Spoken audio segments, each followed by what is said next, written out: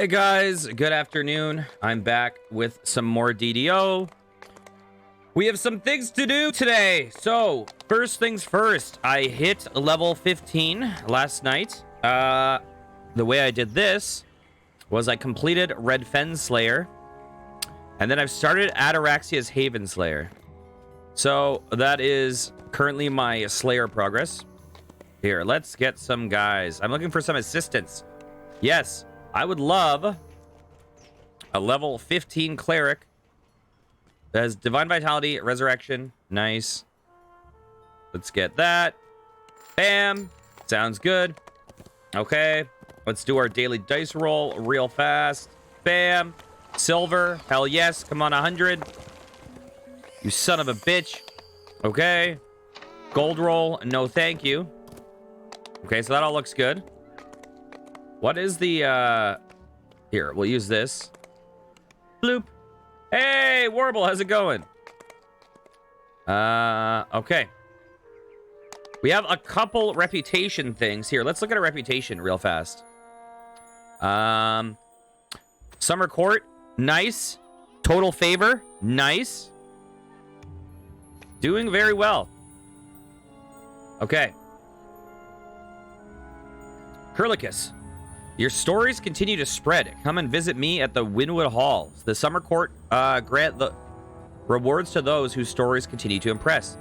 You have continued to gain favor with the Summer Court. Okay, we'll get a reward. Nice. Delete. Yeah. New adventurers from Corvair. Oh, I can't read it while I'm away. What am I doing? New adventurers from Corvair have begun to arrive via the airship in the marketplace. Oh, here, let me actually switch my glasses. I just realized. They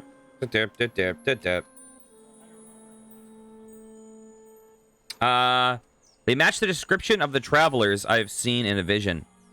Please, find me in the harbor so I may explain more about these new adventurers and how your destiny entwines with theirs.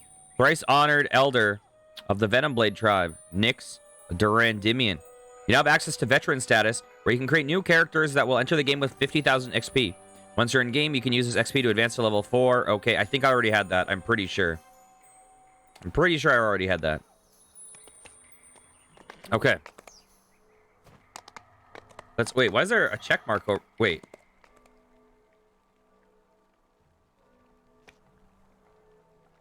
No. I'm not ready for you. I'm not ready for you. Okay. Let me pop over to the harbor real fast.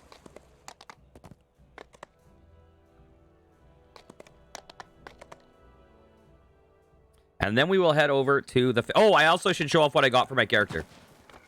And then we will head back into the Feywilds.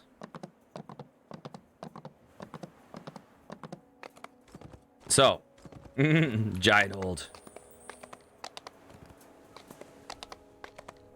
I'm not ready. Okay. Curlicus, you are now a guide to the travelers from afar. With your guidance, they will find a home here in Zendrick. Thank you, Elder. You have a major announcement. You're looking here so much. You are back to 100,000 channel points. Holy crud. That is crazy. Oh my god, dude. Oh my god. You, not only that, but you earned enough channel points to buy VIP status. You gotta be one of the most watchingest people in my channel. And just so you guys know, Free Needles is another streamer on this platform. And they do lots of, like... they have a really entertaining review system for games. They also do a pretty extreme variety of games. From, like, Giant Citizen Kabuto, Alone in the Dark. I saw them playing... I can't remember what it was. It was like Her Story, but it wasn't Her Story. It was like an FMV game where you're trying to solve... you collect channel points like Bitcoin. Oh, gosh. Hopefully one day you can convert it. Okay. Okay, so now that I have level 15, we've gotten a few things. One, I have way more spell points because I decided to choose... what is it called? Mental Toughness as my feat. So I got a bunch more spell points. The guide was like... At this level, you should get toughness. And I was kind of looking at it, and I was like, man, toughness, like, the toughness feat will currently get me like what? Like 18 hit points. So I honestly, I feel in my gut like I'm going to skip toughness as a feat. And I think maybe I'll go mental toughness and then maybe like spell penetration. I'm not sure. I'm just not sure if toughness is worth it for my character or not. But don't listen to me on theory crafting characters. Okay. Additionally, I got 3 new spells. What did I get? I got... You skip it on most casters? Yeah. I got Break Enchantment, which, you know, that will help me remove debuffs from myself, Warble, etc. I have a Greater Dispel Magic, so now I don't need to deal with those scrolls. And I also got Protection from Elements Mass. I know I'm probably not going to really use Protection from Elements Mass, but it was a kind of thing where nothing was really jumping out to me at that level of something I really wanted to buy on my character. So I thought, hey, this is something that I could see useful. I can always plop it before we go into some trap section. Who knows? And is there anything else that I need to show off? We have Eldritch Tree. We have our improved shield up to max level. I have reduced penalty from using shields. So at some point I may swap over to shields. Who knows? I don't know what the spell failure will be because I also have minus 15% arcane spell failure from equipped armor, shields, warforged body traits. So I'm curious at how low we can get the spell failure. I don't really want to do it with use it with spell failure, but I've also equipped a shield onto my hotbar as an option because I've heard heavy shields are good for certain types of traps. I'm not sure if that applies to all characters. I felt like there was something else I need to show off, but not that I can think of. Not that I can think of offhand. Oh, I leveled up the guild. Guild is now level 24. We're slowly getting there. Warble, I will send an invite if you feel like joining. You felt like joining. Okay. I'm going to head over to the Feywild now. Hello, hello. And also, let me do a quick shout out to Warble too, just to get started. Bam. Okay. Let's go over to... let's just go right to the Feywild landscape. Bam, enter. And I think we have like, what, like 5 quests left? Something like that? 1 minute left. Perfect timing. Perfect timing. Oh, did it spawn me? Wait, where am I? Where the hell did it spawn me? Oh, okay, not too far. Not too far away. I will work my way over. Oh, Displacer Beast. Nice. I'll wait to buff up until we're in the quest, probably. I don't think we'll need any buffs for this zone. 6 you think? 1 is in Winwood Hall. Oh, there's a new quest. Oh, you mean the... Oh, I see what you're saying. I see what you're saying. The dungeon. I remember you said 6 yesterday. But I thought we did... I thought we did one of them after you said that. Anyways, who knows? Who knows? Oh, okay. Okay. So we have like 6 left. Nice. So presumably we'll probably be able to finish the Feywilds today. Will I unlock the Feydark Illusionist on this character before doing this? Or is that like a favor thing with Summer Court? I don't actually know the prerequisites to unlock those trees without buying them. Although technically I could just buy it with the DDO store points I have, I think. I think I have enough. I think I have like 600. Oh. There you are. Why, hello there. Wait, who's this guy? Why did I come to this place? I sought plunder and battle. I found only these fey fools who deceive with their words. They are not fit even for slaves. And hey, I'm talking in character. I don't know his name until he introduces himself. And I cannot make my way back to my home. Bah. What I would give to relieve the tedium of this place. Why can't you go back home? I quarreled with that fool of a djinn who brought me here. Now I cannot return to the plane of fire. Now I'm trapped in this tedious place where everything is so infuriatingly green. Ah, but wait a moment. I know how to remove tedium. Okay, I lied. I'm just illiterate. Wait, okay. That joke doesn't work when I'm reading. Where everything is so infuriatingly green. Ah, but wait a moment. I know how to remove the tedium. A duel to the death. Fight me, mortal. If you win, you can have the contents of my chest. What do you say? I accept your challenge.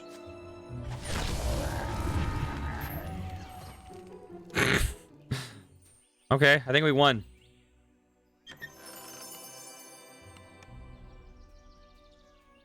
Okay. Viscount Xavier's Tower. Let's go. Oh, cool.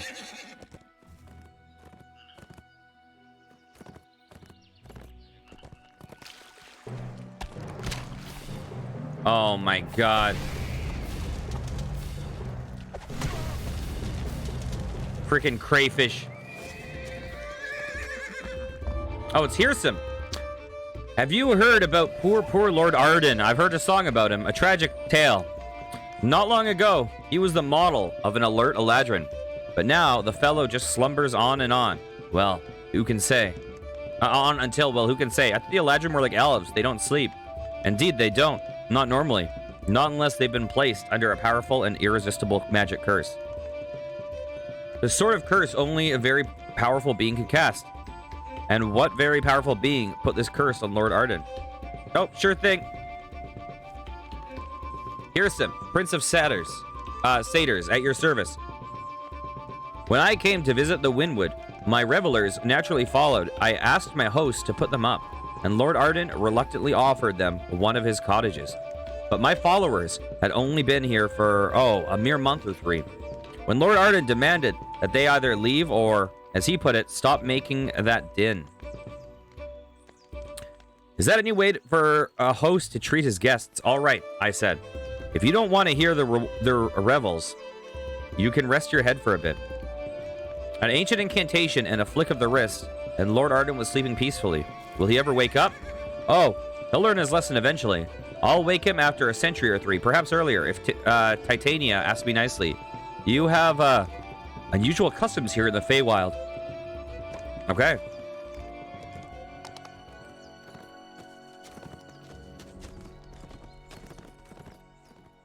Okay. So.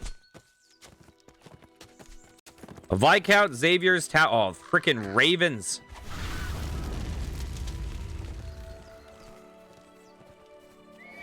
Why did it have to be ravens? Okay, so what was the deal with this one? That there was a guy who the quest giver thought was paranoid because he thought like the Frost King or whatever the guy's name was against it. Is this like Adventure Time? Okay, let's go in. Make believe.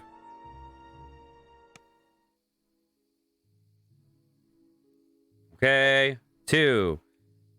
Bam, bam, bam, bam, bam, bam. Now I'll cast my things on myself.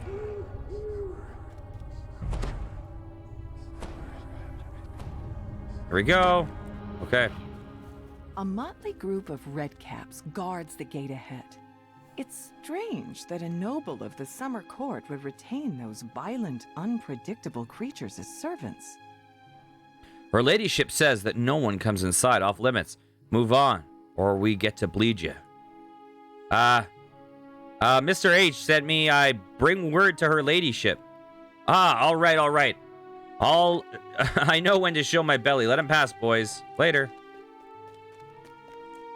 Nailed it. Okay. So we have a bunch of places we can go now. Oh, weird. Stodgy old apple tree. A curious tree stands here by itself. A single, brilliantly red apple hangs from one of its branches. Okay. Try the apple with a skill check. Yeah, I'm gonna jump for it. The last moment, the tree yanks the apple from your grasp. Really? I don't have enough jump? Oh, that was a bad roll.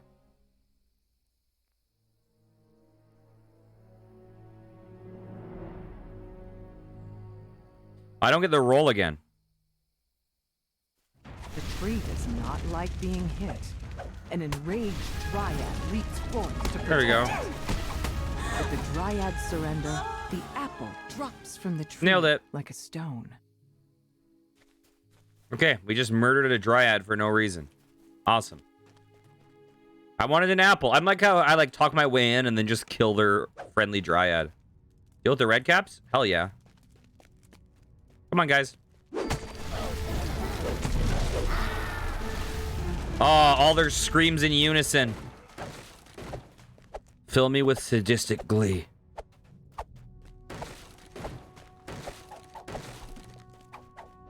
If only I could destroy their bunk beds. Okay. Okay. Okay. Where to next? I don't even know why we're getting an apple. I'm sure it will become obvious later. Okay.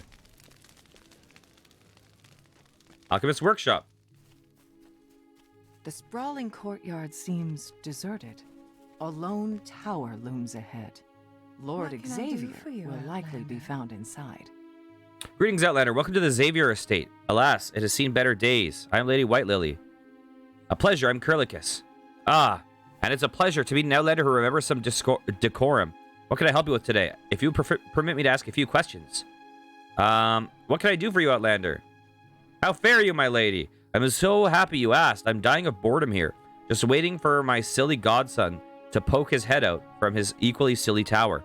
I'm also feeling a bit peckish. Oh! You have that hero look about it. Would you be interested in, shall we call it a quest? A quest? I bet you want an apple. White Lily has requested that you find her a snack. A frivolous request, it seems. Yet, in the Feywild, small promises may have strange consequences. Yes, a quest, if you will. Find me a snack, and you will truly be the hero of this lady's heart. What say you? Will you be my champion? I'll see what I can do. What can I do for you, Outlander? What do you know of Hirsim? We're acquainted. The court gossip is that he visited Viscount Xavier for a time. Quite interesting. Since lately, that old goat has shunned the nobility. Like they suddenly all developed a bad odor. Of course, he was never much for consistency. You seem to have a red cap problem. Yes, I've noticed a recent decline in the quality of the tower staff recently. In my Viscount's defense, it's not unheard of. Red caps do have a certain aptitude for violence. If that's what you're expecting, the day will bring. One of the red caps at the gate mentioned it was her ladyship's order to close the tower. I am not the lady in question in this case. I only recently arrived myself, which is why I'm outside the tower. They must be speaking of Viscount Xavier's advisor, Lady Greymoss. White Lily and Greymoss. Ooh, Moss. Is this another mossy friend? Aren't you worried about all this? Worried? No, I say. Bored? A little bit hungry? It's an unusual situation. The lack of hospitality is dreadfully rude. But if the Prince of Frost's assassins are indeed seeking the Viscount's life, the situation dictates that all visitors should be regarded with suspicion. I think I'll wait an hour or so to see if you manage to liven things up. If not, I will return to Winwood Hall. I have another question. May I speak with Viscount Xavier? Our good Viscount has sealed himself in the tower along with all his guards. He suspects that assassins seek his life. She tips her head and looks at you slyly. May I ask what business you have with the Viscount? I'm trying to lift Lord Arden's curse. He may be able to help. A worthy goal. I didn't realize I was speaking with a hero. There is still a matter of the tower. There's still the matter of the tower. It's enchanted, you see. Only one of the Archfey could breach its magical defenses. All attempts to contact the tower's watchmen have been ignored for days. You might have to wait for the snail to come out of its shell. Unless, I think our acquaintance is a little too brief for that conversation. I'm sure you'll manage. Okay, let's give her an apple. What can I do for you, Outlander? An apple? She laughs. Will it make me fall asleep for 1,000 years? Did you get it from a witch? No, it's probably not cursed. Probably. I'm just teasing. She takes a bite from the apple with a loud crunch. I was starving. Thank you. Here, take this flower as a token. You may find it useful. She winks at you slyly and then takes another bite from an apple. My part in this story is done. Time to rest. The lady at first glance appears to be asleep. However, her snores do seem a touch overdone. All right, she definitely just cracked a smile there. She's totally making fun of you, or my lady. Go away.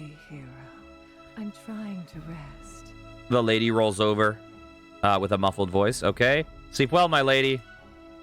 Oh, I see. So she's going to let us buy. Let's go to the smithy. A furious flutter of wings greets your ears as you enter this shop. Some angry-looking pixies menace the slumped form of an old woman in the corner. Hey, old Aggie. This poor woman looks like she's been thoroughly doused in pixie dust. She probably won't wake up until next week. Okay.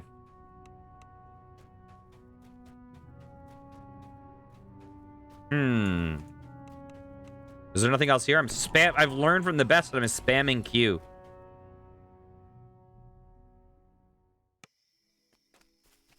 Okay. So, what was she guarding?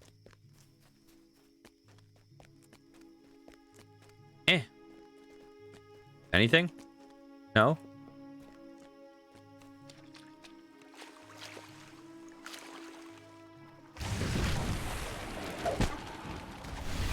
There we go.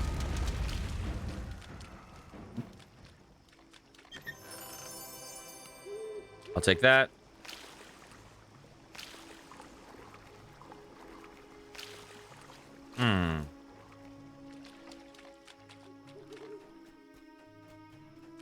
Okay. So we have a storage shed right here.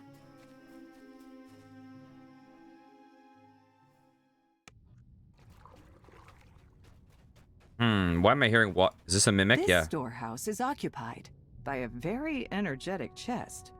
It gapes at you with a big, toothy grin and speaks. Approach, friends! I am Riddlelock! Come, let us talk! Why, hello, Outlander. What a scrumptious-looking individual you are. I say, would you like to play a game with me? Okay, Jigsaw, what kind of game? A riddle. I got a new one from a close friend. A very, very, very close friend. He stumped me something fierce, but I got it in the end. I would like to see how quickly you could solve it. Then, we'll see how you measure up to the wit of old Riddlelock. All right, ask me your riddle. Hold on. A game is no fun without stakes. We need to play for something. I'll tell you what. You can have what's inside me if you guess my riddle. But if you guess wrong, I'll eat you. What do you say? But isn't it a time-honored tradition to get 3 guesses? I suppose very well. You have 3 guesses ready to play? Okay, riddle away. What 5-letter word becomes shorter when you add 2 letters to it? Say short. You're right. Yes, you are.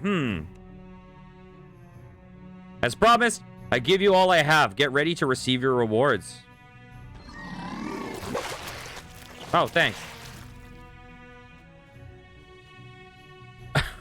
Oh, God. Oh, thank you. God, it's everywhere. I'm out.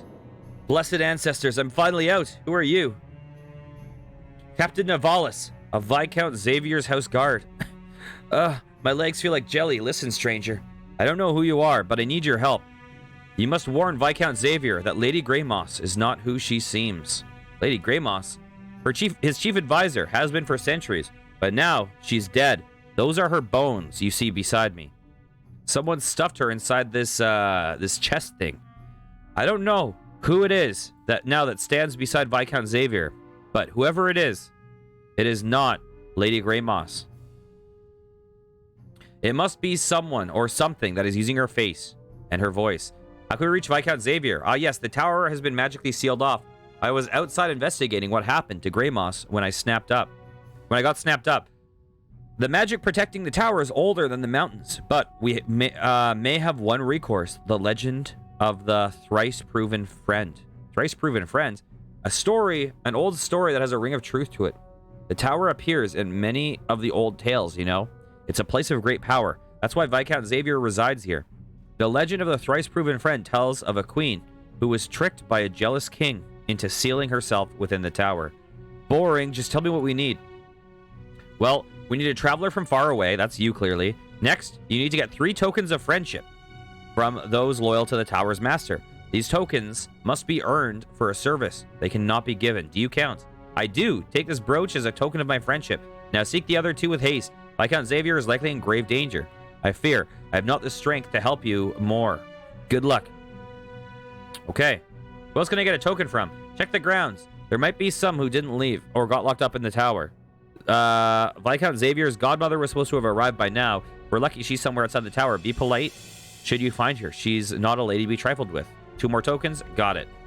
Okay. That went pretty well.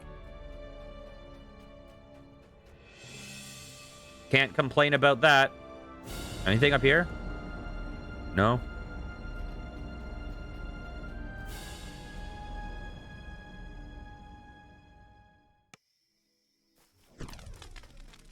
Okay. One more building, I believe.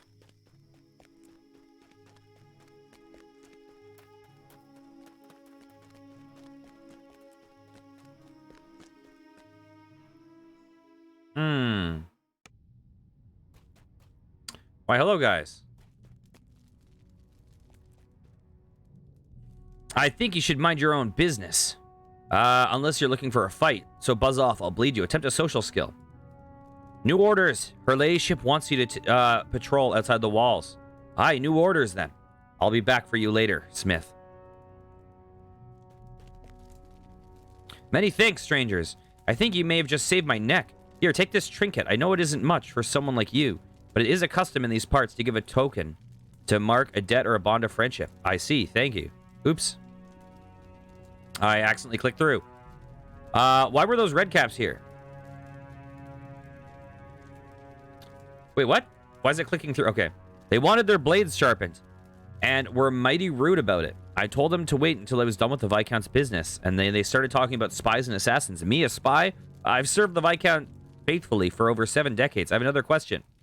Do you know if Hearsome visited here recently? I do believe that one visited our Viscount for quite a while. I kept my nose in my work. I don't recall the details, but even I heard about it. Do you know if he left anything with Viscount Xavier? No, I don't. Though, I do hear that these Viscounts and ladies exchange gifts on their visits. As often as not, but you'll need to be asking his lordship himself. I'm trying to reach a Viscount Xavier. He's locked up in his tower with almost all of his guards. He needs no calls from the outside or for help or entry. I've tried. Mark me. He might be scared of something truly dreadful. This isn't like him, not at all. Is there any way to get into the tower? Many pardons, but I am but a humble smith. I know not of such things. Given my debt, I would help you if I could, but I can't. I have another question. Do you have anything to eat? Here? No. I think most of the food was moved into the tower before they sealed it up. Maybe check the storehouse. Or if you're brave, you could try the old apple tree behind the barracks. If I'm brave, the tree has a mind of its own, if you know what I mean. Okay. Good talk. I'm going to have to reapply buffs to us.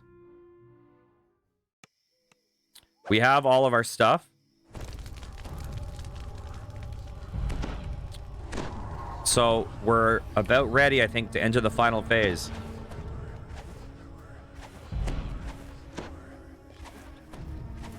There we go.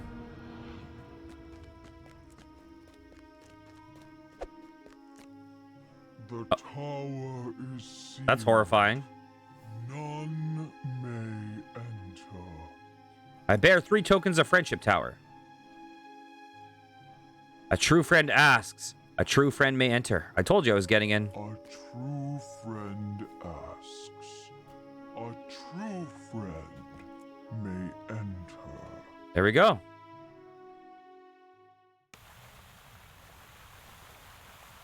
Reach the top of the tower. As you reach for the door, a swirling torrent of snowflakes envelops you. Yet you aren't harmed.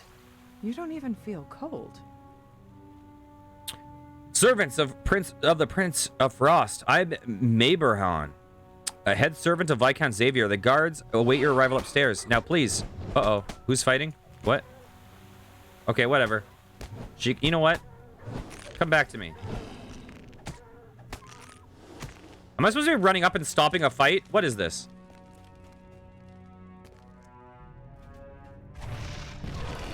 Okay, I'm coming back down to talk to this guy. I just wanted to make sure they weren't attacking like a friendly NPC. I don't know. Okay. Just an impatient okay. Servants of the Prince of Frost. I'm Maberhan, head servant of Viscount. The guards await your arrival upstairs. Now, please, let us be. I do not serve the Prince of Frost. The servant's eyes shift down, taking in the swirling aura of the frost that surrounds you. As you say, regardless, we cannot help you here. We need to speak with the Viscount. He's upstairs, of course, but they don't let anyone upstairs. We can't even talk with the guards anymore because of the dog. The dog? Go upstairs and see for yourself. Just leave us alone. We are but humble servants. Thanks for nothing.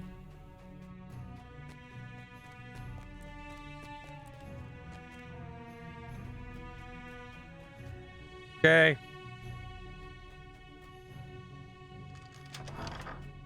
Eladrin guards wearing the garb of the summer court await you in this room. One of them holds up a hand to hail you. Strangers, I would parley before we come to blows. You may step forward in safety to speak. Sure thing. Let me just do this. I am Gale Varanus, a knight of the Summer Court, sworn protector of Viscount Xavier. We know why you're here, Outlander. Before we sully our blades with your blood, I would like to know your name so your demise and our victory can be properly recorded for the annals. Attempt a social skill. Sucker Puncher. Okay, let's get to it.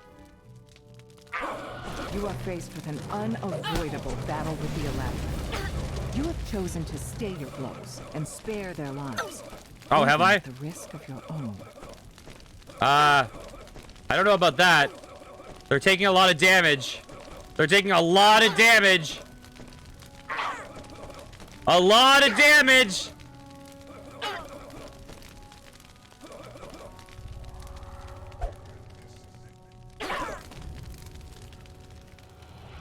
You guys okay?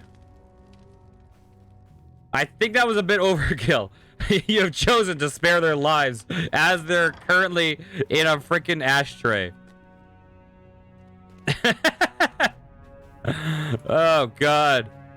That was overkill. Oh my god.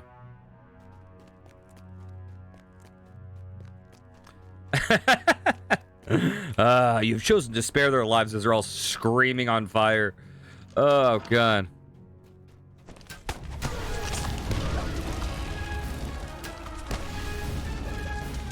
Here, let me just do something real fast. Oh, dang it. Where did it go? There we go. Okay.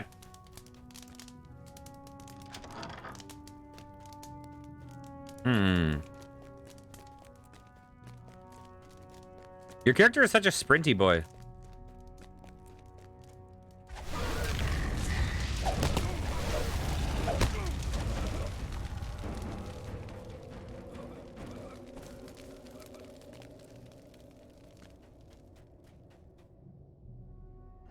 Bam. Oh, would you look at that? Wait, what are these? Oh, perfect. Breakable, that's what they are. More red caps. These look like they had fresh blood in their veins. That's awesome. Most of these Eladrin appear to be victims of the red caps. Whoever has replaced Grey Moss must be desperate now. You have reached the top of the tower, where a regal Eladrin silently awaits your approach. He appears to be alone. Listen, we've moved past that warble. No one knows what you're talking about. I see you've bested my guards. I know that you are agents of the Prince of Frost, and he is not known for mercy. You have me. I won't tarnish my last moments with futile struggle. Accomplish your mission and leave those who remain in peace. I'm not here to kill you.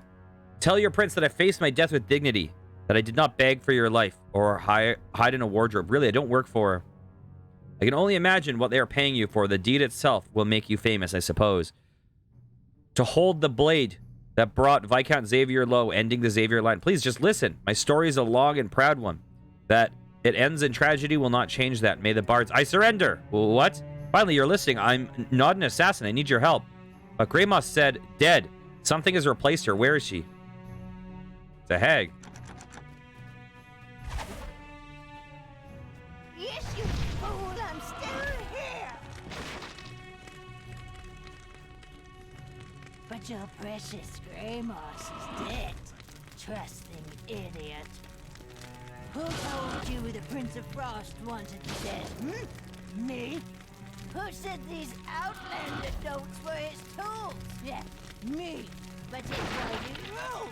We're supposed to die willingly on their blades as a distraction while I Hurry it up! do Harrison's bidding. But no. No! The hag's form splits. Oh, she's immune? You'll need to watch closely to see which one's the real threat. I think it's this one. Okay.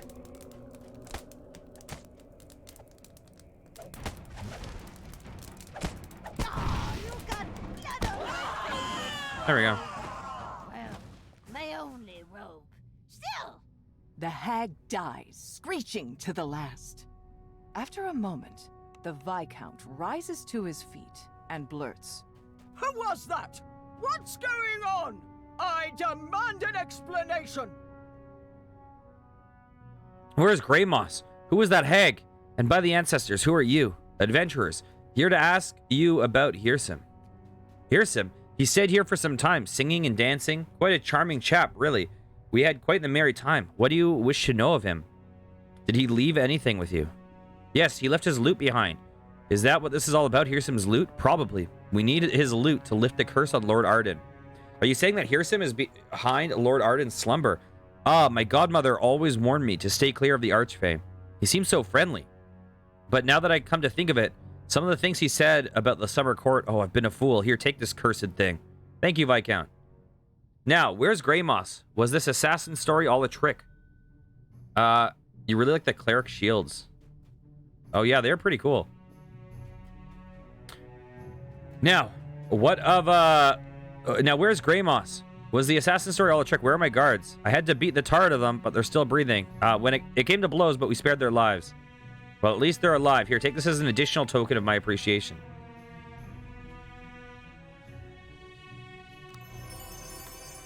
Bloop.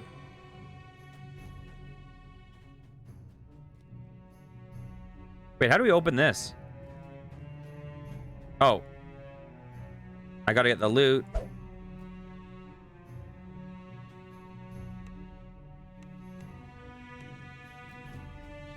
There it is. Now we can open it.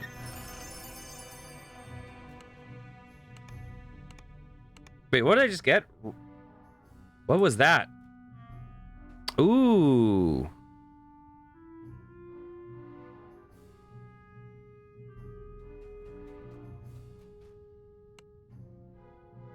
Hmm.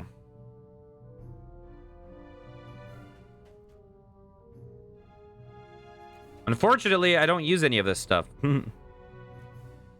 That's too bad. Shoot, I should have given it to you for your wizard.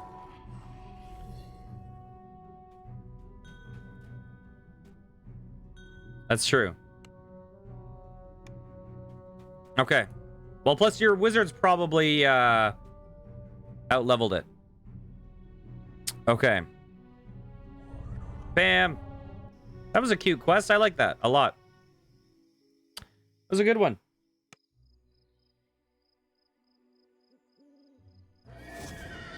Okay, next is Cascading Springs Cottage or something.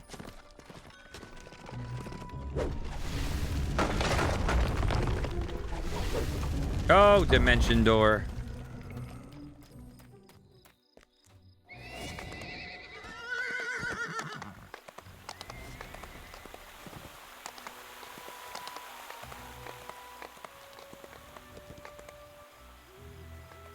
Sweet dreams. Okay. The Endless Revels. So this is the party we got to shut down.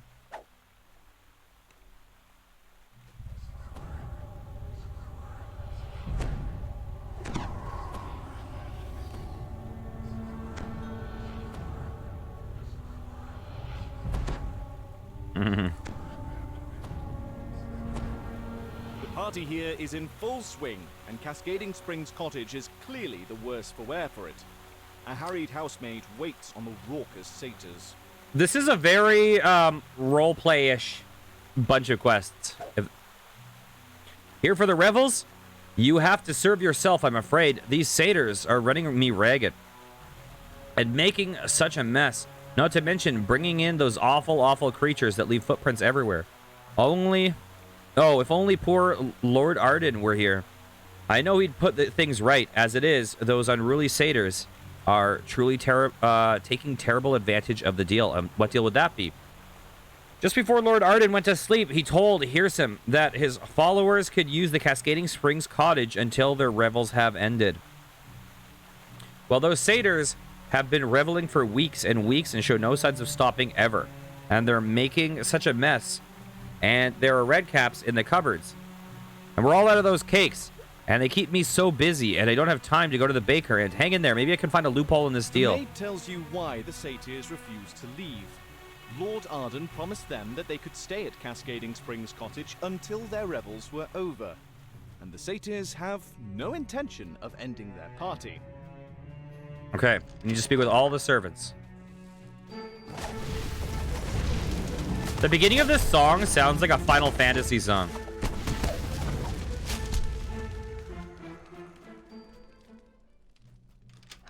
Okay. It's surprising to find a large, well-stocked library in a house given over to an endless party. It's even more surprising to find a sphinx sitting in the middle of it. Uh-oh. You say you mess up your hotbars now and then. Are you moving them accidentally? Yeah, that happens sometimes. So sometimes I'll like move something and then it will switch it, but then like I didn't have Control 1 rebound to bring me back to the original. And then the last time that happened,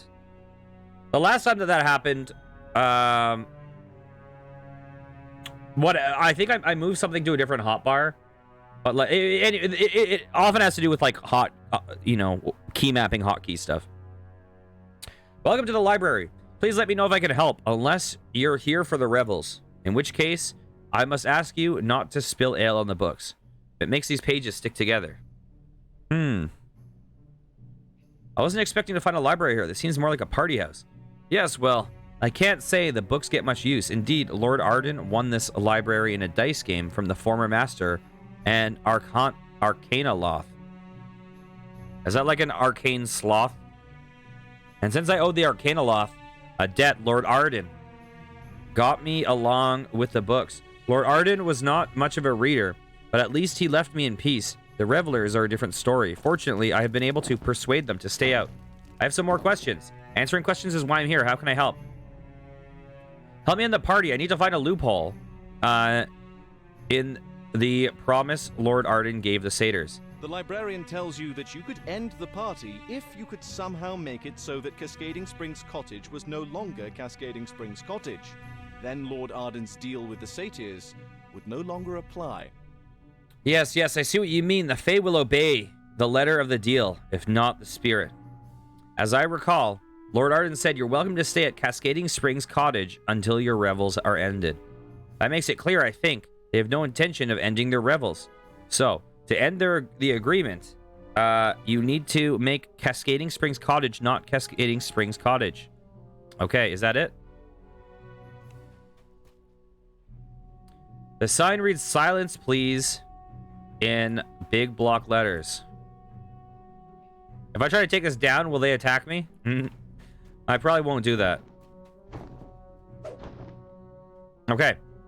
There's a row of books neatly arranged on the table here. Search the books for one the librarian might like. The books all appear to be about a different aspect of the Outer Planes. Titles include The Winds of Pandemonium, Types of Slotty, the Carcery, the Prison Plane. And long after, you finally find a volume that might interest the librarian, The Cryptic Guardians, Legends of the Sphinxes. Take the book about the Sphinxes. Okay. Found this book you might be interested in. It's about Sphinxes. Yes, I've read that work many times. Librarians do read the books in their libraries, you know, especially when they're stuck living amongst creatures who believe fine writing consists of an especially saucy limerick. Hey, I was only trying to help. Now I feel excuse. Wait, what was that about? Oh, take down the sign? I see.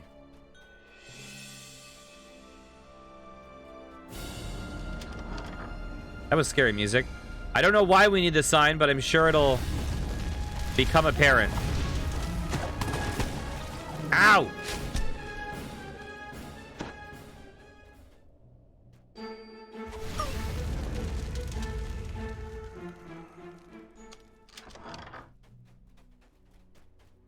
Are there any more house servants?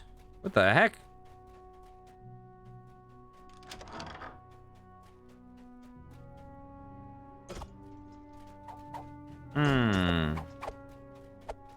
I recognize these symbols from that mission we did yesterday.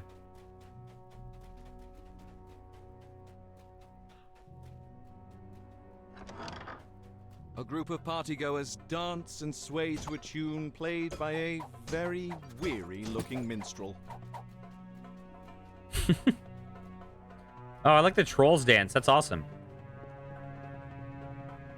Thank the heavens someone finally showed up. Please, you have to help me. I desperately need to take a break. Oh, do we put the sign here? But I need someone to explain it to this lot.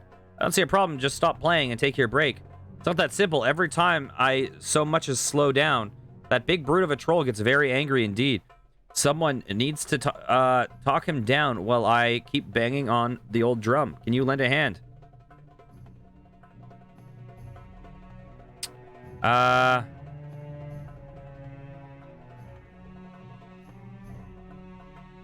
Okay.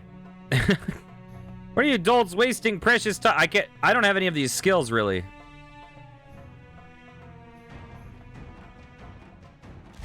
Your attempt to sway the partygoers failed. They rush to attack. Well,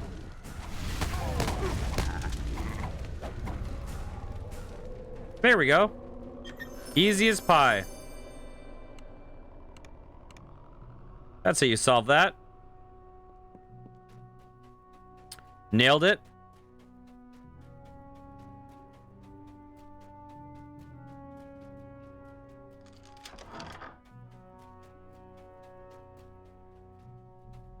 I would say that went very well.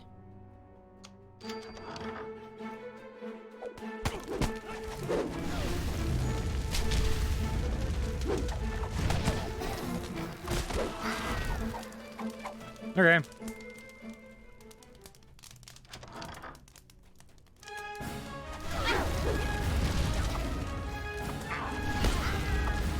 Bam.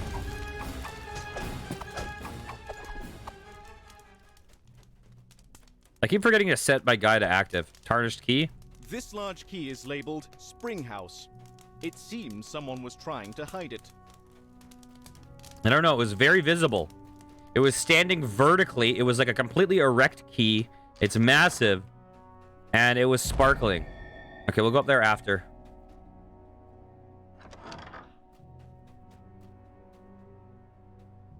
A satyr calls to you as you enter the courtyard.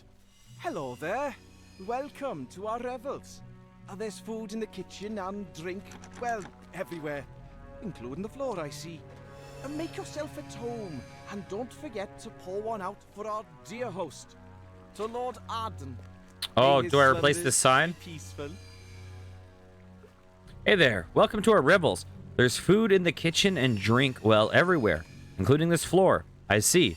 Make yourself at home, and don't forget to pour one out for our dear host. To Lord Arden, may his slumbers be peaceful. The party's over. It's time for you to leave.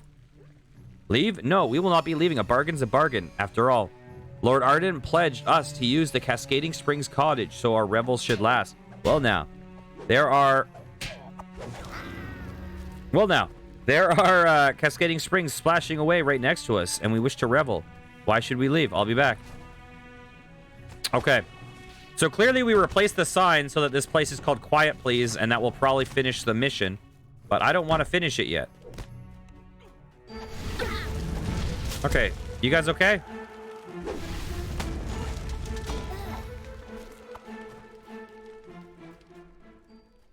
I'm going to guess that's the end of the mission, if we do that.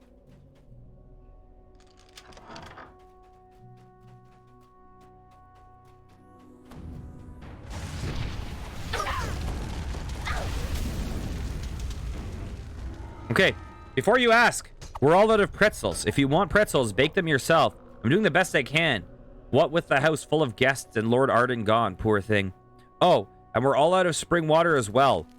Not that anyone in this party drinks water. Lord Arden locked up the spring house before he left. Not that I blame him, poor thing, but he didn't tell me where he put the key.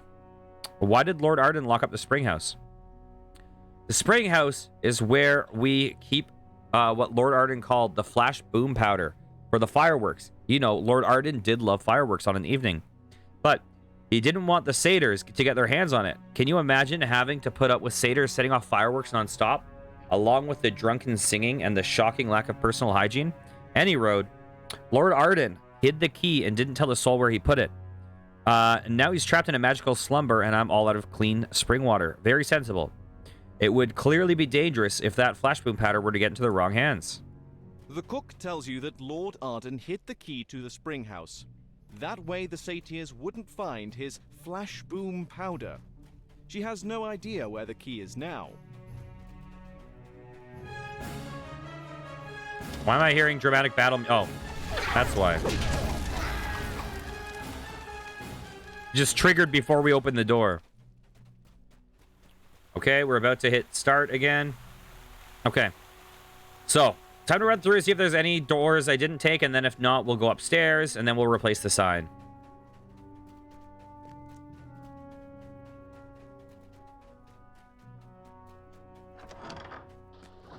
Water gushes up from the ground in one corner of the room, forming a large pool.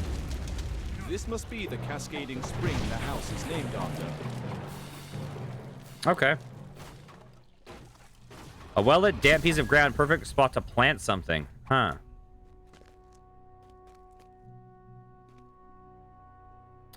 This barrel is marked flash boom powder in large letters. Keep away from open flame. Take it. This large barrel is marked flash boom powder. Let's burn down the house. In large letters. In even larger letters below are the words, keep away from open flame. Does this quest have several ways to solve it? It looks like it might.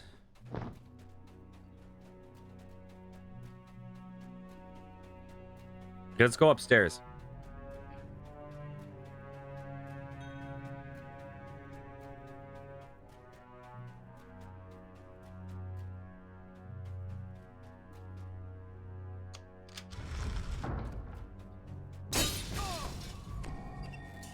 There's traps here.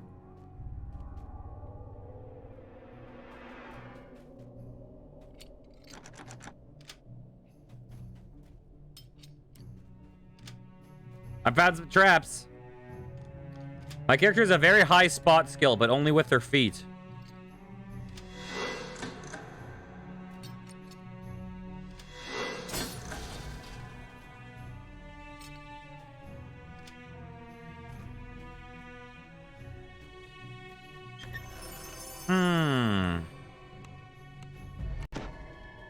Okay. Did you just unlock? Wait, what? What did you just unlock right there? What was that? The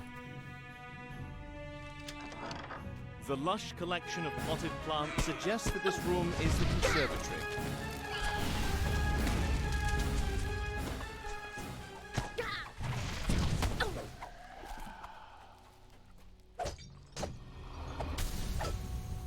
Oh, look at this poor thing's wings just floating in the air.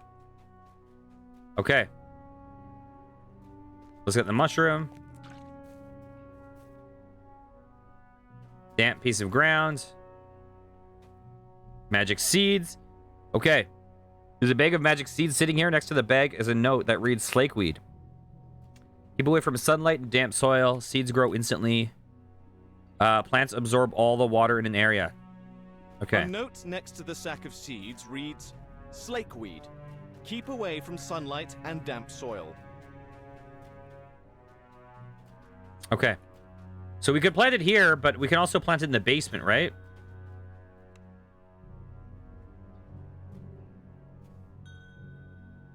You can do both? Okay.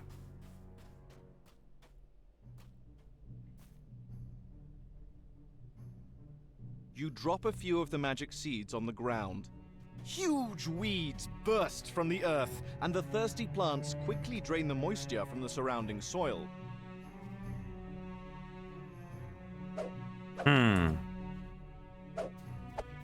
Okay. Here, let me get some buffs going for you. Where are you? Let's see. There you are.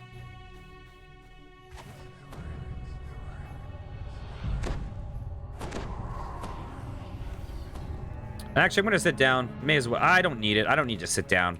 What am I? Who am I kidding?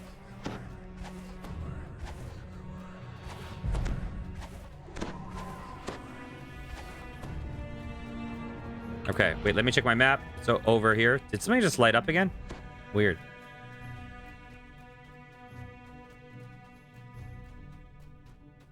Okay, so we have those. We also need to find a fire. Oh, interesting.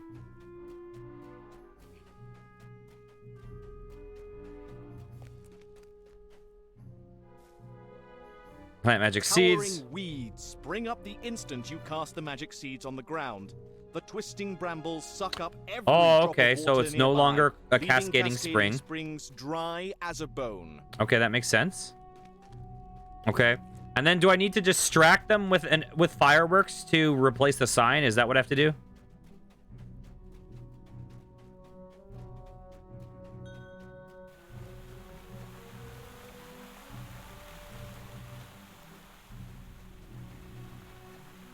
Well, let me guess. They'll call this a cascading spring.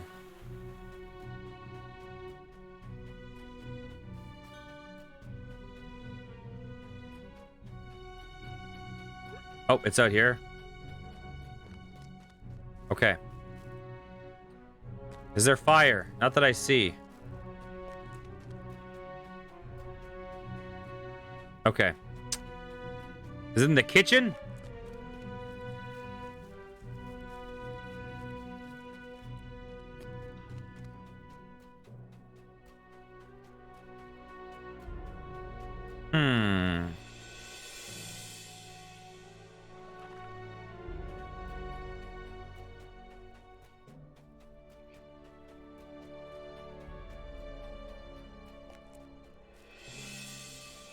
Oh, fire-loving satyr. Feel the heat of the fire. Bask in its glow. Thought you might like this. Give him flash boom powder. The careless satyr swings his torch too close to the powder keg, which explodes in a shower of sparks. The partygoers turn to gawk at the spectacle. It's a simple task to remove the sign. The satyrs are still distracted by the recent fireworks. You deftly replace the cottage sign with the sign from the library.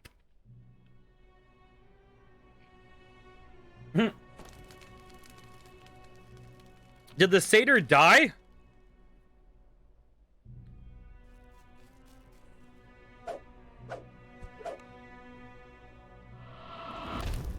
Okay. Why, hello there, Master of the Revels. Welcome back, my friend. Have you decided to join us for Revels after all? The party can no longer continue so long as this is the Cascading Springs Cottage. But is it? The springs no longer flow. Sure, but this place is still named Cascading Springs Cottage. Look at the sign. And what sign is that? By the terms of your agreement with Lord Arden, you must end your revels and leave this house. A deal's a deal, it's true. We'll leave. But nothing's in the deal says we can't repeat a shreds on our way out. We'll see about that. Seething with anger, the master of the revels reluctantly agrees. Here's a deal. It's true.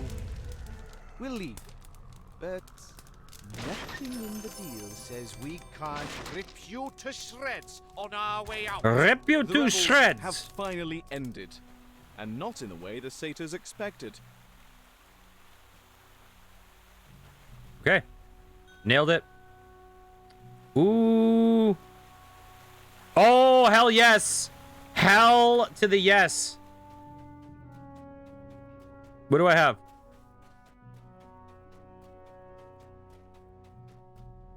Oh, wait. Kind of snow. Yeah. Thank you very much.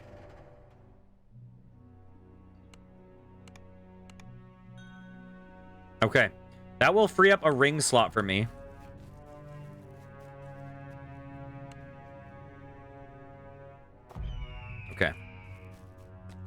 So now I can get rid of this ring. And I can replace it with... Where is it? I just got it.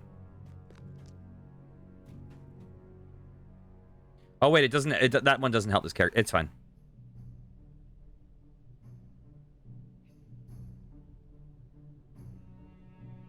+1... Oh, +1 artifact bonus to all your ability scores. My charisma is currently 37. God dang. Yeah, I'm trying to remember what that was. Here it is. Bam. Okay. Nice.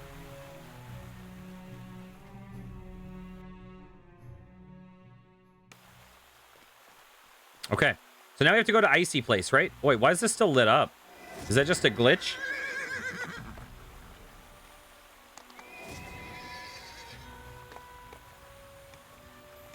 Okay.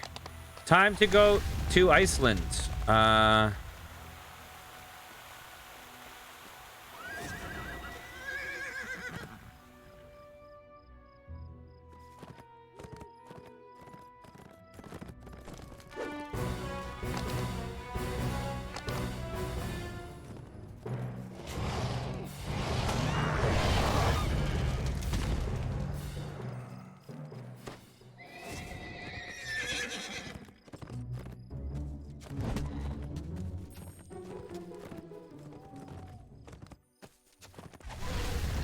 Here we go.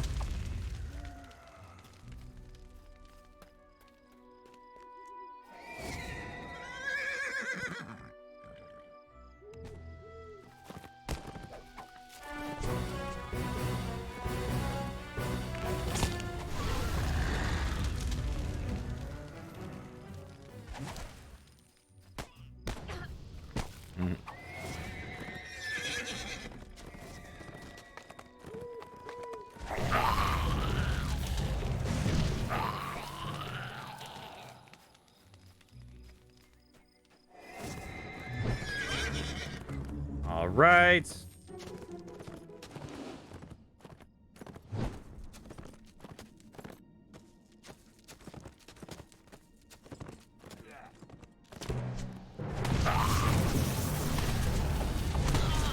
Bam.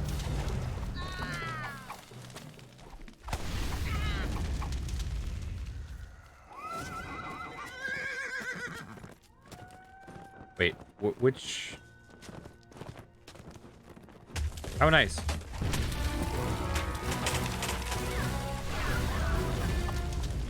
Nice.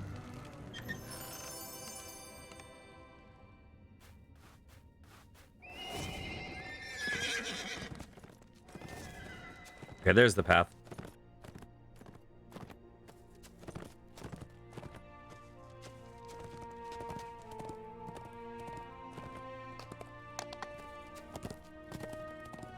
Yeah, this sounds really cool. It gives me kind of Guild Wars vibes, to be honest.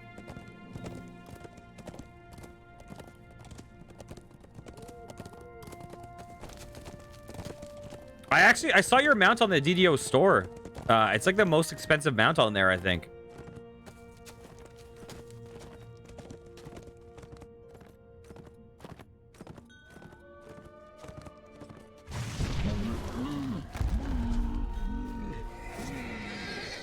Yeah, for sure.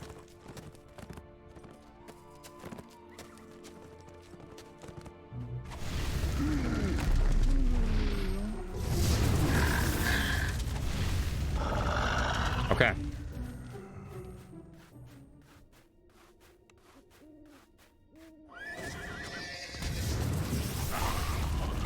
Nice. Ahead lies Bitterspine Palace, home to the Baron and Baroness Bitterspine, and one of the many holdings of the Prince of Frost. Okay. You try the gate to Bitterspine Palace, but it refuses to budge. Then you remember where you are. Perhaps if you were to speak politely to this Feywild door and explain why you're here, it might let you in. Wait, what? There's 2 quests here? Oh, door. I seek a frosted cerise flower. Please let me in. Okay. Okay, that is why I counted a different number of quests than you. That makes a lot of sense.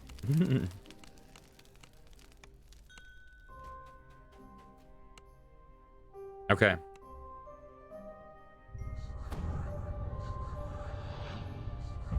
This is going to be a long one.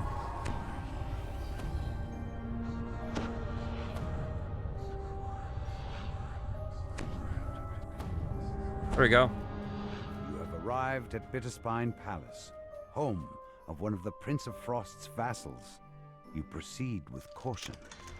Whether you're expected by the Baroness or not, the Prince of Frost's cold reputation is known throughout the Feywild. The Prince of Frost stands before a throne overlooking the crowded ballroom, the Baroness beside him. However, the third throne on the dais stands empty. The air chills as the Archfey points a finger toward you. Why have you disturbed me with your presence, Outlander? So what he said. If I may, my prince, says the Baroness, a connection in the Summer Court sent word of the Outlander's arrival. I have granted them an audience with me. I assure you, they will not disturb the ball. Baroness Bitterspine seems to trust you for what reason I cannot fathom. But as I am already dangerously low on patience, I will take her naivete under advisement. However, should you take even one step out of line, I will freeze you on the spot where you stand. Enjoy the party out of my sight, Your Highness. You're Kurlikis, aren't you? One of the other worlders who arrived in our lands. I am Baroness Hilda Bitterspine. I preside over practical matters surrounding the house of the court and this place. You're here because of the frosted cerise, yes? I don't know who told you, but the prince cannot know that it's begun growing again. He will be enraged, and my welcome soiree will be ruined. Sure thing. Hold on, what are you talking about? So, you didn't know. Well, now that I've made such a fuss about the issue, I might as well fill you in. The frosted cerise is an ancient bloom native to the Bitterspine Mountains. When the Prince of Frost claimed the region for his domain thousands of years ago, he destroyed every last one. Anytime anyone had seen the flower since, we've been told to destroy it. Which is exactly why what I tried to do earlier tonight when I noticed one blossoming in the Aurora Garden. But for some reason, as soon as you pick the flower, it crumbles to ash and reblooms in the snow. I locked the garden doors to keep the prince from seeing the flower. Our court advisor, the Jinn Asha, has the key. Feel free to get it from him and investigate the blossom yourself. He usually hides it somewhere while we dance.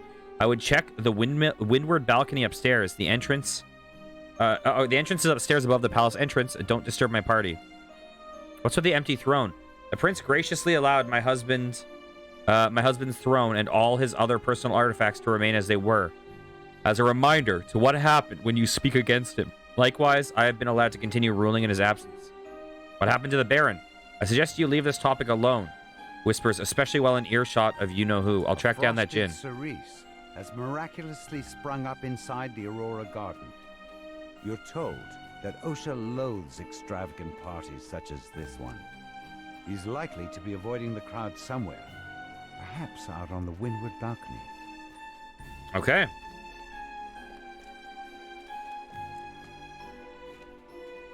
So there's a couple places we can go. South wing, north wing. Is that a door we can open?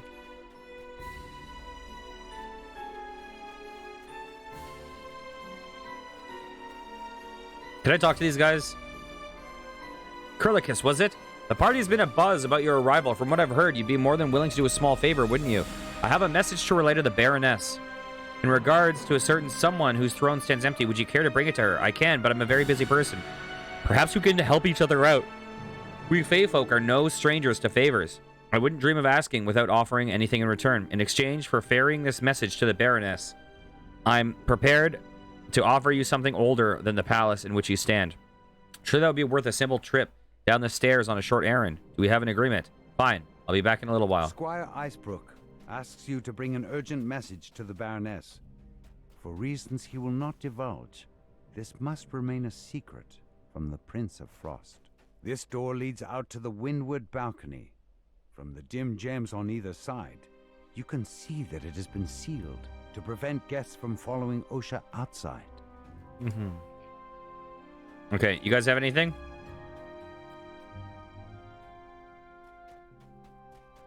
You guys have anything to say?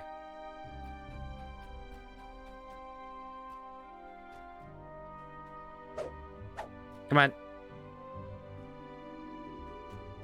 I'm going to assume no one does. Oh my god, look at these guys. Oh my god.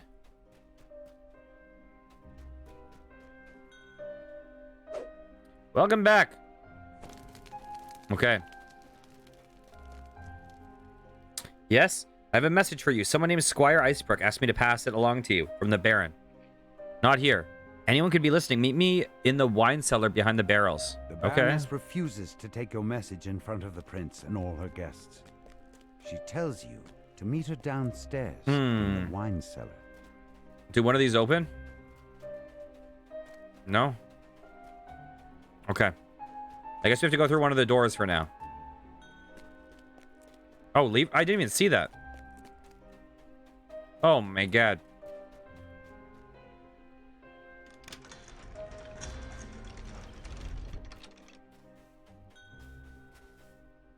Mm.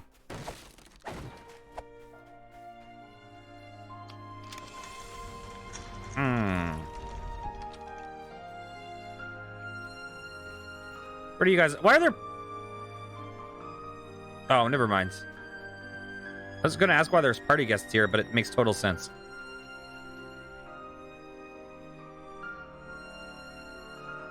Oh, it almost sounds like you guys are playing piano. Amazing.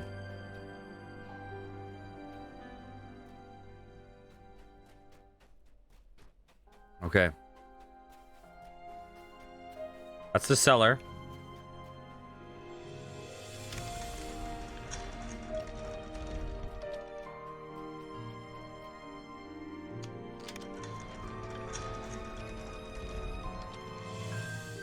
That's sealed.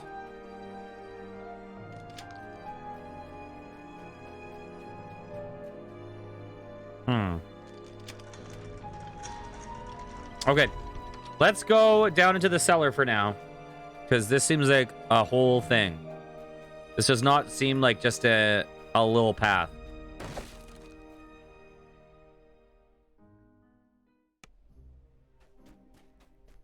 Well, hello there, head waiter. What are you doing down here? Basement is for staff only. The door to the treasure vault is bolted shut. Perhaps one of the wait staff knows how to get inside. Yeah, that. Not allowed. Asha specifically asked me to keep out nosy guests like you. I don't have... Shoot. I don't have a bluff check on that one. Okay. Let me look at my stats. Intimidate and persuasion. Intimidate is 20.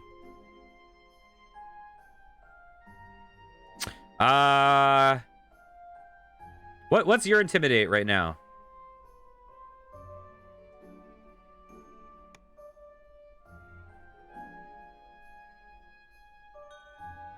Okay.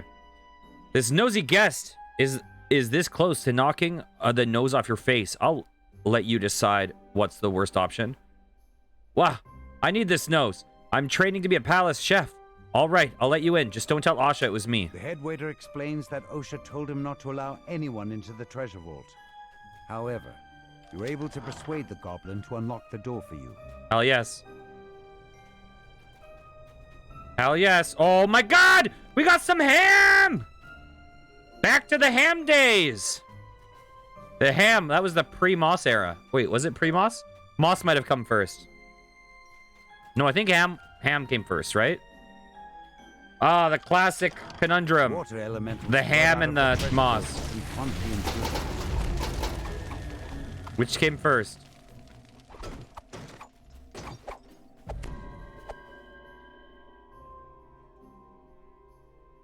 Okay.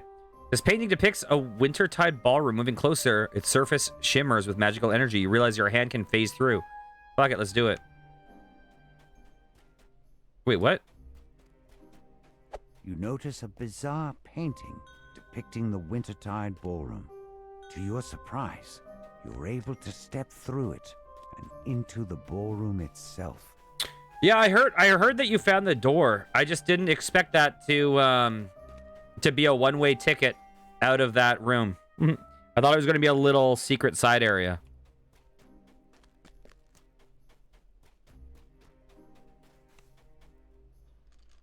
You hear a bell chime in the ballroom as you pull this lever. Okay. Nice.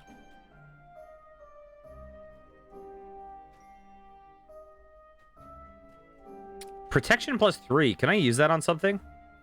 It's a blue augment slot, right?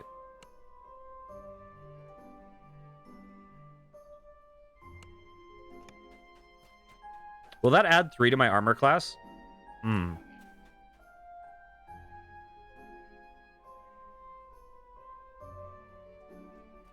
don't know if it doesn't stack with anything I have. Who knows?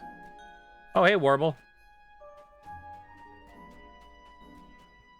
Why, hello there, Baroness. We should be safer here. Talking about my husband around the prince is a touchy subject these days. Kirsim mentioned that my husband slandered the Prince of Frost's departed lover right in front of him. Now everyone thinks that the Baron fled this place out of fear of the prince's wrath, and the prince himself is outraged about the Baron's actions. I've been waiting for a word from him ever since he disappeared. Quick, hand me the letter. Did the Baron really say something that would upset the Prince of Frost? I don't know what to think. My husband has never vanished so readily without consulting me first. Whatever it was about must have been really important. But I doubt he would be so foolish to talk in such an uncouth manner about the prince. He's ruled with me for nearly 1,000 years, and he has never run into such a scandal, especially not involving the Prince of Frost. In any case, this note should clear this up. Thank goodness he's safe. He says not to worry. He's gone to our hunting lodge on some important business, but says he cannot disclose the true nature of his activities for fear of spreading it to the wrong word spreading to the wrong people. There you have it. I trust his word, as should you. But nevertheless, I'll grow anxious if he doesn't return soon. Maybe I should send someone after him. Anyway, thank you, Curlicus. I'll wait until you've separated to return. Until we've separated to return to the ballroom. Act as though we've never spoke, and share this with no one. Sounds good. A wave of relief washes over the Baroness's face as she scans the letter. The Baron is alive and safe, but whatever he got himself into has kept him away from home. Okay. Okay. Return to Squire Icebrook. Okay, we can do that. Hey, Guacamole, how's it going? Step through. Wait. Oh, there they are. Let's go talk to the Squire.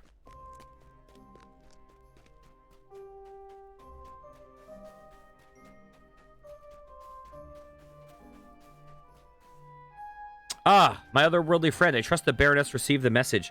Now, to fulfill my end of the bargain, as promised. For falling leaves, the frost-bit trees, our court reigns above all. In winter throes, we topple foes, certain that everyone knows. Our court reigns above all. In towers high and courtyards low, our palaces gleam afar. In bitter winds and storms of snow, our court reigns above all. There you are, a song written about this court, from the minstrel who lived long before this place was built. Wait, hang on. Let's read this again and read it with the assumption that it's going to tell us something. Falling leaves are the court reigns above all. Winter throes, we topple foes, certain that everyone knows. Towers high, courtyards low. Okay, I don't see any clue. Okay, you're repaying me with this song. I only specified a reward older than the palace. That old court anthem fits the description. Ask any fae. My debt for your services have been paid in kind. And that, besides, you should be grateful to have a chance to help the Baron and Baroness. That itself is payment enough. Squire Icebrook promised to give you something older than the palace as payment for delivering his message to the Baroness. Getting a rendition of an old folk song wasn't exactly what you had in mind.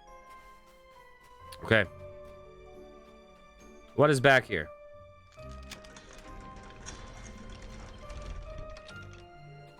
We have a shrine. Oh, our buffs are about to expire anyways.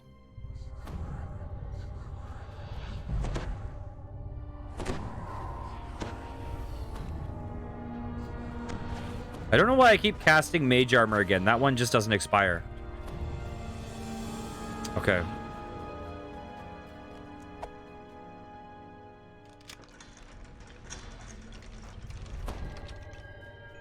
Wait, did shield expire? What the fuck? Why did it expire?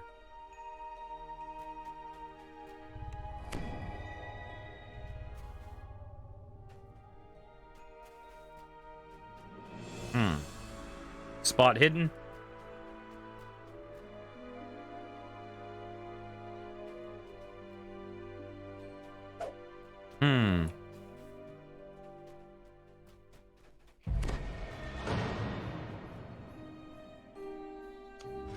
There we go.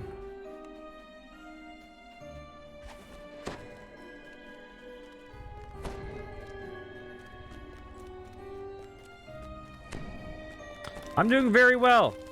What is... Wait, what place is this? Palace South Wing? Okay.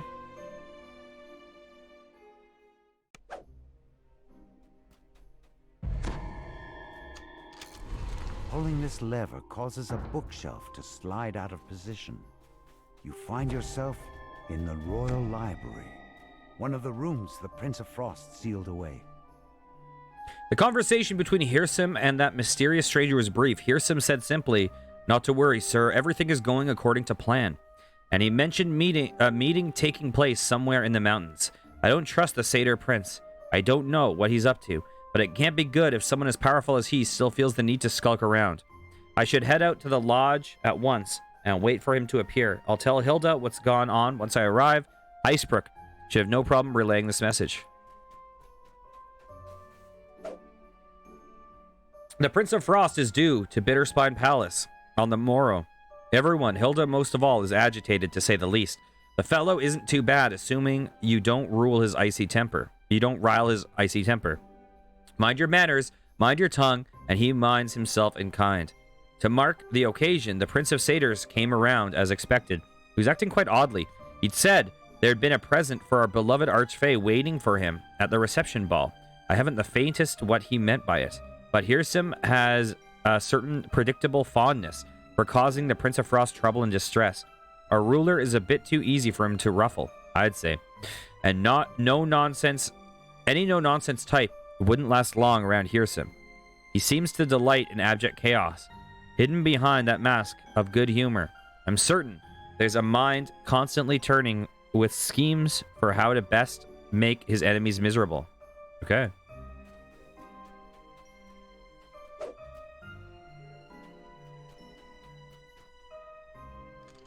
Bam. Wow, look at that owl bear rug. Yikes.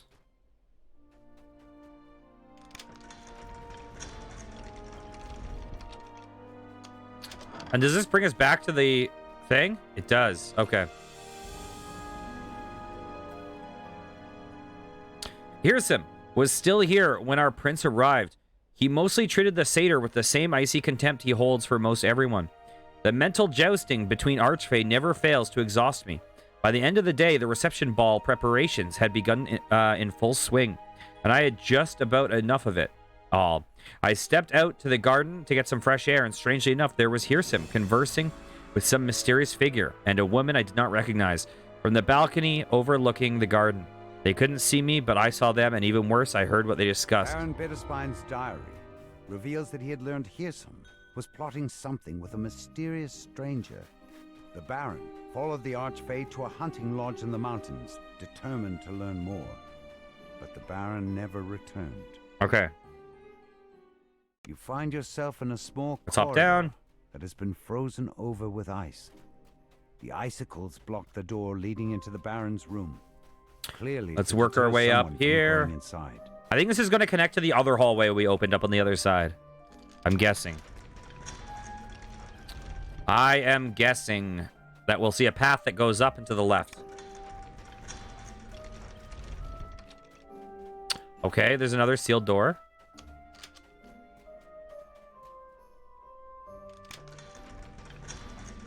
Okay, there's the path that goes up and to the left. So this is going to connect to the other hallway. So I think we've explored the whole first floor now. Except for that room that's sealed.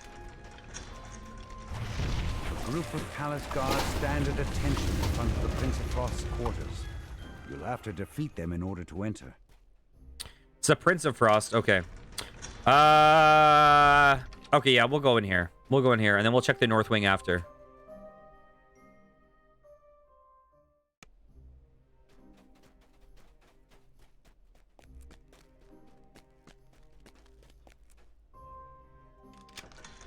A frost giant snores on the floor of this chamber.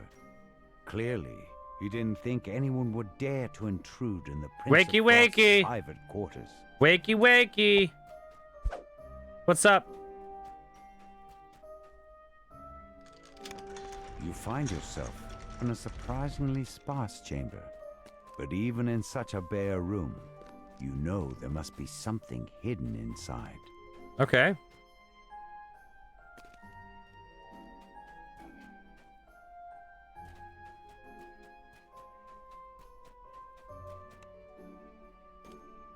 The fountain is a lever. The spout on this fountain turns like a door handle.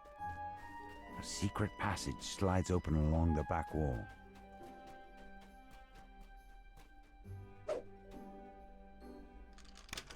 Hidden away in this room stands a sculpture of a woman. Its plaque reads, "For my love, in ice you survive."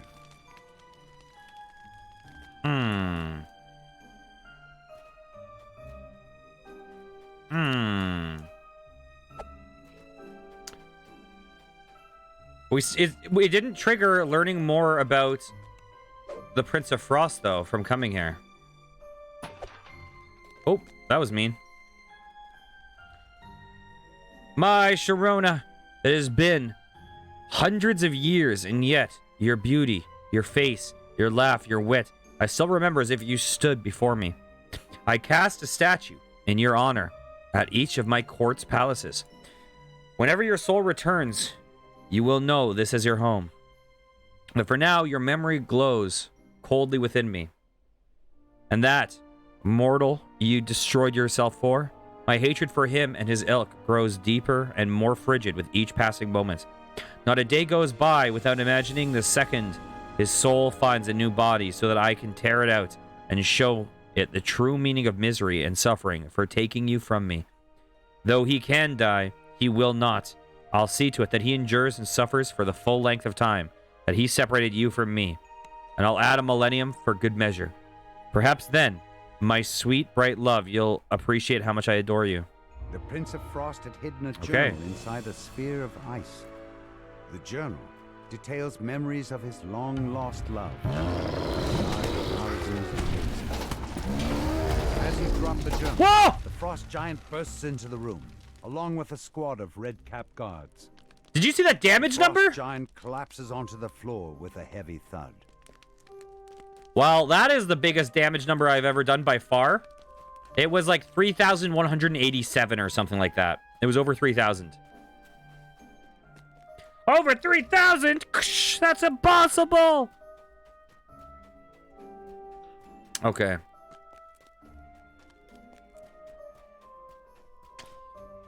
Well, that's what I get for doing a delayed blast fireball against a guy that's weak to them.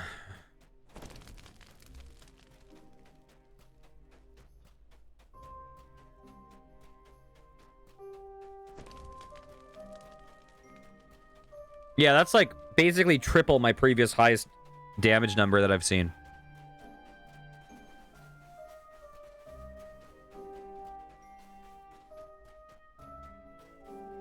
Is there something there?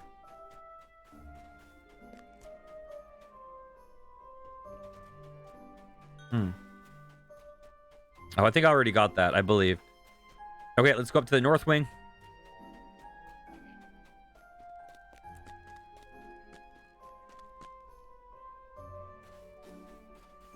Bam.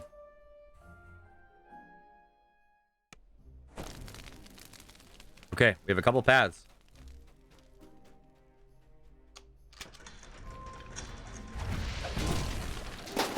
Goodbye. Wow, this feels like this would be an uncomfortable seat. You feel like you'd be sitting on an angle. Okay, is this going to unlock that door? You hear a bell chime in the ballroom as you pull this lever.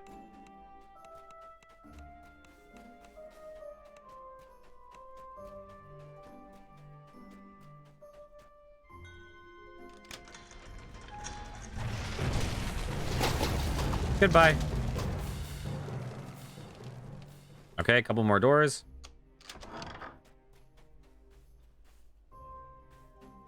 Okay, anything else in here?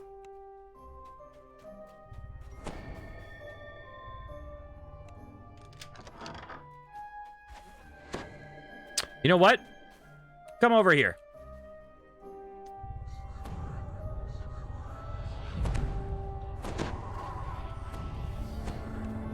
Let's have a little seat, a little drink. I really highly doubt I'll need it in this mission, but may as well use it.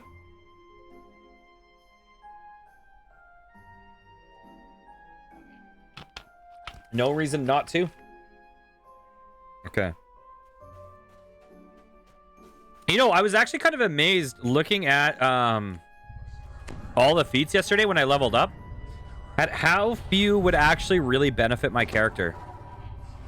I mean, I'm sure it jumps up a lot the moment you get past lives.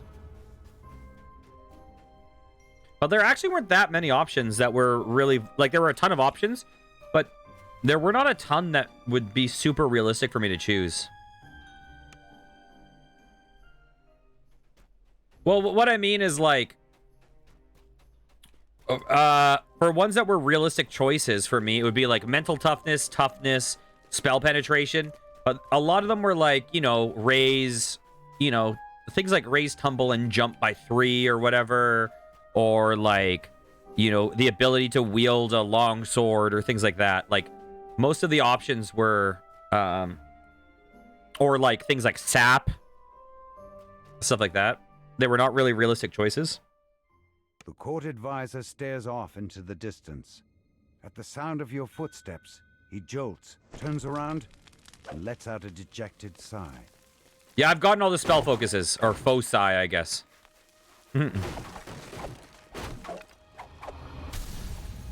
Okay. Oh, great. You leave the party and the party follows you. What do I have to do to be alone in this place? The Baroness has sent me after your garden key.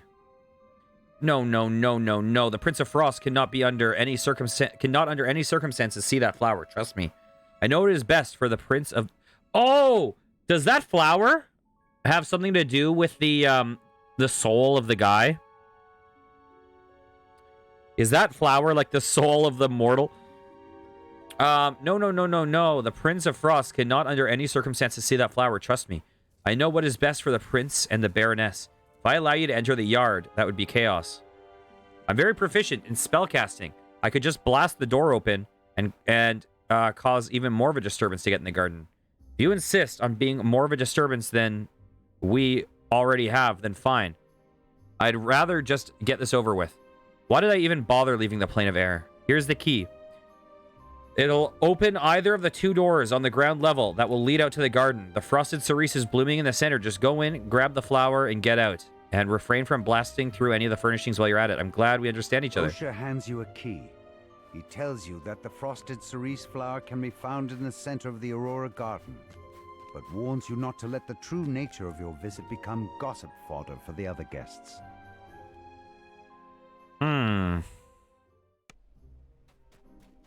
Maybe my theory is dumb. Who knows?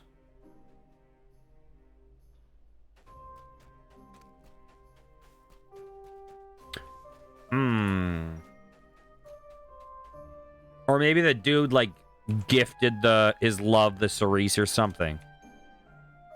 There's got to be some reason that connects to her. Oh, leg.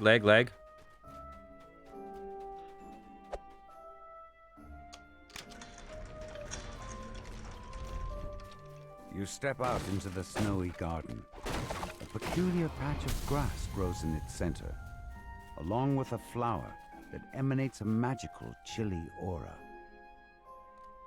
This flower hums with magical energy.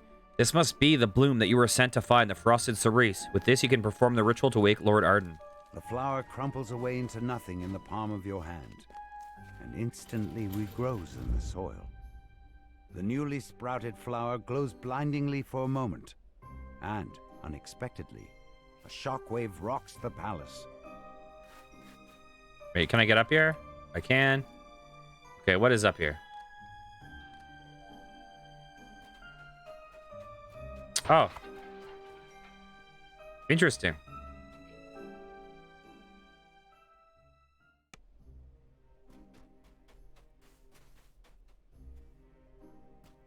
Oh, interesting.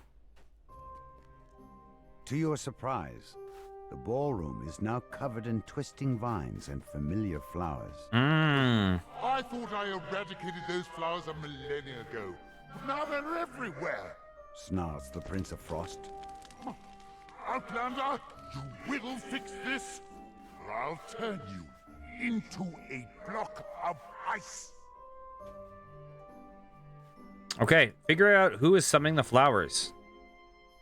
I thought I eradicated, okay. Any idea who's behind this?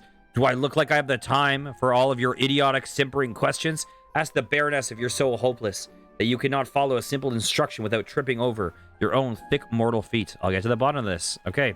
He's kind of a tool. I knew this would happen. Someone seems quite determined to ruin the prince's good spirits.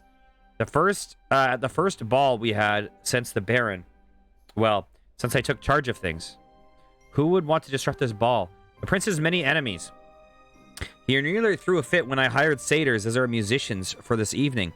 He and Hirsum have always had a bit of a rivalry, you see. Now that's an idea. If Hirsum somehow got into the party or sent an emissary to act as a thorn in our sides, that would certainly explain the magical reappearance of the frosted cerise. Other nobles might have seen something that seemed out of place. I would start there. Okay. We know where a couple of the... Well, okay, I'll talk to some nobles. We know where a couple of the satyrs are.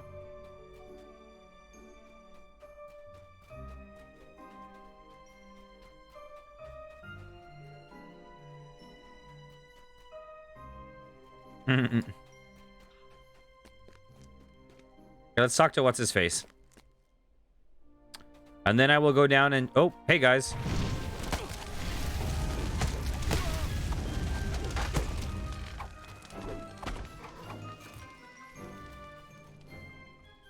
Nope, okay. You don't want to talk? That's fine.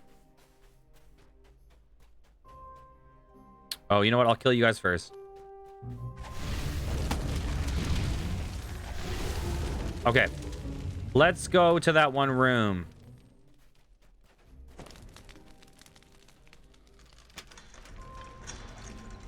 Okay, I think they were over in this room, right? Oh, hey guys.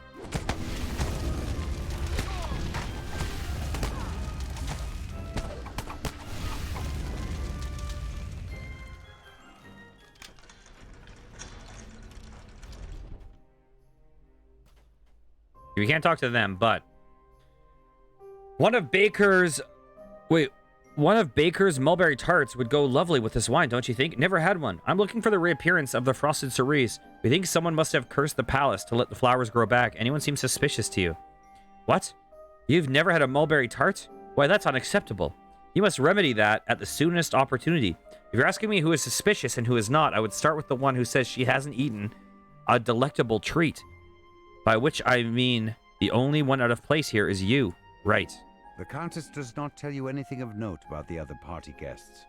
However, she seems quite scandalized by your lack of knowledge about Chef Tartine's famous mulberry tarts. Okay, thanks for your help. Chef Tartine.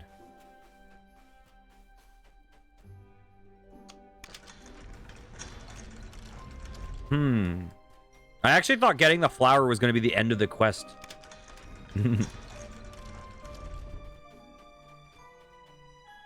Okay.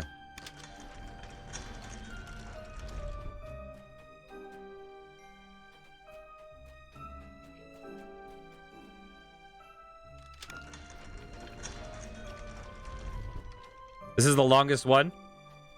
It is a cool quest. There's probably no one in there.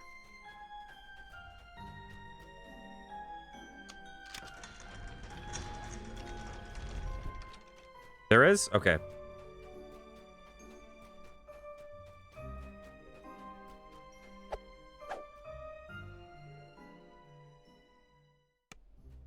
Oh, why, hello there. The noble stands at the base of the stairs that lead to the Prince of Frost's quarters.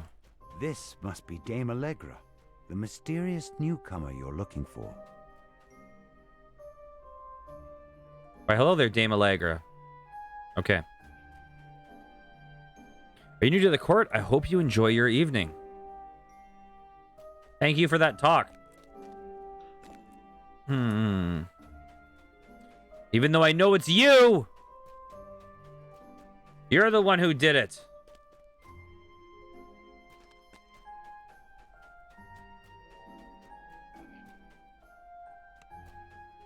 There's a chest in here.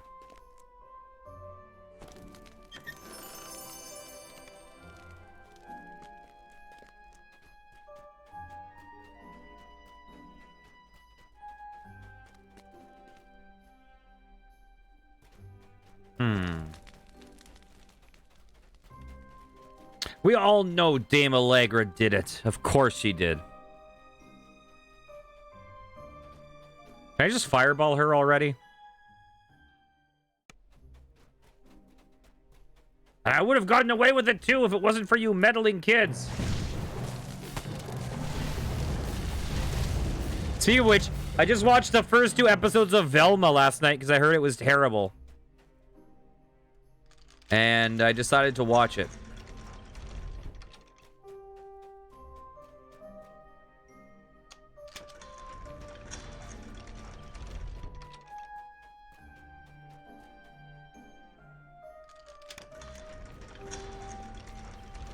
The one thing I'll say is they rely way too heavily on meta humor. The joke gets old very fast. But besides that, I don't think it's as bad as people say.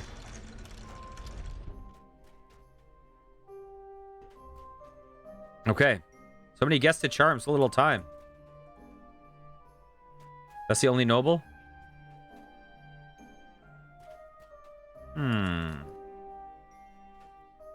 Did I miss nobles in the first room? Also the upper wings.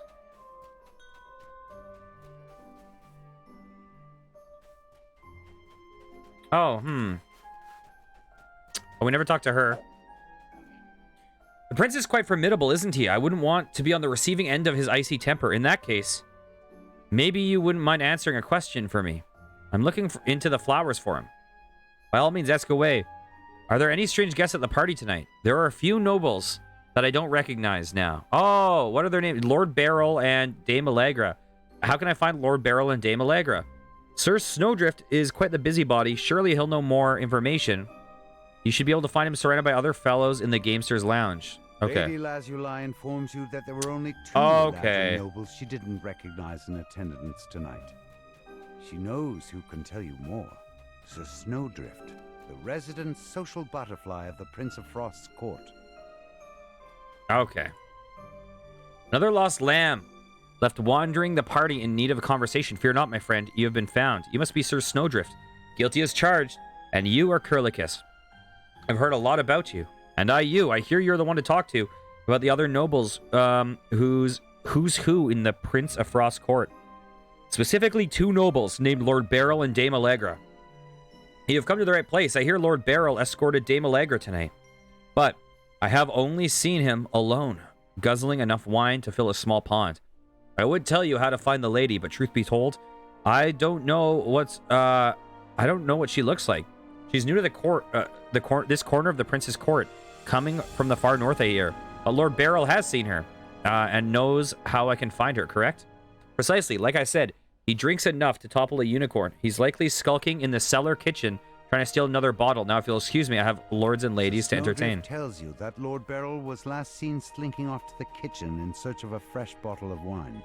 Okay. Then he shoos you out of his crowd of adoring nobles. Okay, let's go to the cellar.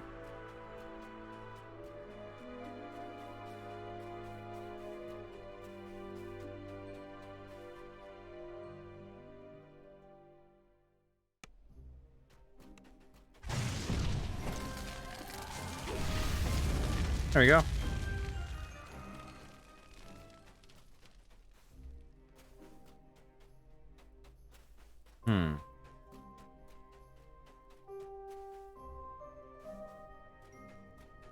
Why, hello there. Who are you? I'm not stealing, I'm just borrowing this bottle. You need something from me? Dame Allegra, where is she? What's it to you? Well, that there lady is my date to this shindig, so paws off her, you hear me? I'm not interested in filling out her dance card. I'm looking for the source of the flowers, and she's the only person here who no one has seen, aside from you, that is. I don't know anything about flowers, but Allegra gave me the boot after the Prince of Frost's little outburst. She told me to entertain myself while she explored the palace, said she wanted to see the Prince of Frost's quarters. I tried to tell her that she should stay with the party, but she wouldn't listen. I'll pay her a visit. Lord Beryl says that Dame Allegra has gone to explore the Prince of Frost's quarters. Excuse Speaking me. with her is the next step in solving this plant puzzle. Excuse me, can I try a tart, please? I would like to try a tart.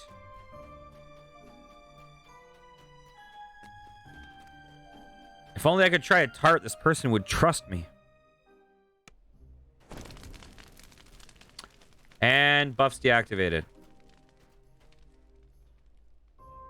Oh, did I bug this quest out now?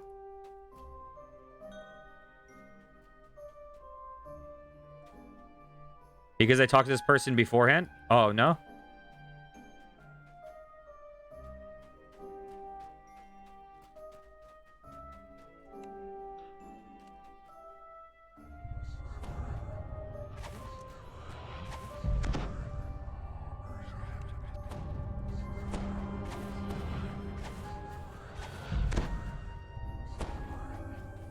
Oh, okay. Okay.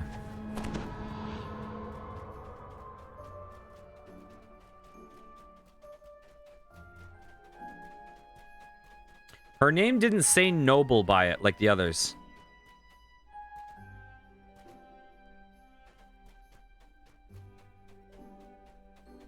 Okay, let's talk to the dame.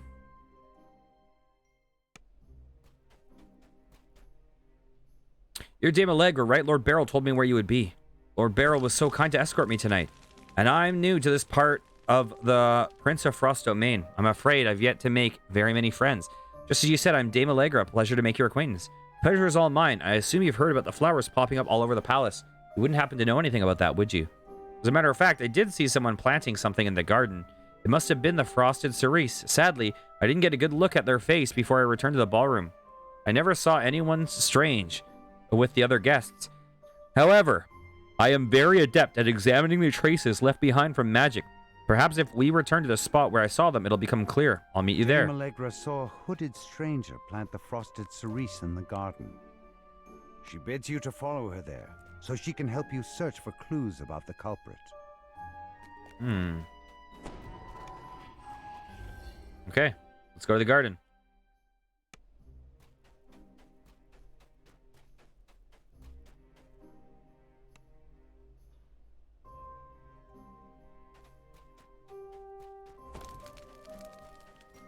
Wait, I guess we have to go through that A growth balcony. of blossoming vines has sprung up around the door. When you get close, some of the fruit will come out. Never mind.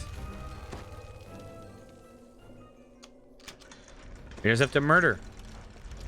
Dame Allegra stands in the How center the hell of did you the get in here? garden. She lets out a low chuckle. How did you like my little prank? It was good fun. Riling up that gloomy prince always entertains my master. Oh, you jerk. Allegra transforms before your eyes. You recognize her new form. The night caused such trouble for the gatekeepers back in Storm Reach. Happy to see me, dearie. Good. It'll be for the last time. Cadence pants. I think that's enough taunting for one day. I'll let my pretty petals finish you off. With a mad cackle, she vanishes. In her place, a shambling mound rises to attack. The mass of flowers and vines crumbles into ash. yet it leaves behind one last frosted cerise flower. We're not helping out this DM at all. Okay. The flower hums with magical energy. This must be the bloom you were sent to find, the frosted cerise. With this, you can perform the ritual to wake Lord Arden. You pluck the frosted cerise flower from the snow. This time, the bloom stays in the palm of your hand, instead of crumpling away into nothing. Return to the Baroness to tell her what happened. Okay. Nailed it.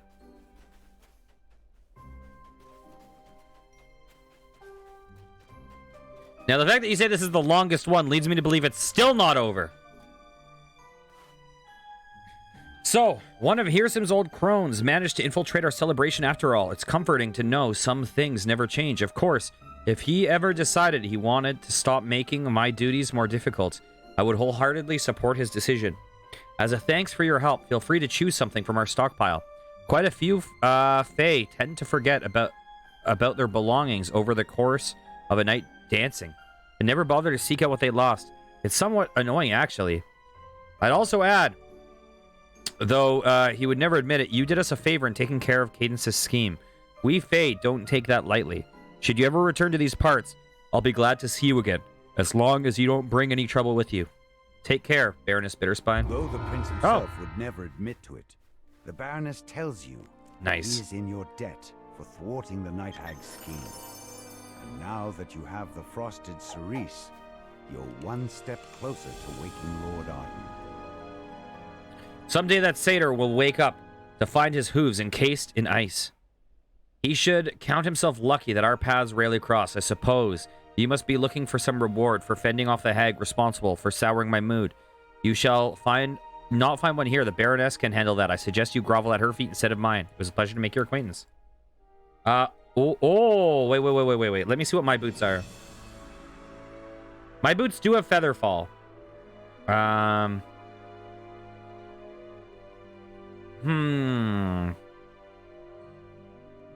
If I can get Featherfall and another piece of gear, I will probably use those.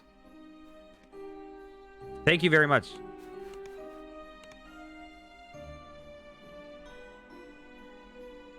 Let me just lock that. Okay. Okay. So we have a couple left. We have 3 left, I think. That's a quest that was really enjoyable for like a first run at least. Palace, home to the Baron and Baroness Bitterspine, and one of the many holdings of the Prince of Frost. FF augment on DDO, store points for 50. Oh, really? Oh, cool. You try the gate to Bitterspine Palace, but it refuses to budge. Then you remember where you're... Okay, Okine door. Yeah. Okay, back we go. Did it say this one was medium? What is this quest called? Quid pro quo. Okay.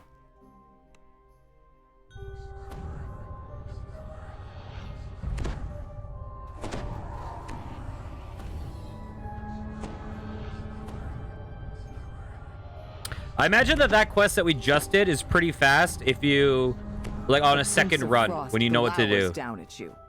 Yes? Why have you come here? Out with it! You again. It seems you're making ripples in the pond of the summer court. What brings you back to my domain this time? I'm here to call in my favor. I helped you with that hag. Now I need your help getting to Hearsam's fortress. I owe you a favor? To the contrary, by my reckoning, the opposite is true. You have trespassed on my domain by coming here. That makes one favor you owe me. You have barged into my presence unbidden. That makes 2. And worst of all, you have wasted my time with this inane conversation. That makes 3. 3 favors you owe me before I would even consider helping you. Though I'm dreadfully bored here at the provincial little palace, and there are things that need doing. Perhaps you can be of service. If only someone would go find my missing wine chalice, or perhaps deal with the griffins roosting in my favorite theater, or bring peace back to the little village. I like to take walks in sometimes. Those Fomorians are extremely tiresome. Tell me what needs doing and I'll get it done. They call themselves rebels. I would dub them bandits. Stole a shipment of my things. This includes a wine chalice I treasure greatly. For it reminds me of her. I need it back. A flock of griffins has taken roost in Rhyme's refrain. The amphitheater, where I like to listen to music and remember troublesome beasts. And remember, troublesome beasts. Get rid of them. Some Fomorians have taken over a village nearby. Their bellows interrupt my walks. Their bellowing interrupts my walks. I also believe they've taken the local inhabitants captive. Deal with these things however you wish, and I will consider the favor you ask of me. I'll do it. Just point me in the right direction. The Prince of Frost chuckles, but his eyes remain cold and hard as they bore down at you. You come asking for favors when you impose on me by your very presence? Not many would dare to overstep so cavalier. But as I feel numb with tedium, I will allow it. You will perform This the guy's a task I Sindare. have set for you. Only then will I consider your request. The Prince of Frost waves his hand, and a trio of portals open nearby. Go, and be quick about it. Each second you stand here is a second of my patience being siphoned Oh away. my god. The Prince of Frost is a straight up anime girl.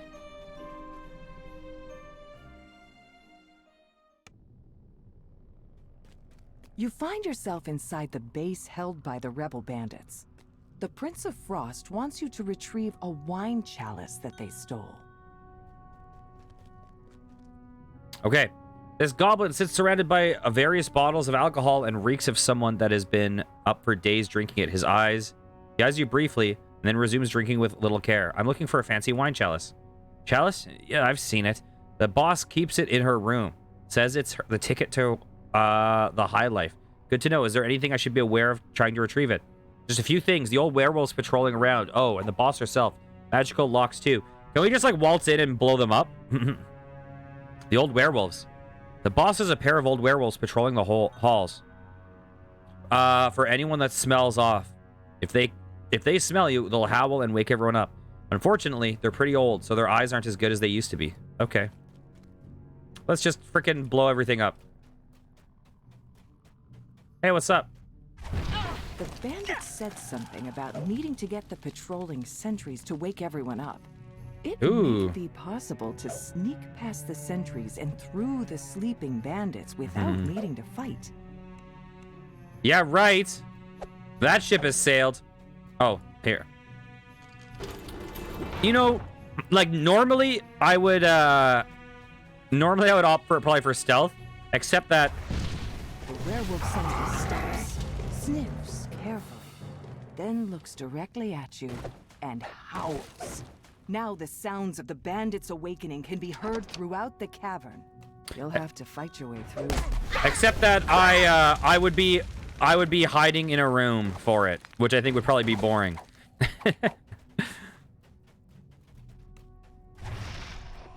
Bam! Oh, I missed. Yeah, that's true. I would be you for a section. We would know how you feel. You know what? Maybe that would have been good. To see what I'm putting you through this whole playthrough.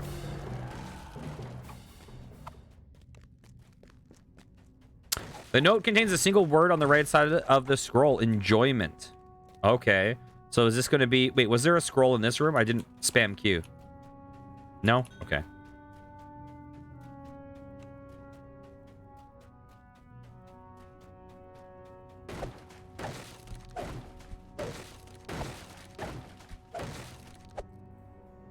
Bam. Bloop. Ooh. Wait, how did I get another Satyr Exterminator? Enjoyment? Oh, God.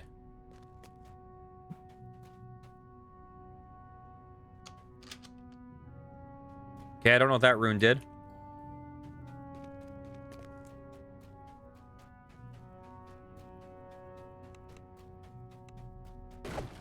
Enjoyment.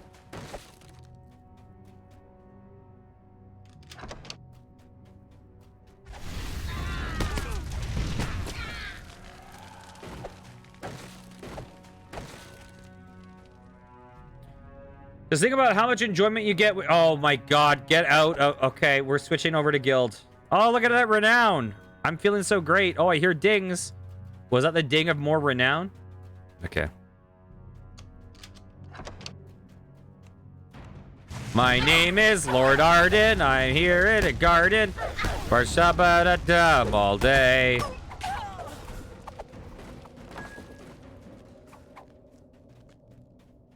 That's right. I remember how this song goes.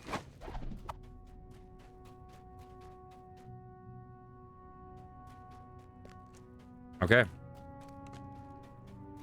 Oh. Oh, God. I honestly, I even prefer Last Christmas to it.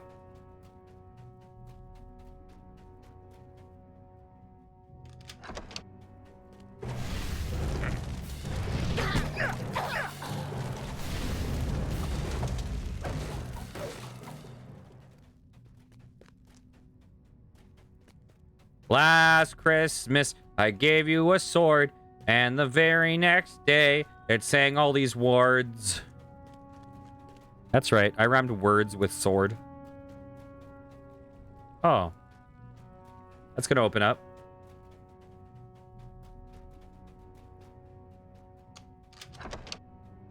I'm like Eminem. My rhymes.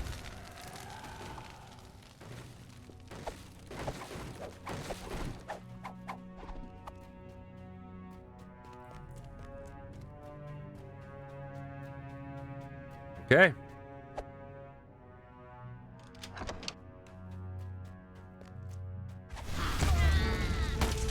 Boop. Oh, you're still alive? God dang it. Okay, so that's gonna open up a thing. I gotta get used to spamming Q. That door over there is probably open. But let's complete the loop. Oh, shoot, it's Alt 2. Oh, my God. I was pretty... Oh, my God. I was accidentally trying to strip the defense against fire. Instead of casting Sonic Blast.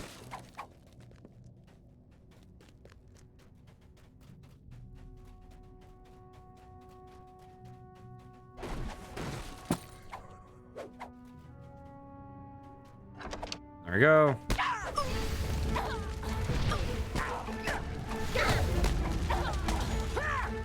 Nice. Anything in here? Not that I see. Wait, what? I'm looking at the map. Is there a secret spot here?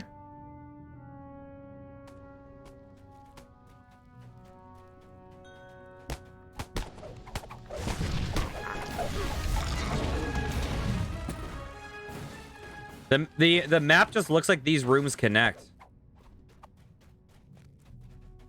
Okay.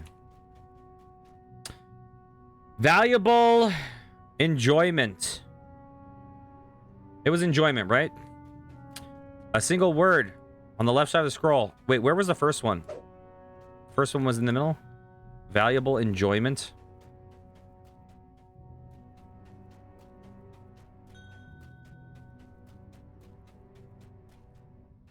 Blue X. Oh, leg. Leg. Okay. Have those runes lit up now. They have. Hey, what up, Bubbles?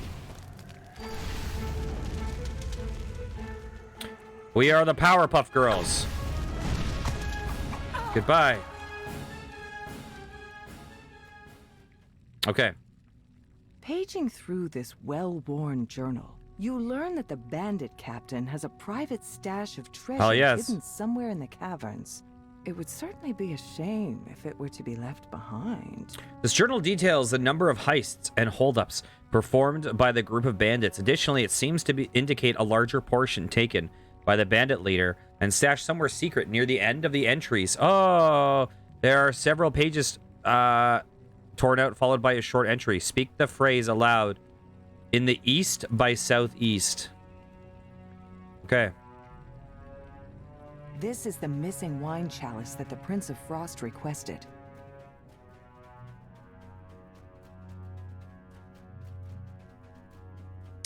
Oh, that's why.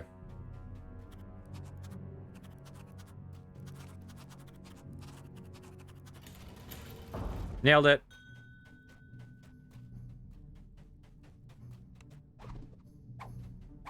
Okay. These casks are labeled as containing ice wine. Surely the Prince of Frost wouldn't hate if you brought these along. Okay. Note the location to tell the Prince of Frost sommelier later.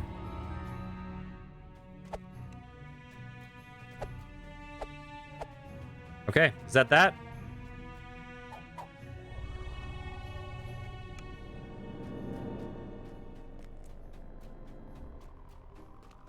Where's the sommelier?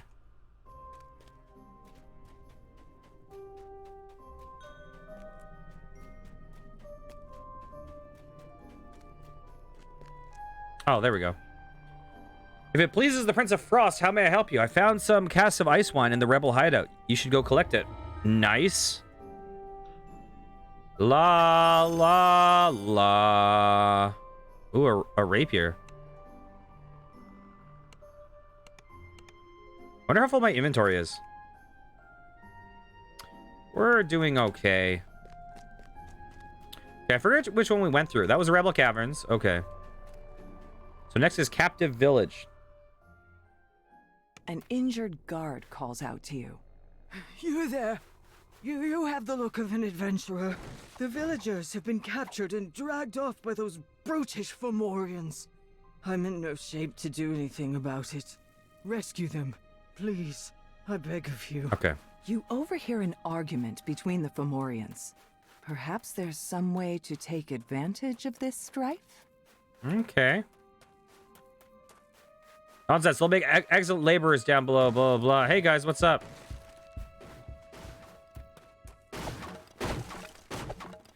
Oh, Fomorians. You guys are big boys.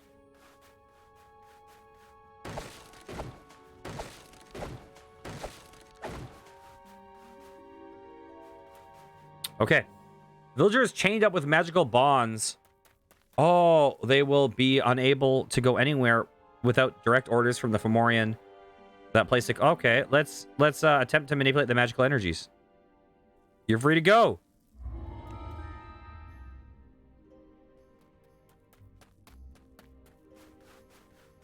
Rescue more villagers.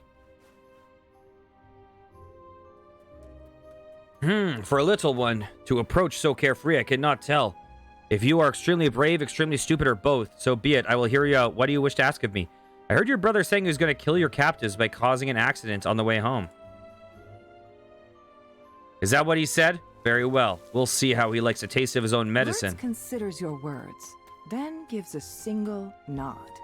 He begins heading towards where he last knew his brother to be. Captives? What captives?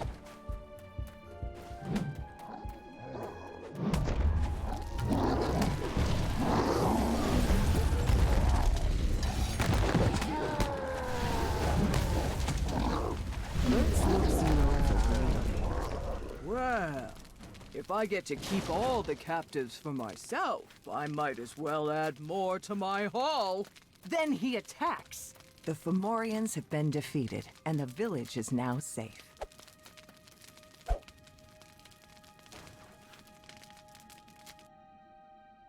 Okay, we're missing... Oh, we got them all.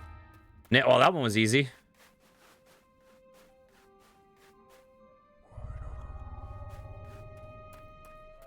There's something else back there? Oh.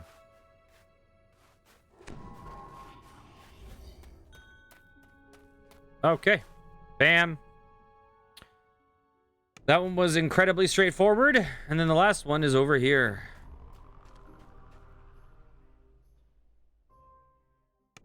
How are our buffs? Our buffs are gone.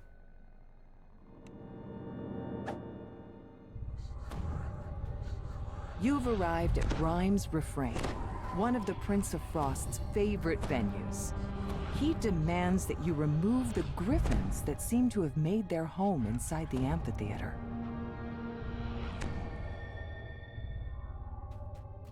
You know what? Why don't I just rest? I probably don't need to, but...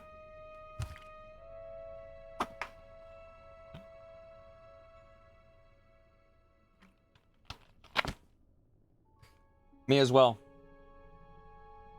Okay. Let's cast some spells.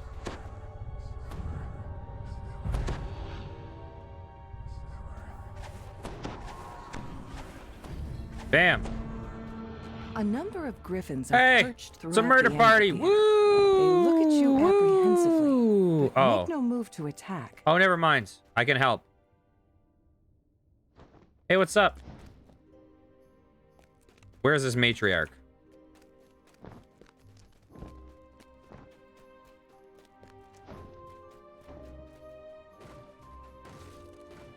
The Griffin matriarch rests within a nest, mostly ignoring you. Inspecting her body, you see a large number of injuries. Barbed, arrows, traces of poison, a jagged dagger. Use arcane energies to cauterize the wound and dilute the poisons. Weaving your arcane powers, you seal off the injuries you can find with a searing flame and gently dull the poison's potency. The Griffin should be able to recover in time. Now you'll be able to leave and take your flock with you. You skillfully tend to the griffin's wounds. In Okay. time, the griffins will be able to return to their usual lairs. The amphitheater can now return to regular use. That takes There's a lot of care blood in one here. favor for the Prince of Frost. No, that Now takes care of you've done 3. these 3 favors for the Prince of Frost, perhaps he'll return 1. The tramp of approaching boots echoes through the amphitheater. Then a vicious voice calls out, The ones who bring me the matriarch's head gets an extra share of gold! the hunters have caught up to the injured matriarch. Hey, what's but up? She is in no condition to fly.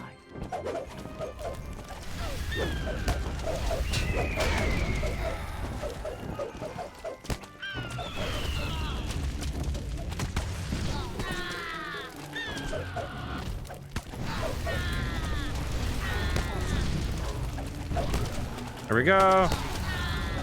Get out of here. Nailed it.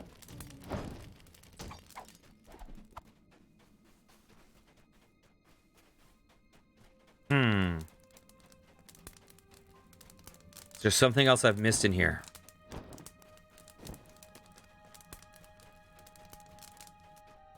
Oh, I see. Okay.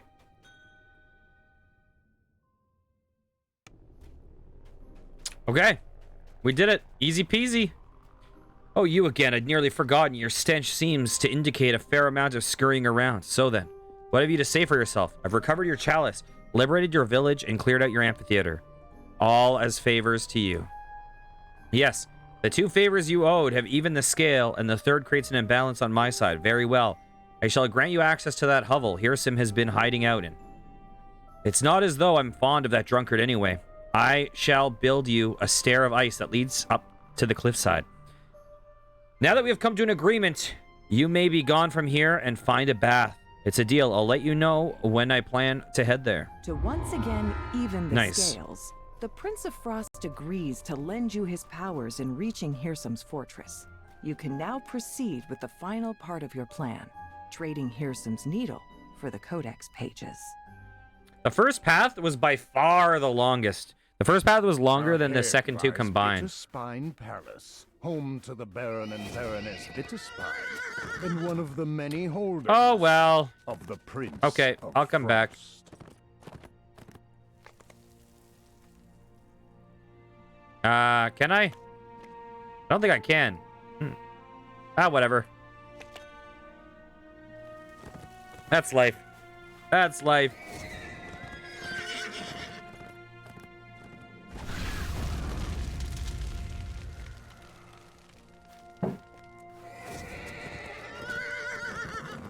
Okay. Next we have Ice Mount Lodge. This is another long one.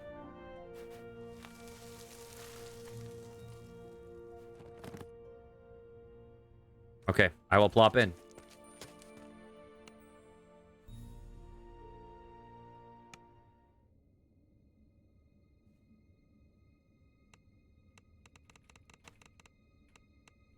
Look, our faces are identical. Oh my god. Okay, anyways.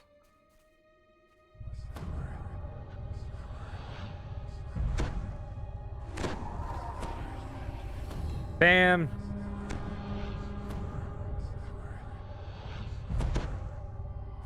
Oops, I didn't need to cast that one twice.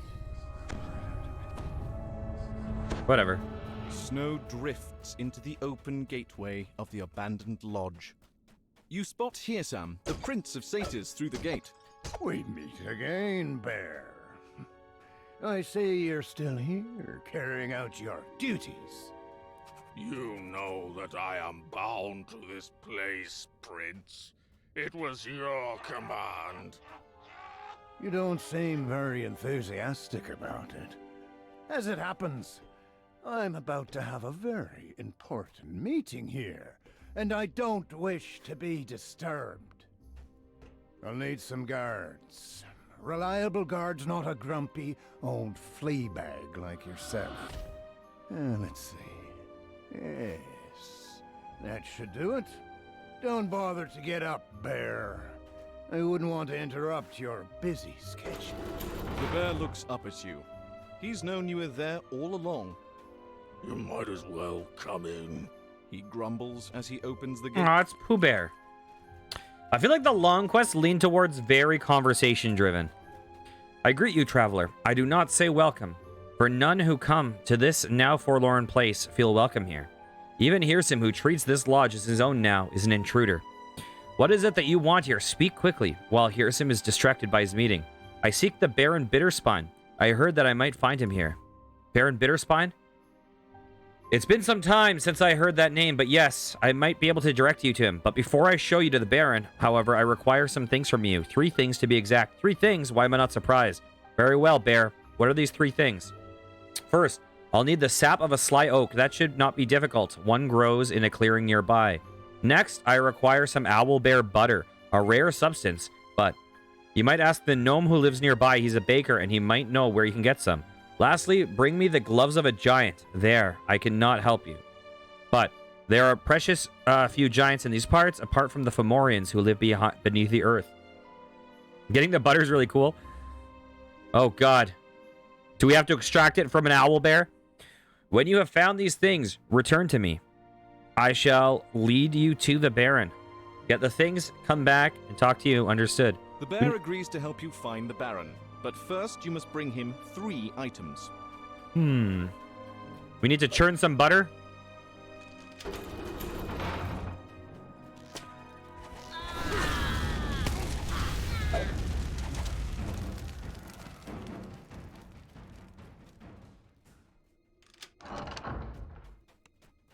Hey, what's up, guys?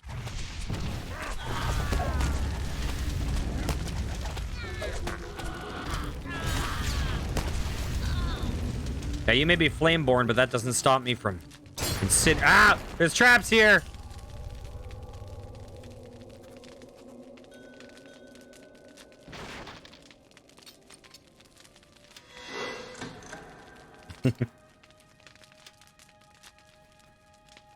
The exit, you guys were standing in front of it like you know you're trying to block the ball in soccer. I'm just kidding.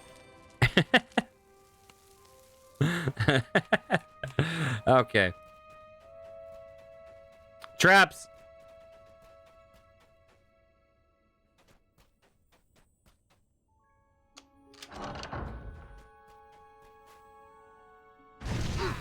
So am I. That's why I'm detecting all the traps. Hey, I found an owlbear. Let's make some butter. Okay. Hello there. New here, I take it. Please enjoy exploring the lodge, though I must admit, this place isn't exactly looking its best right now. You talk? You're not going to come to life and attack me, are you? Now, why would I do that? The purpose of a statue is to be beautiful. A moment of grace frozen in time.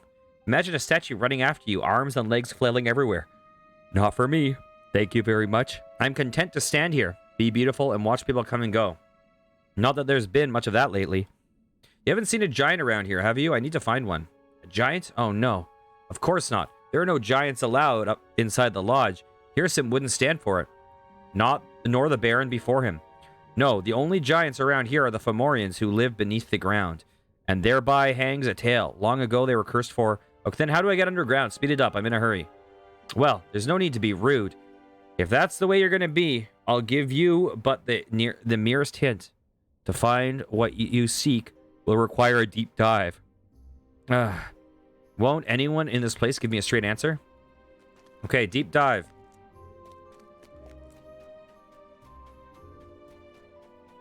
Woo! Woo! Okay.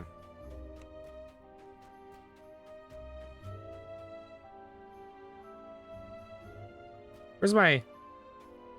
There we go.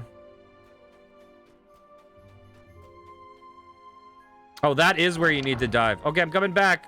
The portal flickers to life, and a dark figure steps through. Wait, where did that happen? There you are, Archfey. I have come as you requested. Have you obtained the Codex pages? I'll be back. Naturally. No, it took some doing. The mortals gave my hags a bit of trouble, but once I was concealed by the enchantment, I was able to make off with the pages and leave those druids none the wiser. Then let us be done with this. Hand over the pages.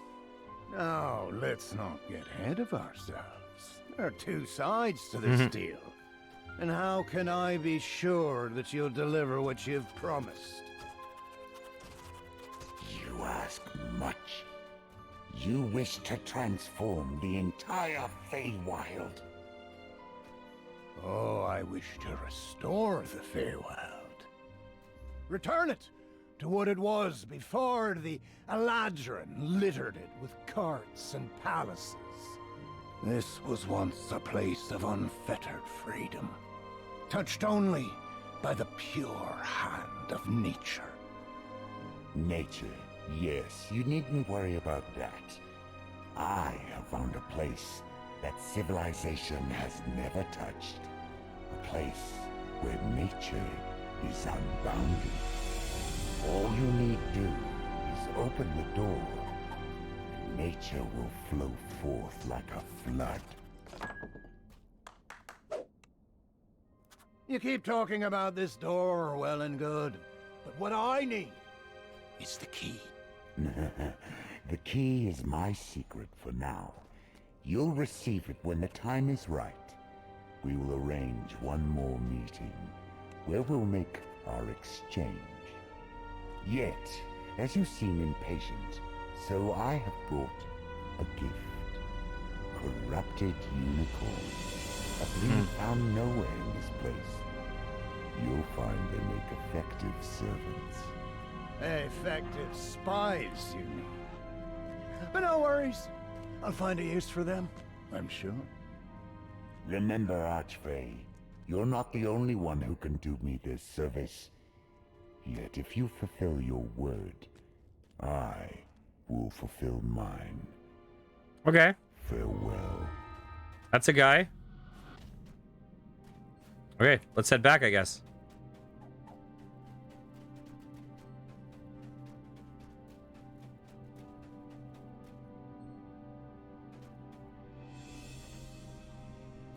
Wow.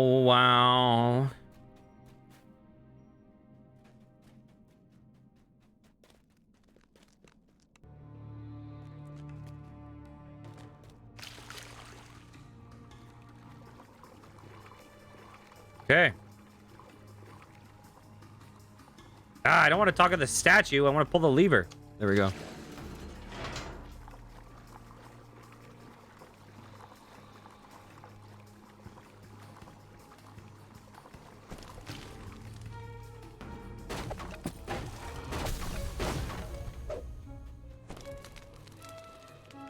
Okay. Oh.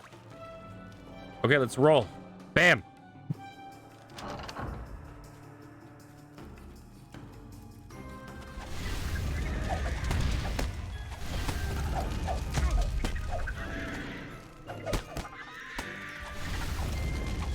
Here we go.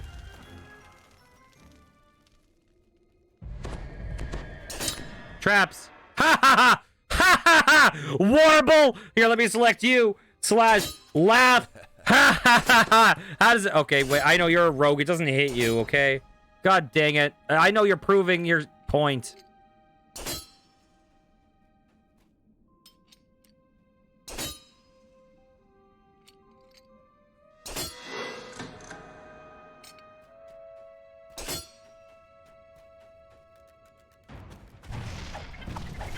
Here we go.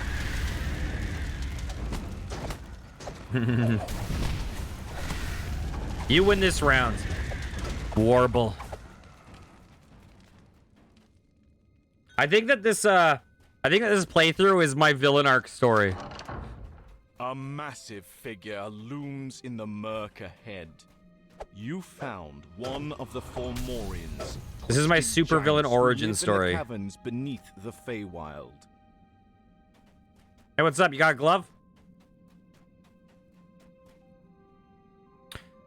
Surface Grub, what are you doing down here? Have you lost your way or lost your mind? Neither, your largeness. Instead, I've come to ask, can I have your gloves? My gloves? Why should I give my gloves to a worm? I assume there will be a series of tasks I need to do in order to... Enough! I will not tolerate your like bursting into my home and demanding my handwear. Prepare to die. Well... 1 second. 1 second. That does simplify things. You strip the gloves off of the dead Fomorian, and they immediately shrink down to your size. They're magic, of course. Okay.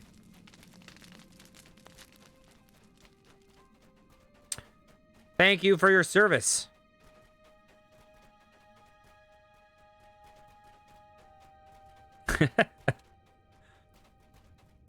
Oh, God. Bloop.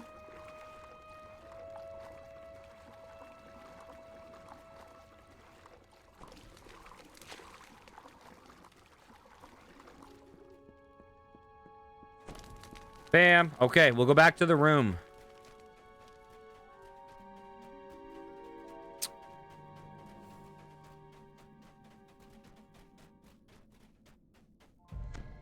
Oh, yeah, that makes sense. Wait, are there any other branching paths from this door? Before I go on? No, okay.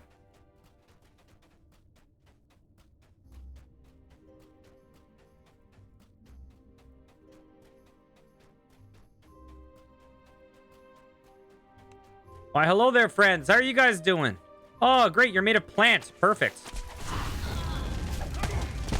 Ow! You asshole! There we go. Oh my God, I hate you guys.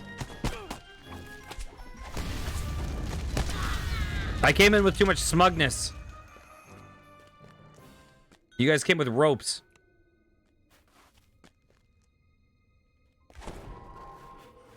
No, Warble, you hurt me. But my question is, who hurt you?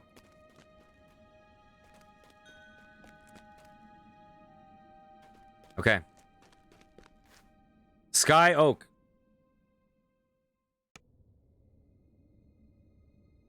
Ah!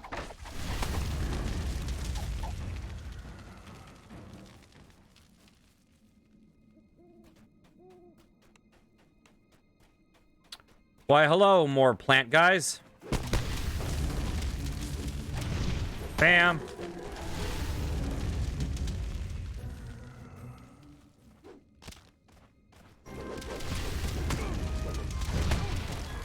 Bam.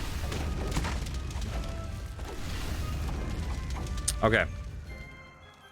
Oh, so are the red things bad? Is this one of those ones?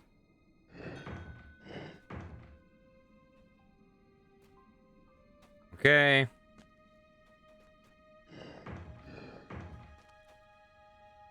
Red thing's bad.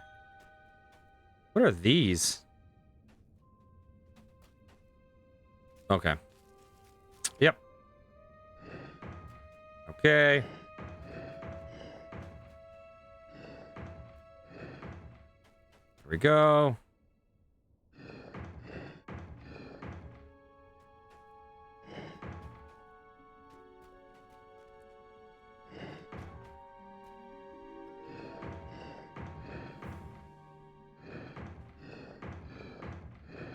There we go. Okay.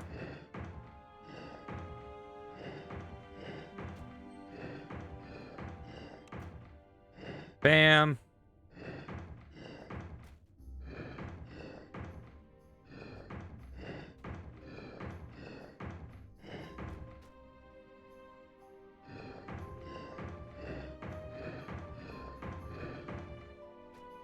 Bloop. There we go. Oh, wait. I didn't connect it? Derp. Oh, wait. No, we're good. I just didn't rotate this one. A blob of sky oak sap seeps out of the massive tree. Where is that sap? Well, Q is not super useful right now. Where is it?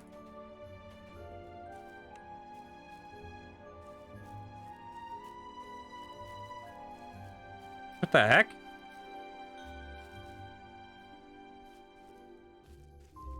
Oh, the place that we literally lit up. Okay. You pick up the sticky sap. What could the bear possibly want with this? Bam.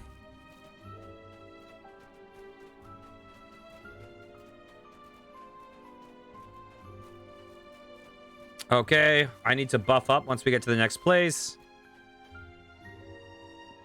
Wait, branch. Should we just dimension door? I don't know. With the branch out of the Oh. way, a strong current of air blows up from deep inside the tree. Okay, that's the thing. Okay, let's finish. There was more in this room, right?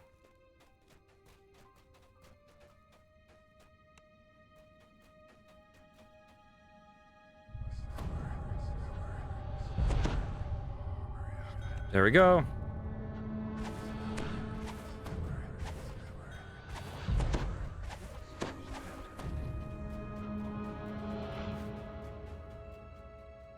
Oh, we can't go through here. Is there something upstairs?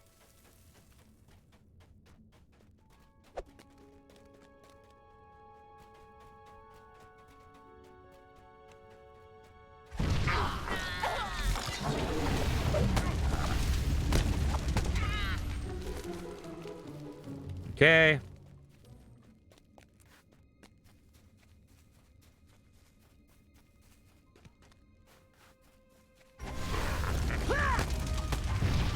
Bam.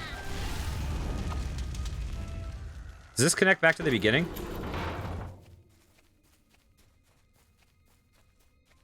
Okay, anything over here? There is.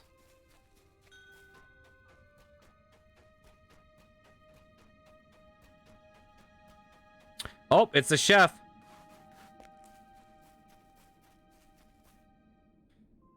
What have I done? Hirsim will be furious when he finds out.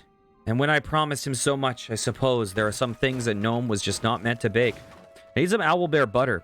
I was told you might have some. Hey, how do you make owlbear butter anyways? Imbecile. How do you make any butter? First you milk the owlbear. But wait. Why should I share my recipes with you when my whole life has been ruined? No.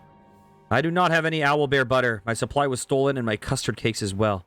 And to add insult to injury, the thief who took them was my greatest creation. Stolen by your greatest creation, but I thought you were a baker. I am not a baker. I am the greatest baker in all of the Feywild. Has not the Prince of Satyrs brought me here to work exclusively for him? Did I not promise Hirsim the most intricate and unique baked good ever created? And did I not deliver on my promise? But alas, I succeeded too well.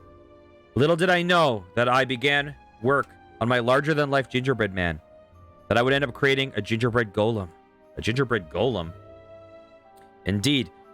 How was I to know that my creation would be so detailed, so dynamic, so perfect in every way, that it would come to life? Now, my creation has run off into the lodge with all my ingredients. And it was babbling about baking more of his own kind. Hirsim will be furious if he finds that his lodge has been overrun by baked goods. Please, my friend, though it breaks my heart, I must beg you to destroy my creation. It's the only thing to do, and perhaps you will also find the owlbear butter you seek. This is the first time I've been asked to hunt baked goods. The gnome baker tells you that he doesn't have any owlbear butter.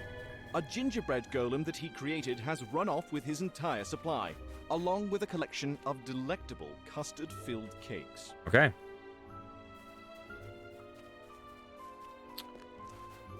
Oh. Will it be as cool as the windmill golem? Oh. Hey, you can't... Oh, I see it. It's a you can't catch me, I'm the gingerbread man kind of thing. Bake up a cake someone new. I see. I see. With the same magic that turned Brent into me. Really? That got me... That counted just walking on it? Really?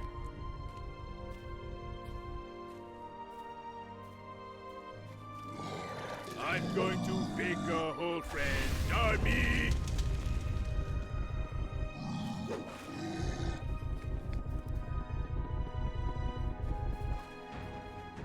There we go. All that's left of the gingerbread Delicious. golem is a huge pile of crumbs. Amid his remains, you find a large pot of owlbear butter. Nice. Okay. Let's connect these paths. God damn it. There we go. Okay. Why, hello there, Bear Guardian. You have fulfilled your end of the bargain. Now it is time for me to fulfill mine. Follow me. I shall lead you to the Baron. No tricks now. I expect to be face to face with the Baron when this is over.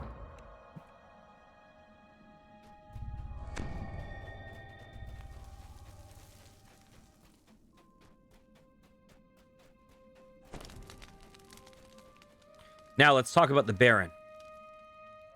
Now then, I require one more thing from you. I must warn you, it will not be pleasant. Hold on.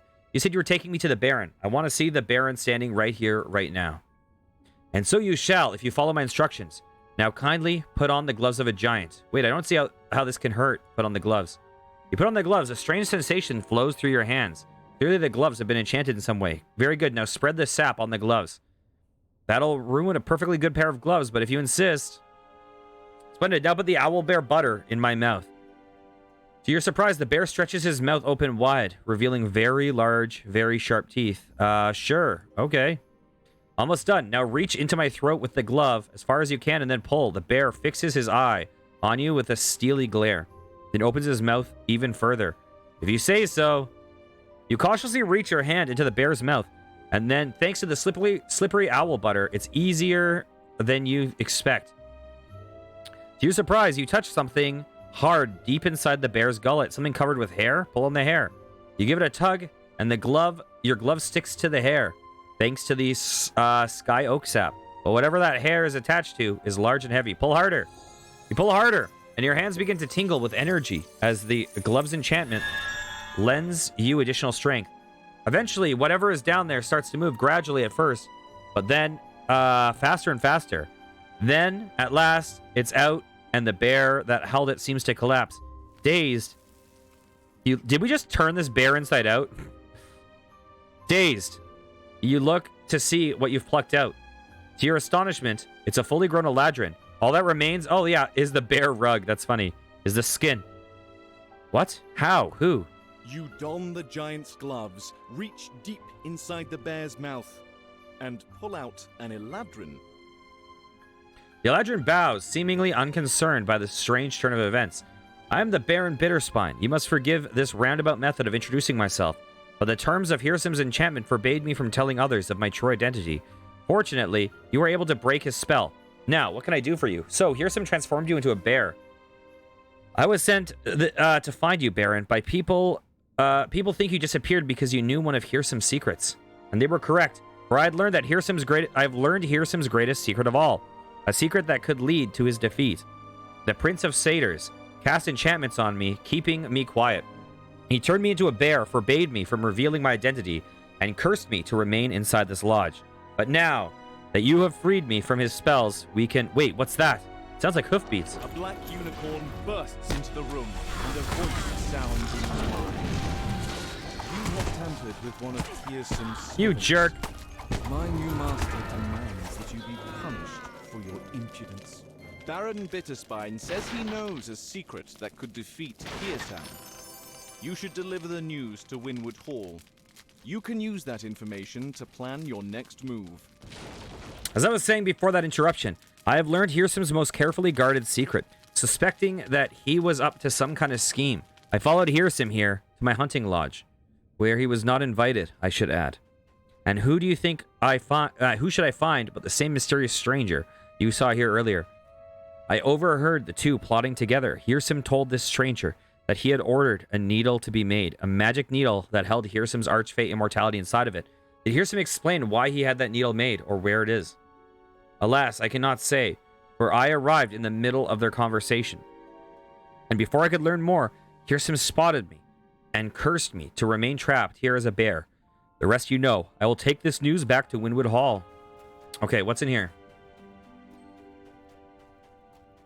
Oh. All those little plants and the black unicorn were just chilling in this room with no function. Okay. Bloop. So it looks like it is time for us to go to Wynwood Hall. Can I just recall there? I think we're ready to go back, right?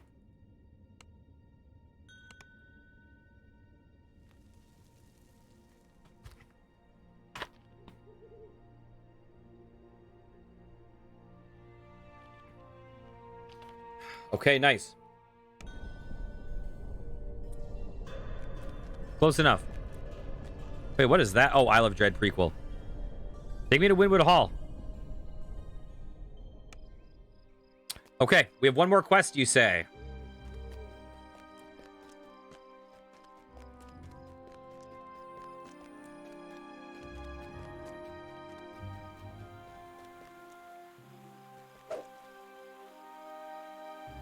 Oh. Lord Arden's condition... Wait, is this a quest I don't have? Okay, one second.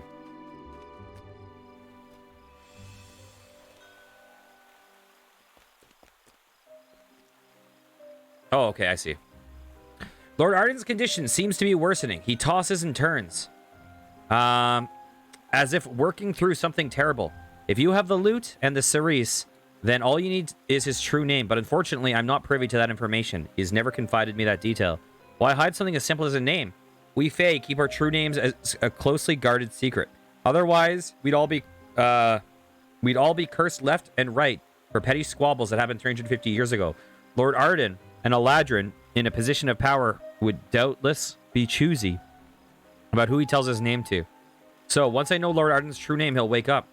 The ritual, I'll remind you, was performed by Hirsim, first by playing a tune on his lute, then by crushing the frosted cerise's roots and burning the lot with the Lord's true name. Once you have the true name, you'll be able to repeat the ritual and in turn bring the Lord back to the land of the waking. Do you know who might know his true name? I can't think of many Fae who the Lord would trust so readily, unless this knowledge was somehow taken by force. Although the nosy apothecary of his might have gotten a hold of the information from somewhere, she has a habit of somehow knowing more than you'd hope. Sorghum yawns exaggeratedly and blinks. Where was I? Ah, yes. The apothecary. Wait, getting sleepy. Your eyes begin to glaze and you suddenly feel very tired. Enter the quest. Okay. Wake me up inside a cat goes out. Wake me up in... Okay. I need to summon a dude. I need to get a new one.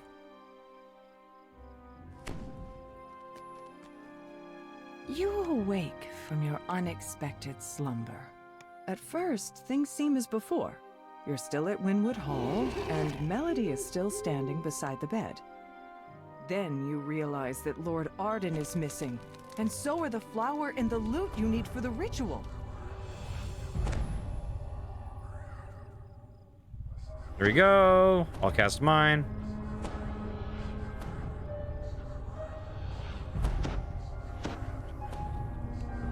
Okay. I'm surprised you're still able to walk around. Though coherent conversation has yet to be seen. I was going to ask you if you knew Lord Arden's true name to help awaken him, but it's pretty clear you're not here to help. What did you do with Lord Arden? Melody begins speaking in a familiar voice. Lord Arden's true name? Of course I know it. But it's for me to know and for you to never get. Oh my god. Be a good adventurer and die to monsters in the wilderness while I go make sure Lord Arden never, ever wakes up. Well, She cackles as she teleports away.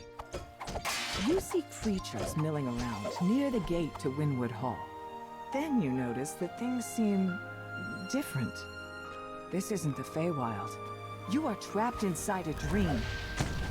In the corner of the courtyard stands a Coochie. it's Coochie. It Oh. bares its fangs at you as you approach.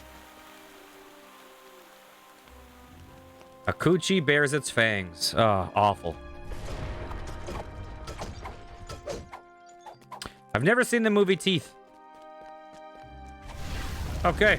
Bam! Harpy Hunter, nice.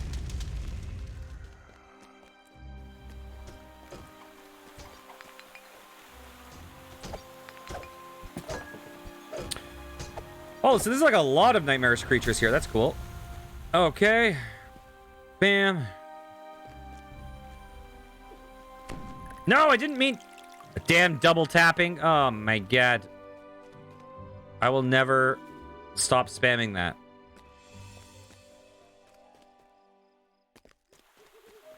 Okay, anyone up here?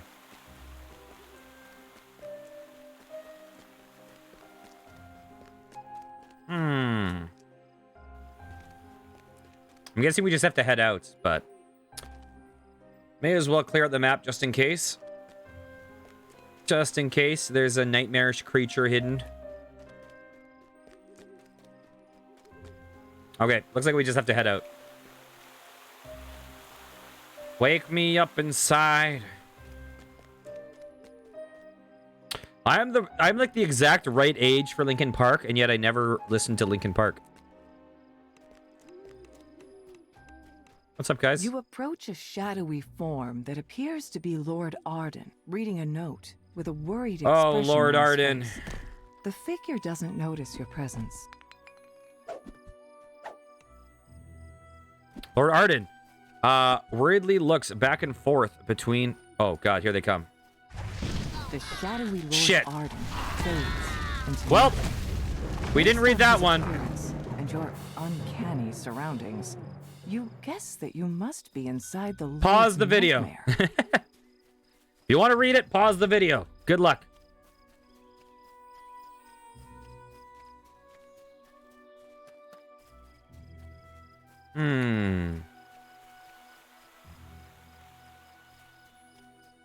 Let's see. My name is Lord Arden. Inside the magically sealed gazebo ahead floats the frosted cerise for the ritual. You dare. No doubt. This is the Feywild, after all. You think that, DM, you think I could hear you over those recovered bear the roars? Frosted cerise for the ritual.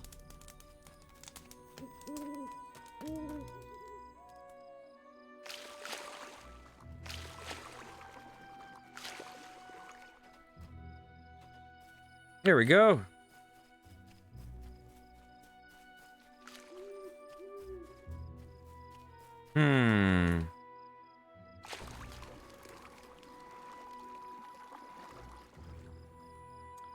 This water looks suspect.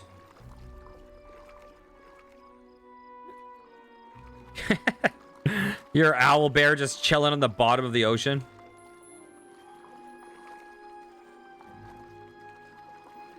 Is there something down here?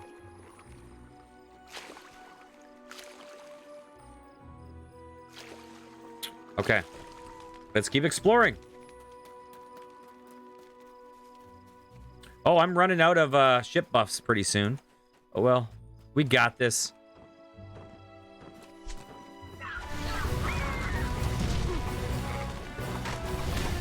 Bam! Bam!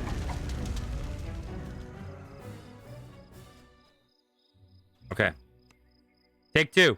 Lord Arden kneels as though begging, his eyes full of fear. Anything but this. You can't just exile me from the court over this. I can fix it. I will fix it. You just...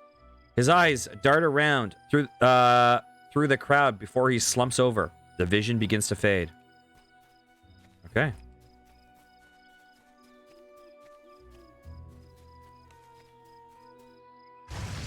Bam!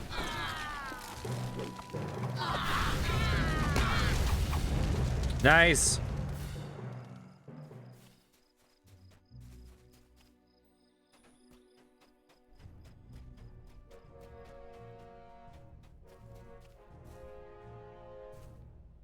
Oh, I see, guys.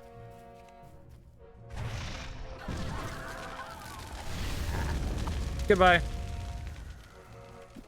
I see more guys over there, too. And then I'll go back to exploring the perimeter.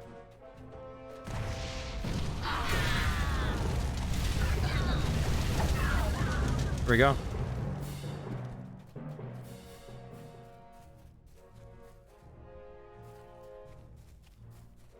The grove surrounding a stone ring is notably out of place. You're sure there's nothing like it on this spot in the real Feywild. But while it seems out of place, nothing seems to be happening here at the moment. Does that mean come back later? Or does that mean puzzle? Let's see.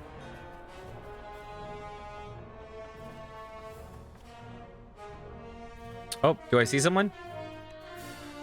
Oh, you guys are already in chaos. Come on, gather up, gather up, gather up. Come on, I want to kill more than one at a time. Oh my god. What a... That was an underwhelming one. I had to take them on one at a time. They were all just staying in their own lane. How dare they? Don't they know I like seeing lots of numbers at once? That's my thing. My fetish is Excel spreadsheets. Okay.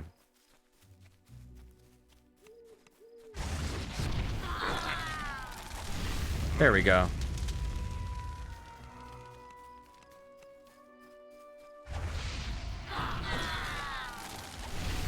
There we go.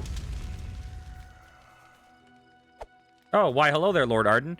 Lord Arden scans his court with a perplexed look on his face. It has come to my attention that a number of unusual events have happened lately. Strange accidents, missing possessions, hostile tricks, and even traps. Lord Arden sighs heavily before continuing. As such, I believe that someone here is not who they would have us believe. Yes, that's right. I believe a hag has infiltrated my court. I will find you, if only it's only a matter of time.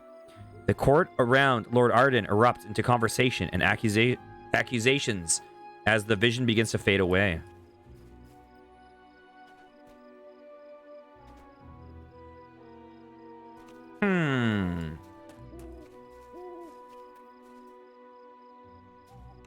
Oh, there's some nightmarish guys.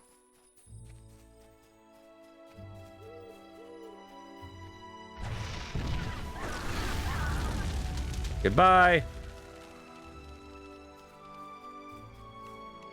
There's also some more down there.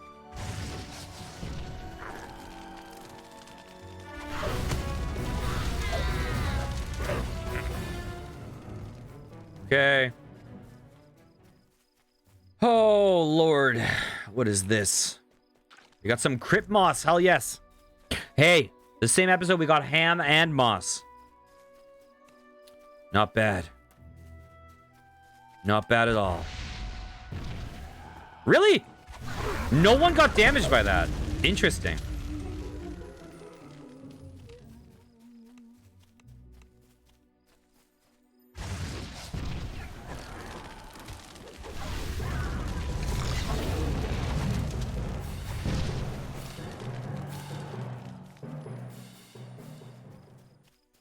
Okay, how many? We're missing 2 packs of creatures.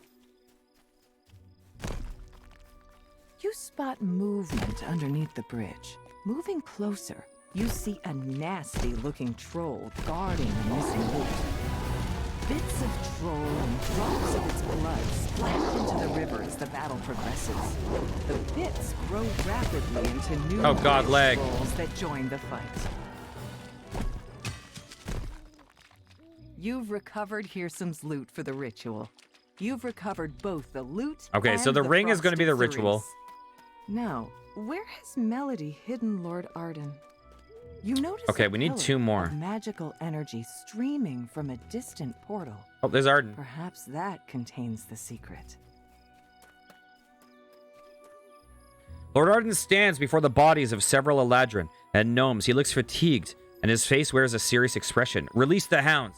I will take those here, and we will drive those Fomorians back underground where they belong. We cannot allow another village to be destroyed. We must not. Lord Arden looks into the distance, his eyes unfocused as though reliving a trauma. He sighs as the vision begins to fade away. Okay, so we're missing 1. And we're missing 2 nightmarish creatures.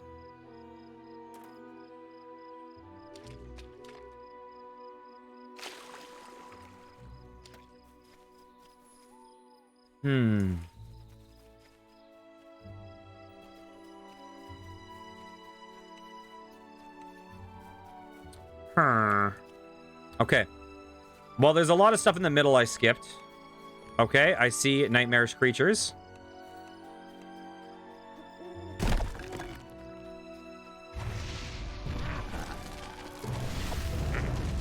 Okay. We have 1 pack left. And Lord Arden should be somewhere. Oh, you found Arden? Nice.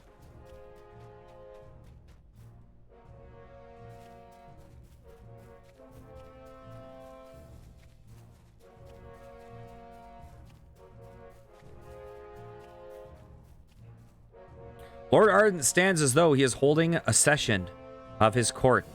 He has just finished a commanding speech and issued a number of orders to be carried out. But those in his court refuse to listen. No, we won't do as you please anymore. Your words carries no weight. Murmurs from the others in the court echo the same thought. Lord Arden's face grows flustered and he recoils as the vision fades. Okay. And where is the biggest spot we haven't explored?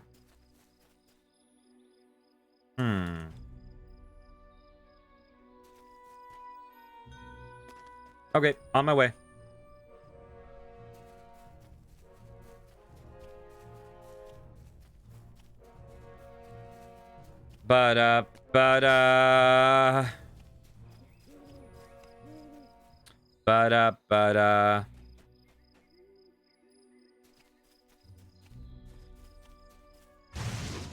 Bam! Gather up. Go away. Okay. Nice. Here, I will buff you.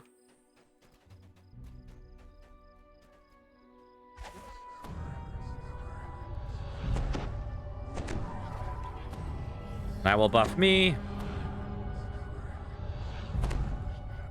Okay. My mana is still good, so I don't really need to worry about Divine Vitality that much. I'm guessing we're basically at like the last fight.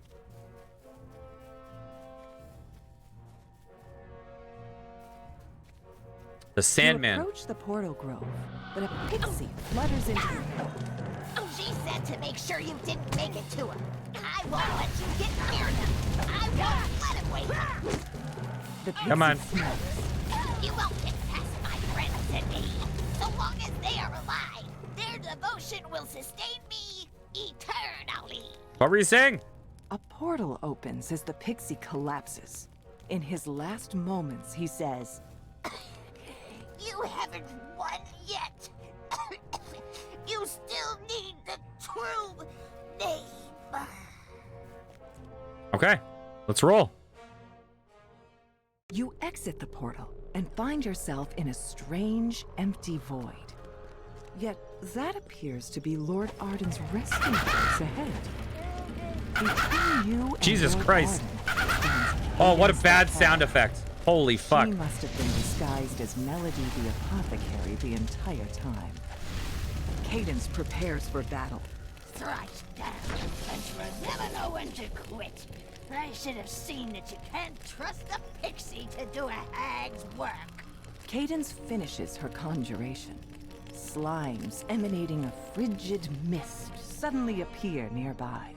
You killed my sister, so I'll have to make do with these vile cauldron leftovers. I wouldn't go anywhere near them personally now.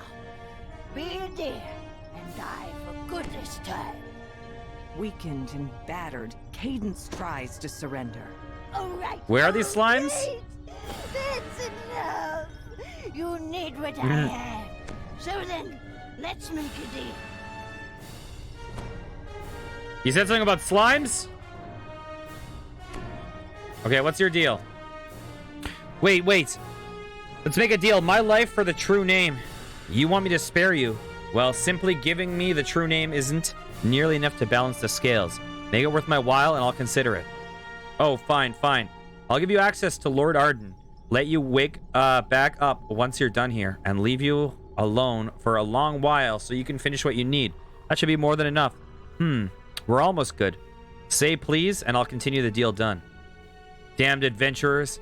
I won't forget this. Please, will you spare me? The contract is sealed. You reluctantly decided to allow Cadence to live in exchange for Lord Arden's true name.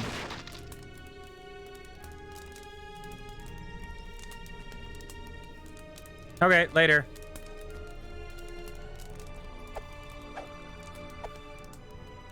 There we go.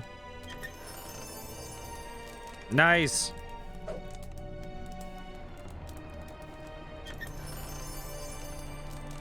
Nice.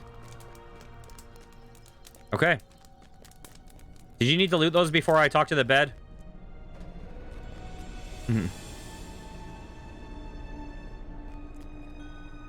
Okay. Lord Arden rests here. Same as every time you've seen him. Unmoving, silent, and almost corpse-like. Now that you have all the ritual components, you can begin the process of waking him up. I'm sure doing the ritual here will work just as well as it would while awake. Let's start the ritual. You lay out the ingredients for the ritual and repeat the steps to reverse the curse. First, my name is Lord lay the Arden. root. Then, grind up the flower's roots.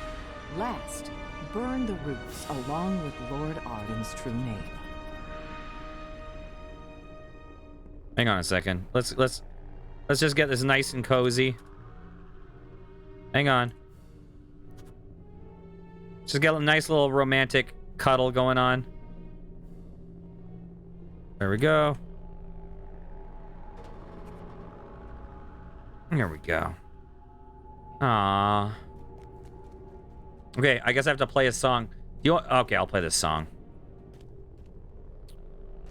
My name is Lord Arden.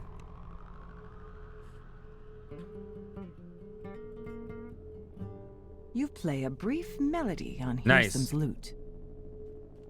Grind up the frosted cerise. The frosted cerise you obtained by foiling Cadence's plan to pester the Lord of Frost. Grind the roots to a powder. You mash the flower's roots into a pulp with little effort. Okay. Okay. What's his true name? I should hide this from stream so you guys don't know. Okay.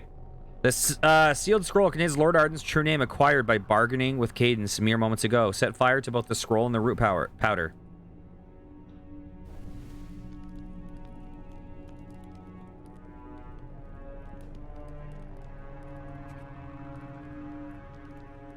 Okay, You what? Oh, set no. a small blaze, then drop the crushed roots and Lord Arden's true name into it, completing the ritual. As the smoke rises, Lord Arden's eyes open. He springs out of the bed. Okay. Ah, free at last from that cursed sleep. Thank you, adventurer, for breaking the curse on me and saving me from my everlasting nightmare. Thank you very much. I'm more than glad to assist. Lord Arden thanks you for awakening him from this curse.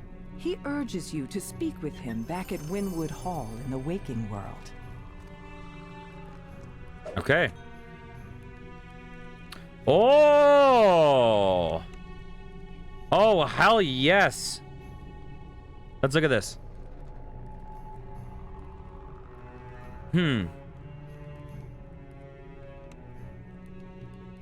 I need to get a ring or something for fire, and then I will definitely be into that. Because that would be very good if I can replace my combustion. Okay. Where is that? Where is that? Is this it? Bam. Okay. Okay, we're all done. I guess we'll just finish out.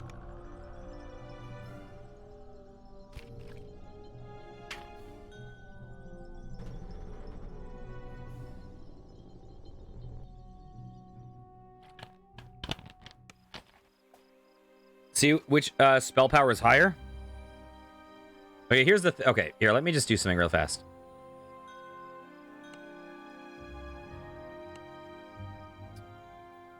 Bam. Bam. Okay. Okay. I imagine fire will go down a lot if I equip it, but I'm not positive. Here, let's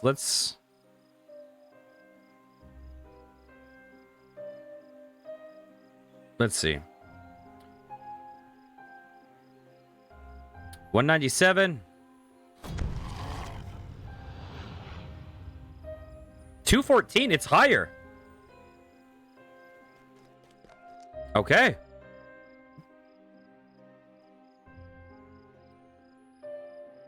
Well, I guess we found a new as in spiteful and spellcraft. Okay. So I do want to get a ring of combustion though, and that should, or something of combustion. I need to get something of featherfall and something of combustion.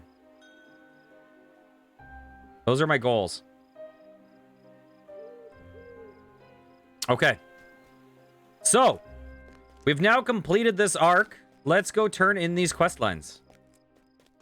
So who started the quest line? Was it Gale Estival? I think it was Gale.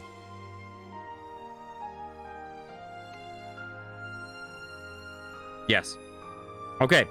Simply splendid. First off, small favor. With Lord Arden asleep, a few problems have sprung up that need attention. For one, a band of revelers refuses to leave one of Lord Arden's cottages. The housekeepers has had quite the rough time trying to keep up with the mess. His name is Windsor Gruff. Okay, I'll talk to Windsor Gruff. Thank you so much. I haven't had peace in quite a months. You deserve a reward. It's a shame Lord Arden is still asleep. Fey bargains are always tricky. It would have been he would have been able to deal with that mess much better than we. Thanks. Okay, let's see. What do we have available?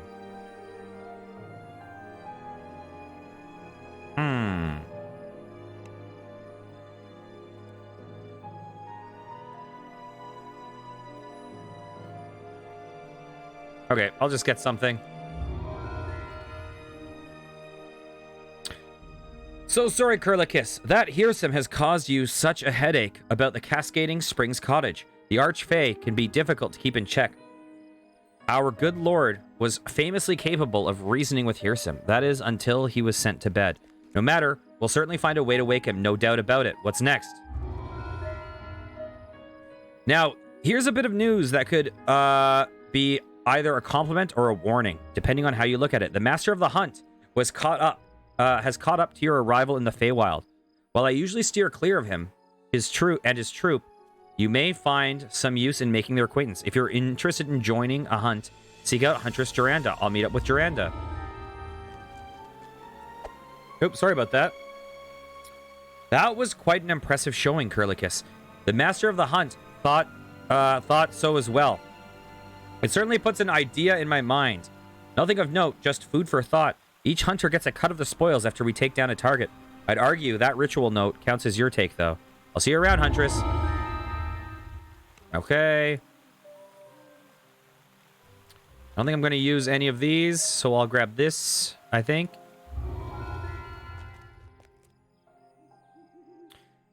This proves to be the one time, in my opinion, that the wild hunt activities have come in handy. The ritual, as spelled out on Beatrice's note, specifies Hearsome's loot. A flower called the Frosted Cerise. And Lord Arden's true name.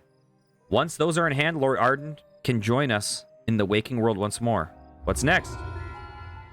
Our court has been quite chaotic without Lord Arden keeping check. Now we've heard that a nobleman has shut himself off in his estate for fear of another's court spies. Truly dreadful to see. The noble in question was a good friend of Hearsome's. By the by, one of Hearsome's revelers A satyr named Moscato tells me that Hirsum left his loot in the Viscount's tower. I'll ask Moscato about the paranoid nobleman. Looks like you found Hirsum's loot. I'd keep that knowledge to yourself. Hirsum's a well-mannered fellow, but if he had that hag defending the instrument, I doubt he'll like that you took it. Speaking of, I have some spoils left over from the past revel that you may be interested in as a reward for your troubles. Getting the Viscount to come down from the tower. Much obliged.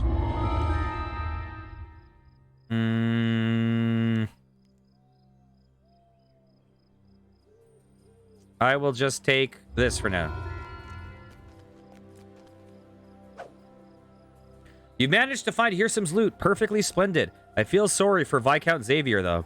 All those lives lost because of Agnes's manipulations. It all makes one wonder. What could Hirsum be planning that is worth all this violent scheming? What's next? If we're going to wake the good Lord, it was only a matter of time before we'd need help from another court. Now, if the flower, the hags note, the frosted cerise, it blooms in the Prince of Frost court, the snow-laden region that borders the Windwood. Lady Borealis is an herbalist with ties to the nobles in the Prince of Frost court. I'm certain she'll be able to get you started in your search for the frosted cerise. I'll go talk with Lady Borealis.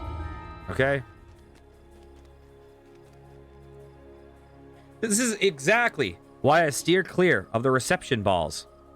Just when you think it'll be nice, a nice calm evening, spending time with friends and loved ones, the prince throws a tantrum and the palace becomes the stage of yet another one of the Archfey's silly pranks. I hope you enjoyed yourself. In any case, the other nobles and I have pooled together some wares we haven't been using as thanks for cleaning up the mess. I hope they're worth your while. Thank you, Lady Borealis. Let's see. Magnetism, blah, blah, blah, blah.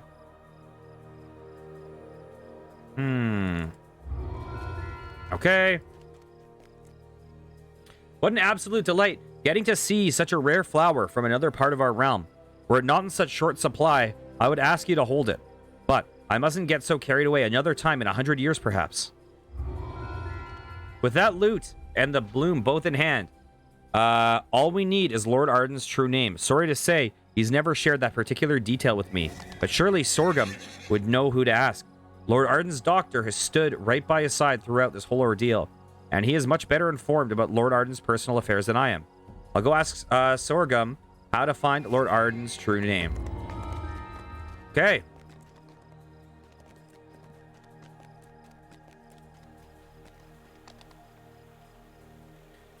It is certainly good to be awake. We were talking, and then I felt myself slipping off into a terrible dream. But Lord Arden told me what went on inside the nightmare. He'll want to speak with you when we finish up here. I'll go check up on him.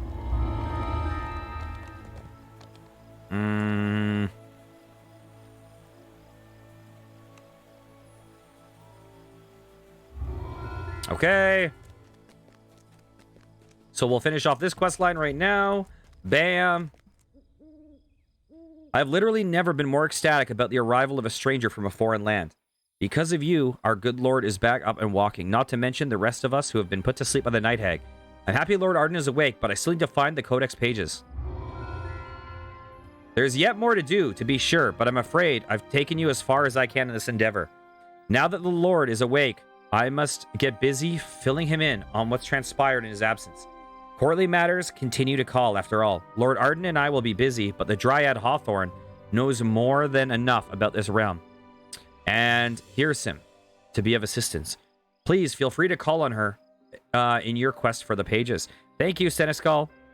I'll talk to Hawthorne next. By the way, let me tell you more about these alarm clocks. Bam. That's done. Okay. Next. Hawthorne. When Lord Arden learned that Hirsum brought the stolen codex pages to Windwood, he immediately tried to meet with his neighbor, Baron Bitterspine, to discuss the matter. Yet, when he sent a messenger to Bitterspine Hall, he learned the strangest news. Baron Bitterspine had disappeared.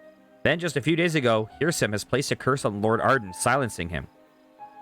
Did you see the common thread running through this web of intrigue? I suspect that if we find Baron Bitterspine, we will also learn much about Hirsim and his plans. The Baron's wife has been searching for him. Speak with Baroness Bitterspine, and perhaps she can point you in the right direction. I'll speak to the Baroness. Okay. Why, hello there, Hilda Bitterspine. You found him. I was sure you would. My husband thanks you for what you've done. The Baron had learned of one of Hirsim's most closely guarded secrets. Hirsim silenced him with his curse, and then humiliated the Baron by using our lodge as his own. And what a strange secret. For what my husband learned was that Hirsim has a magic needle made, a needle that contained Hirsim's archfey immortality. What did he want with that, I wonder? I'll try to find out, though I suspect it has something to do with those codex pages. Okay. Oh, I do currently have combustion gloves equipped, so that explains a lot. Okay. Looks like my gloves are good.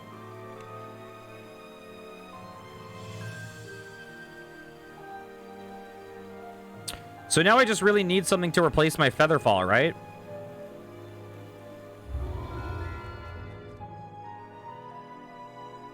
And so we learn more of Hirsim's secrets. He put Lord Arden to sleep to conceal the theft of the codex pages, and he placed a curse on Baron Bitterspine to prevent others from learning about the needle that contains Hirsim's immortality.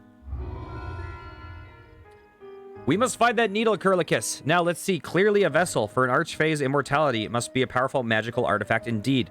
Of course she'll know. Go talk to Mulberry. She crafts magical items for Lord Arden. I'm certain that she can tell you who forged this needle for Hirsim. I'll speak with Mulberry right now. Mulberry, hello. Saw the Thornright. Missed the big stump. Been a while. Hirsim took the needle to the treasure grove, huh? Not my area, not my problem, but good luck. I'll try to find out, though I suspect it had something to do with these codex pages. Okay. Is there anything interesting here?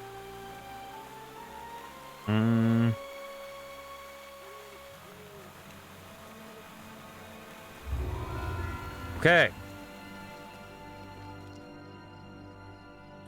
Quick thinking, Curlicus, to bargain with Thornright like that. One might almost take you for one of the Fae. Now that we know how the needle was made and where it is, we can proceed. What's next? Hirsim would give anything for that needle. And that, Curlicus, is why we are going to steal it. Once we have the needle, we will be able to bargain with Hirsim for the codex pages. As soon as we learn the location of the needle, I sent a tracker ahead to scout for it. Speak with Farrunner, and he'll tell you what he knows and where it is being kept. One bit of thievery deserves another, I say. Okay, Farrunner. Farrunner's the wolf, right? Okay. Yes, yes. I know that smell. That's the needle. You smell funny now, though. Smell sticky. Roll in some leaves. That'll make the smell go away, yes. Thanks for the advice, but I have some other things I need to do first. Okay.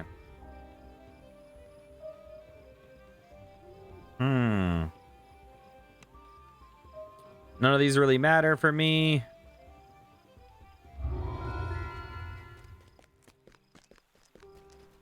Okay. Hawthorne. That's it. The needle holding Hirsim's immortality. No, do not offer it to me. I might be tempted to use it to torture the old goat for the foolish, selfish things he's done over the years. But let's not dwell on the past. Let's deal with our present problem instead. What's next? You need to confront Hirsim with the needle. And if I know one thing about Hirsim, it's that he can't stand a confrontation. If he isn't able to pay the beloved charmer, to play the beloved charmer and the center of attention, he will simply run away. In this case, back to his fortress, the Duskfall Overlook. It's not an easy place to get into. If anyone can think of a way into Hirsim's hideaway, it's Maddox Silverlight. Perhaps he can come up with an idea. I'll ask Maddox about gaining entry. I like how they always put them like in a clockwise pattern. As I said, the Archfey do repay their debts. That doesn't mean they won't make you sweat first. So the Prince of Frost made you do his dirty work. At least now you have a way into Hirsim's hideout. Lord Arden is pleased with what you've done. Here, take this. I certainly earned it.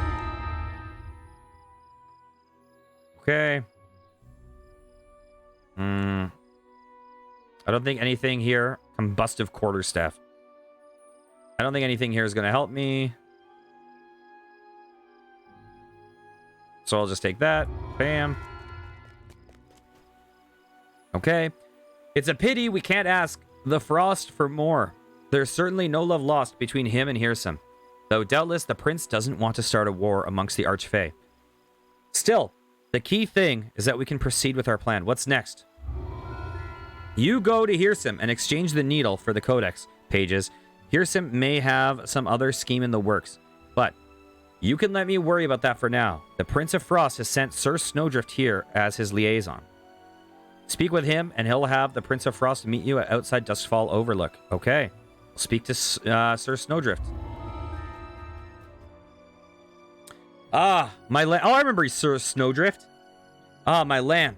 You're back from your little conclave with the Prince of Satyrs.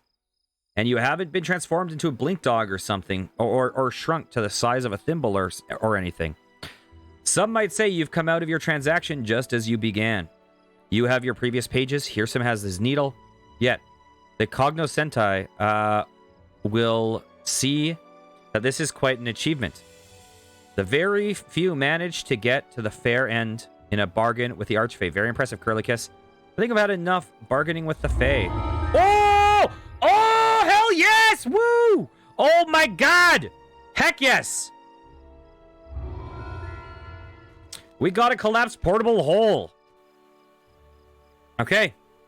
And now, we have an ending for this tale. You have your codex pages, Hirsum has his needle back, and things in the Windwood return to their ordinary condition of charming confusion. There are still some loose threads with this tale. Who was that mysterious stranger I saw? Who indeed? It seems you have made an enemy of this stranger, whoever it may be. Yet, that will be a story for another time, another place. You must forgive me, Curlicus. My roots grow here in the Windwood, and they are deep. I wish you well with your tale of other planes, but it will not be mine. May the luck of the Fae go with you. Okay, let's lock this class portable hole right now, so I don't accidentally fucking sell it at a vendor for like 300. Okay. Have I turned in every quest? I think I have. Okay, we have a couple things to do here. Is there a mailbox in here? It looks like there is. No. Where is this? Oh, there it is. Okay, it just looks different. Okay. Auction sold. I'll take it. Auction sold. I'll take it. Hero, your stories are impressive enough to have even some of the Archfey speak briefly of them. As much of a reward as that is by itself, we also have another reward to offer. Please come see me in Windwood Hall. Yes. Delete. Okay, let's get our 2 ranks. Where's the star? It's over here. Some few stories are being told of your activities during parties, Curlicus. Not everyone has heard of you yet, but your deeds are slowly spreading through the Summer Court. Continue on your path, and you shall gain our more of our favor yet. You shall be granted Summer Court save bonus feat. Okay, I'll continue to make my story grow. What is this feat?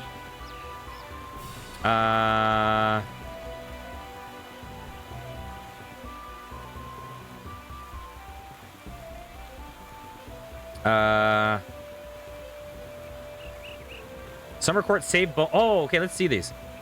+2 saves versus Fey creatures. +2 to hide and perform. +2 to concentration and spot. +5 HP. Okay, that's cool. Let's talk again. Your name has become the hottest topic around the court these days, Curlicus. Don't stop now. If you keep it up, every prominent Eladrin in the entire court will know who you are. As proof of your deeds, you will be granted the Summer Court hit point bonus feat. I'll continue to make my story grow. Bam, 5 more HP. Not a day goes by where a new story is being spun with you as its hero. Curlicus, one of the court's illusionists have extended a reward to you in the form of teaching you how to become a Feydark illusionist.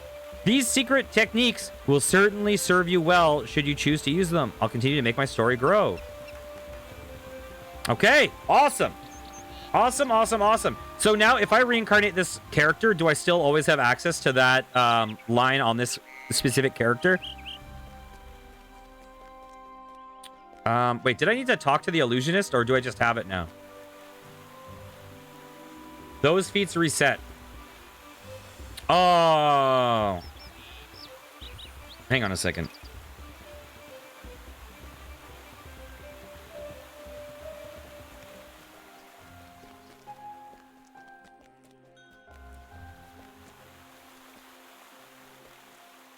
That's pretty cool, though. Oh, I have an action point remaining. Huh. What do we want to invest in here? Let's see. Let's see.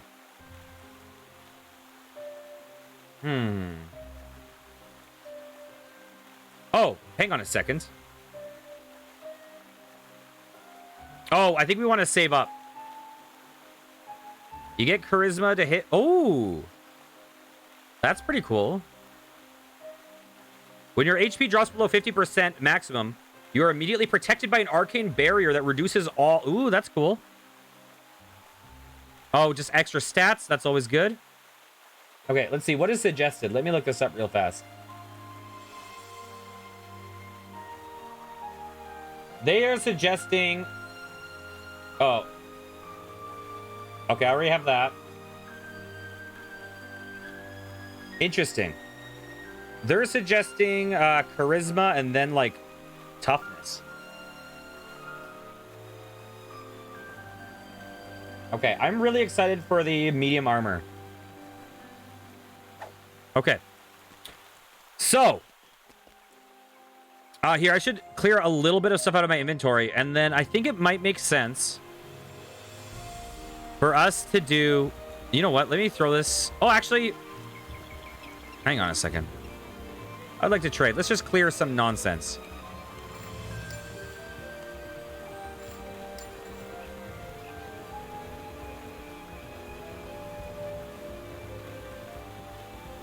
Let's just get rid of a few nonsense things.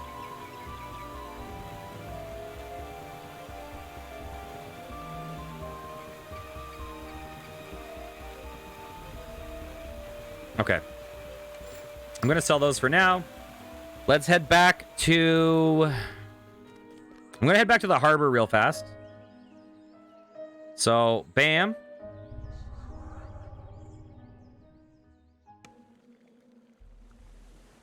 Okay. Let's talk to... What's his face?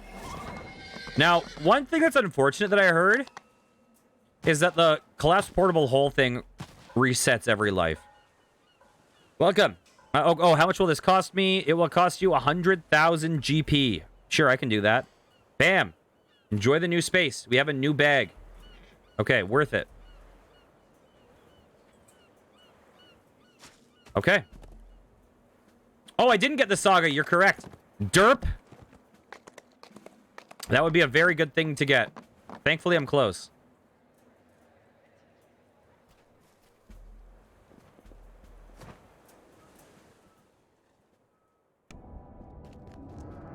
Okay, Winwood.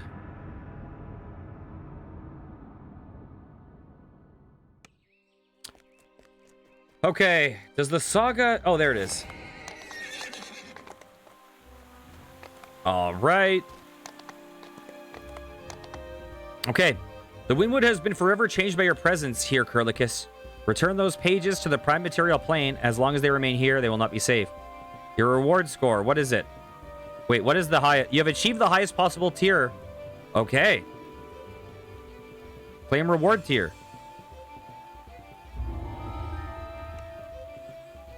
What is this? It's a cosmetic. Okay, I'm gonna get guild renown. Bam. Wait. What?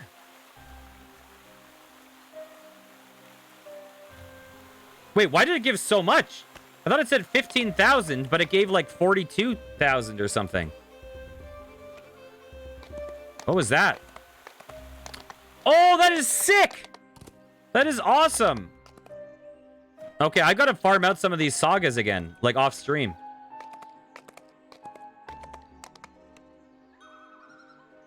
That is awesome.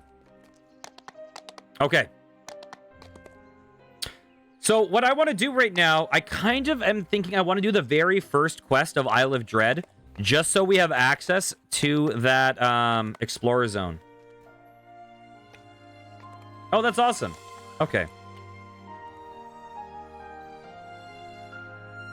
Yeah, like, I feel like helping my guild is the best thing I can do right now. Like, this guild is growing so slowly. I feel like just doing sagas will pump us up a lot. Okay. Where's the teleport dude? Over here? Can you bring us back to the hut? Okay, you know what? I'm just going to teleport back.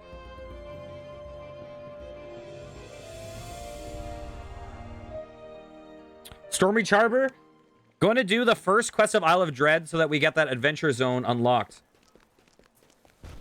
Bam. Oh, I should get my guild buffs real fast just because it's about to run out.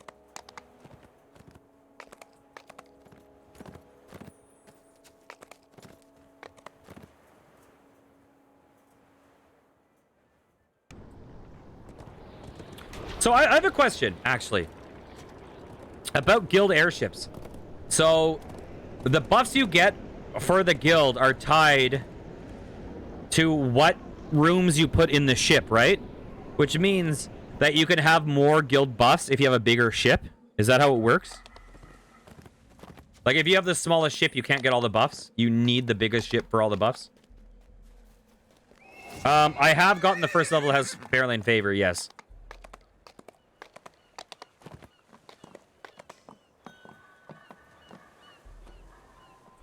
Okay. Okay. And the biggest one is Astral Shards only, right? It's like $200, right? $200 of Astral Shards. $200 USD of Astral Shards.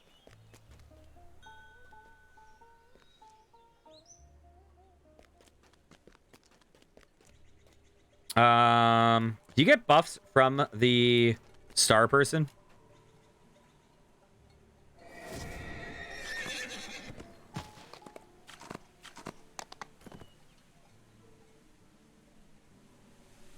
Oh, who do we get buffs from again? Where do you get the House P buffs from? At the table.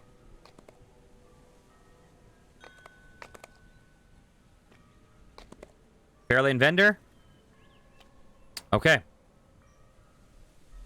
Oh, I see how it works. I see. I don't think I'm really... Oh, these are actually kind of cool. They're pretty cheap, actually.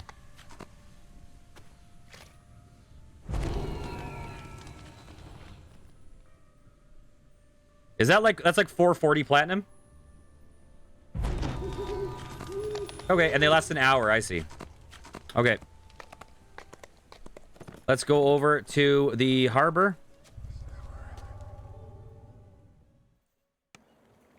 Bam.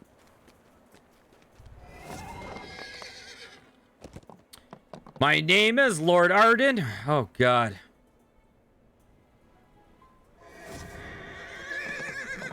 Okay. Isle of Dread.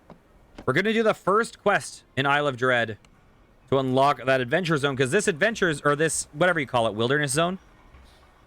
Oh my God, the cogs requires 15,000? What the fuck?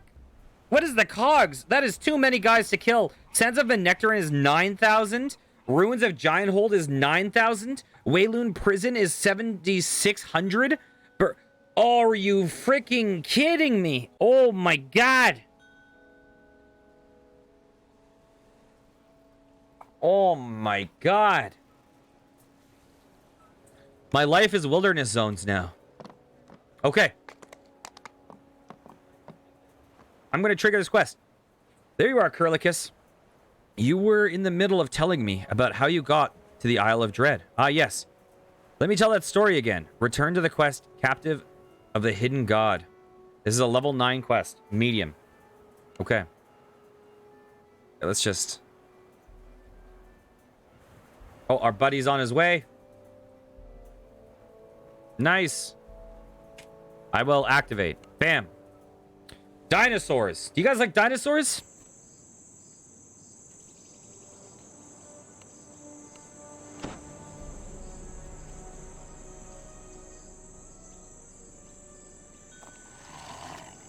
Okay. Foxpaw stands on the black sand beach, surrounded by wreckage. He doesn't seem to know where he is, or how he got there. There we go.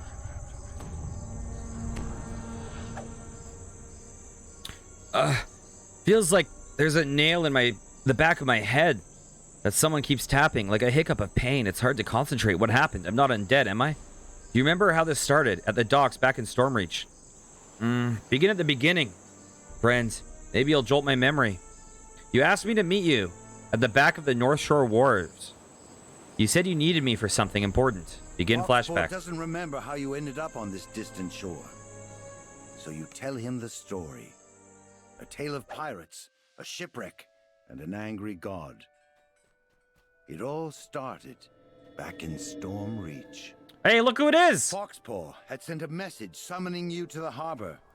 Before you could find him, you were accosted by a mysterious stranger.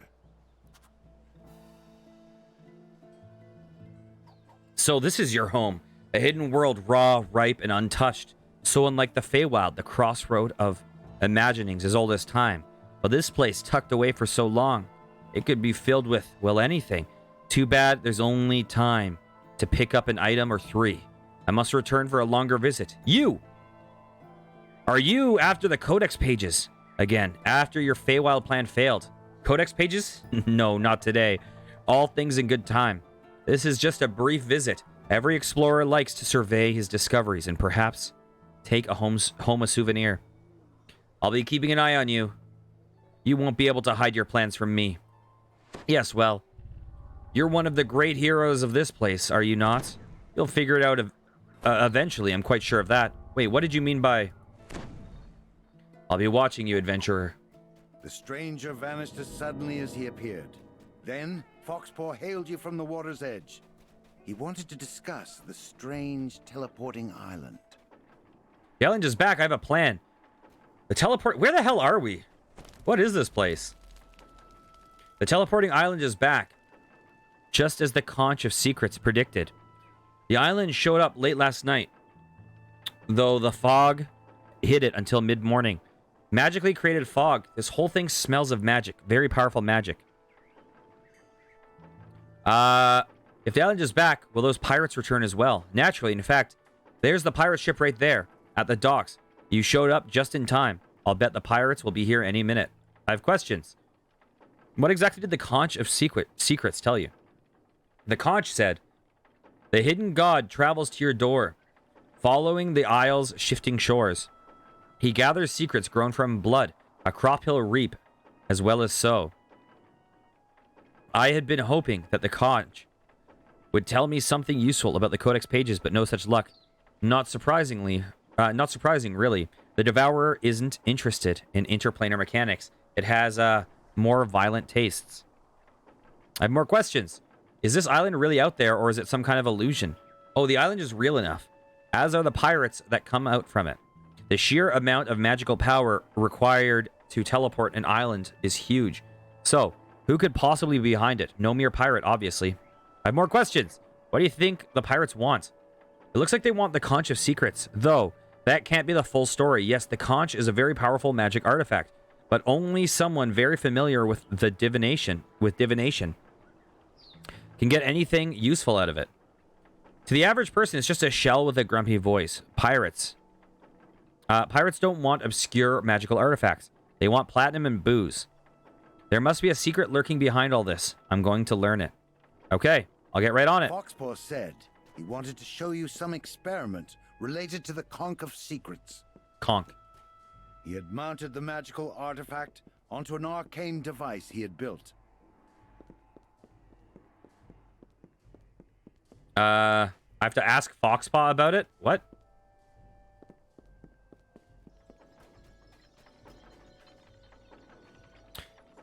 When the Conch predicted the island's return, I immediately started to work on my latest device. This is it. It's got a little big, so I had to build it out here. What does this magic device do? Are you trying to destroy the Conch, or like you tried to destroy the Codex pages? No, on the contrary, this device was built to amplify the power of the Conch's magical signature. If the conch was a flickering flame of... sure thing.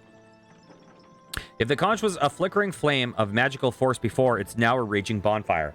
Anyone with any magical skill would be able to find it. Why, you'd be able to detect it from another plane. But hasn't amplifying the signature just made it easier for the pirates to find the conch and us? Exactly. I've been trying to uncover the conch's secrets for weeks and getting nowhere. But those pirates, well, they tried to steal the conch once before, didn't they? So, they must have had a reason. Meaning, they must know something about it. Therefore, to learn the conch's secrets, I'm summoning the people who know something about it. Simple, really? Except the part where the pirates keep attacking us. Let's hope your thirst for secrets doesn't get us killed. Yeah, well, I'm sure you can take care of a few puny pirates. Then we'll question them and learn the conch's secrets. We'll see what happens. Stay on guard. Foxpaw had amplified the artifact's magical signature, creating bait to draw the pirates to you. Was this a bold strategy or reckless insanity? You were about to find out. A pirate made her way up from the docks. Aye, we're back. And this time you won't escape. Surrender now, and my shipmates won't have to break any of your bones. You there, hand over the conch and come to me. Or we can get into it. Which will it be? Why do you want the conch of secrets? Can you tell us more about it? Ha! I don't know anything about this conch, but I do know my master wants it. And what my master wants, he gets. You don't say no to a god. Hand this thing over now and come with me, and maybe you'll get lucky. Maybe you'll never meet him. I don't see your god here. If you want the conch, you'll have to go through me. By your answer, the leader of the shore party gave a signal. The pirate leader fell. But even as she lay dying, she did not concede defeat. Welcome back. Come to us. Come and claim your prizes. Then the mysterious stranger shimmered into view again. The pirates instantly fell to their knees, and a strange feeling washed over you. You dare ask me to fix your bungling? You dare invoke the What in the fuck? Nah. The mysterious stranger transformed, taking on a new and terrifying shape. Yet for some reason, you found yourself unable to attack. Gatekeeper. Pick that up. Don't you lie to me, In a game. trance, Foxpaw obediently retrieved the conch of secrets. But Gran, you will be punished for your failure. But for now, that must wait. Let us finish the business at hand. Drow, give the artifact to this half-orc thrall. Take these fools to the ship, then prepare to set sail back to the island. Quickly, worms! This world's defenses are yet untested. I will personally deal with these interlopers and examine... Oh no! They got me! You know this means dinosaurs.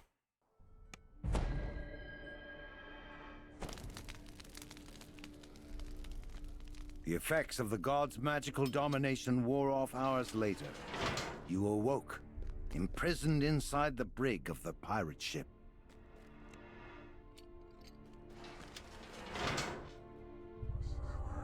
All right, let's see. Bam! Nice!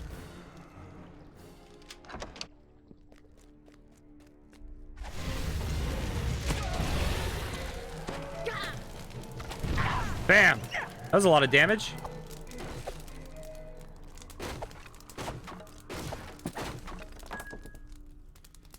His name is Lord Arden. God damn it.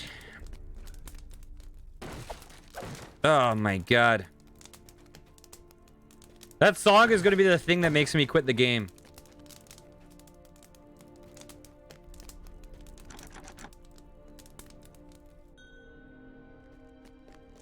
Okay, is there a path through this other door? Or was that just the shrine?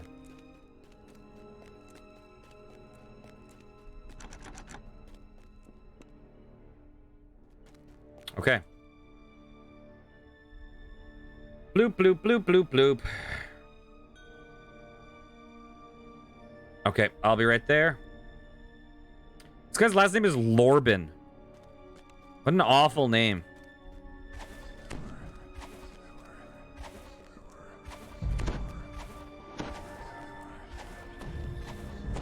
There's also stuff upstairs. Okay. Was this the one that you unlocked?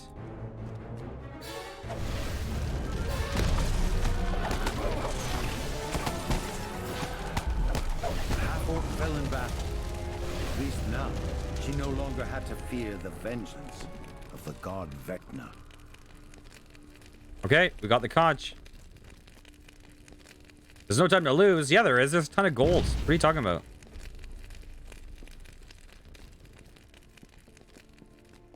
Oh.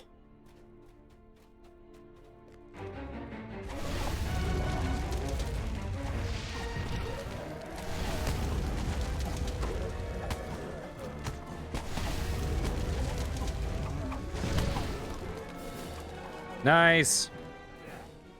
Oh, hey, what's up? Emissary, your Lord Vecna directs the Hidden Hand to offer all and any necessary aid to the pirates from the Isle of Dread. Help them obtain the Conch of Secrets. What? Oh, we're good. Anyways, your Lord Vecna directs the Hidden Hand to offer all and any necessary aid to the pirates from the Isle of Dread. Help them obtain the Conch of Secrets and capture those troublesome adventurers. Then we can return our attention to the planar eyes. Okay, I'll be right back. I have a fire alarm going off. See you in a second. Oh. Never mind. It's been resolved.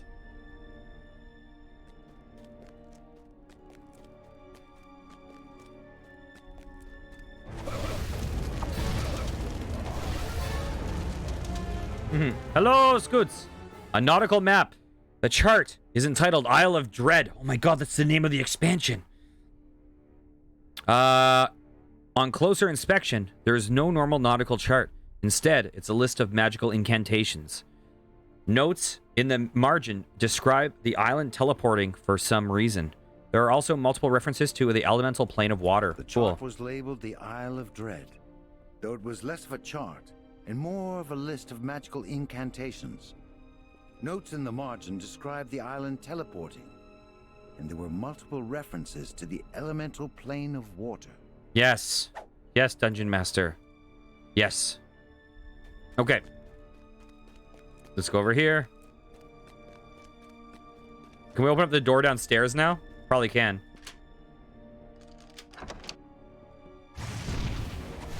Oh, you're immune. But now you're dead.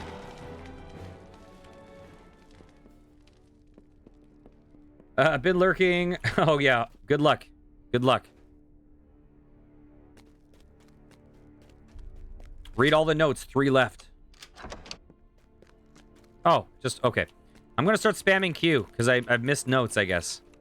Unless there's more notes above.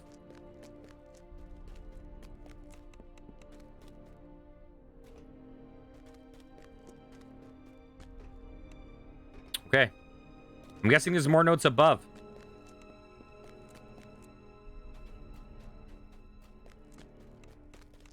We read that. We read that. Okay.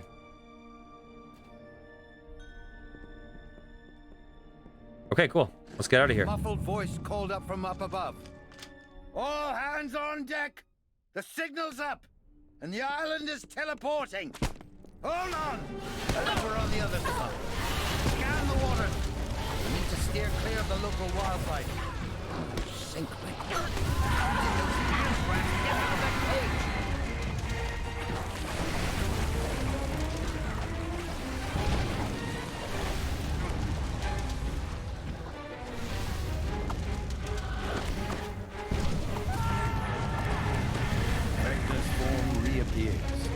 Towering over you.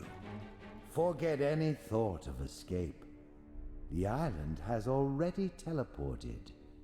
And this ship along with it. Okay. Know this. You are trapped on this plane by my will. I control the only way off of the Isle of Dread. I will attend to you in due time. For now, make your way on the Isle of Dread. If you can. The crewless ship was now adrift. There was a sudden thud, then a rending crack. A gigantic creature reared out of the depths, shattering the wooden ship.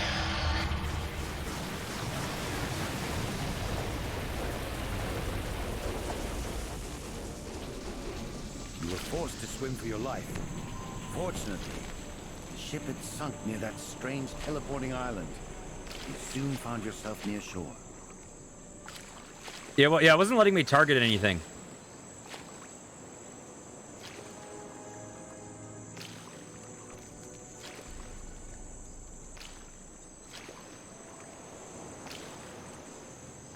Unless I can go back on the ship.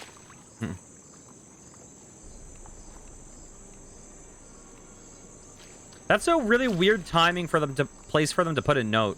Doesn't really make a lot of sense.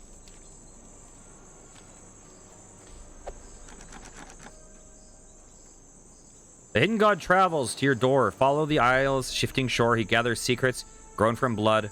Okay.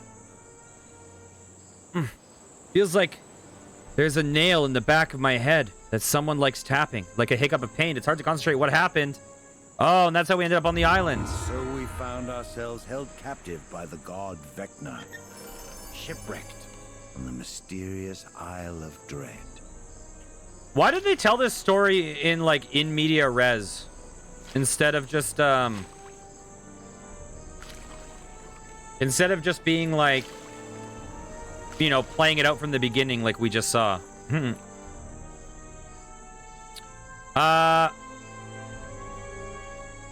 Ooh, wait, hang on. What are the shoes I have right now? I got one in my inventory from the Feywilds. Okay, let's see.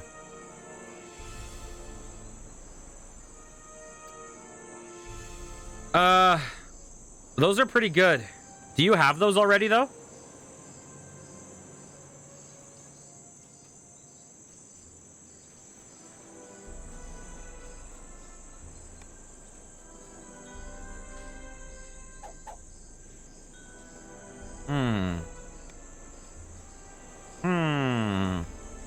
Ooh, those are really nice. Okay. Oh, Toba has a feather falling. Nice. I'm... Oh, you know what? You can take those. You can take those. I will... Okay, I will take those. Thank you very much. They are better than the Fey ones. Let's see.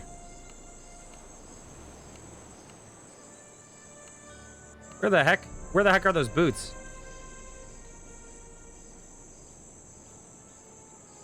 Oh, wait, did I equip them? Oh, shoot, I didn't mean to equip them. Oh, I need to lock them, though. Bloop.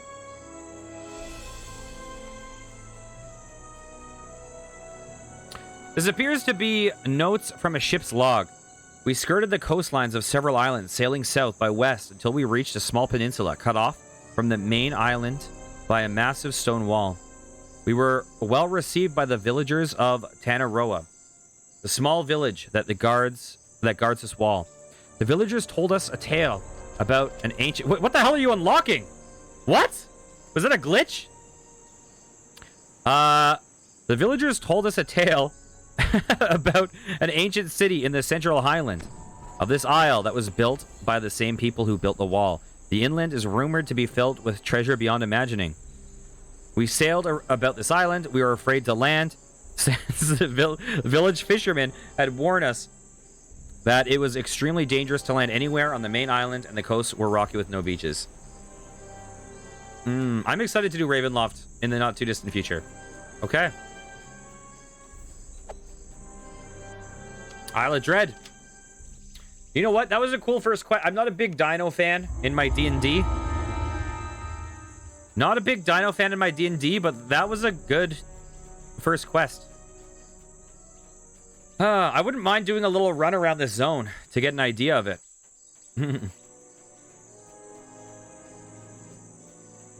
Oh, there's a village.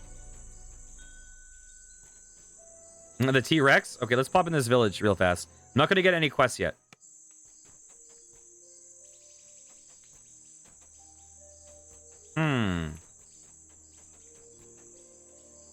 It's a little bit laggier in here, but this is nice. Here, I forgot I can get on my horse now. I'm guessing there's no... Yeah, there's no explorer things here. This is a pretty freaking big zone from the looks of it.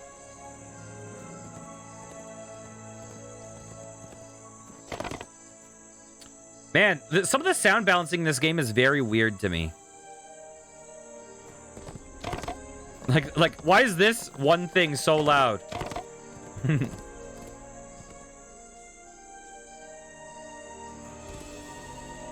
Oh, no. Oh, no. There we go.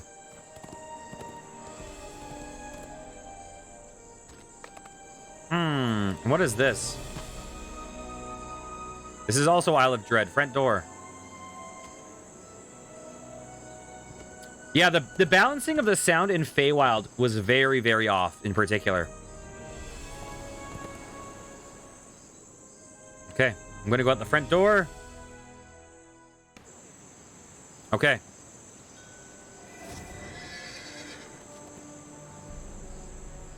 Where is my summon? Do they still exist? Yes, they do. Okay, so we have to look. Ooh, there's a griffin.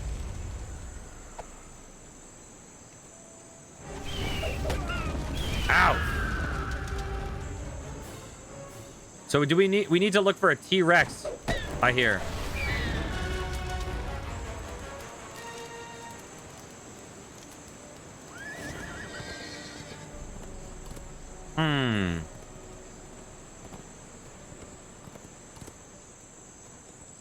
Food, glorious food.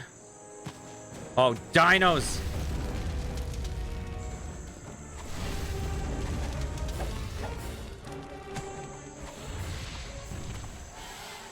Nice.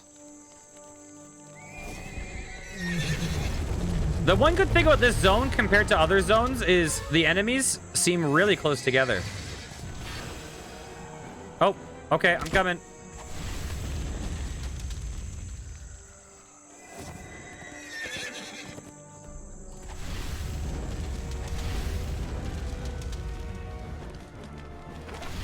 Scroll was filtered? Weird. Wait, where? Over here. Okay. This summons the guy? Does this summon T-Rex?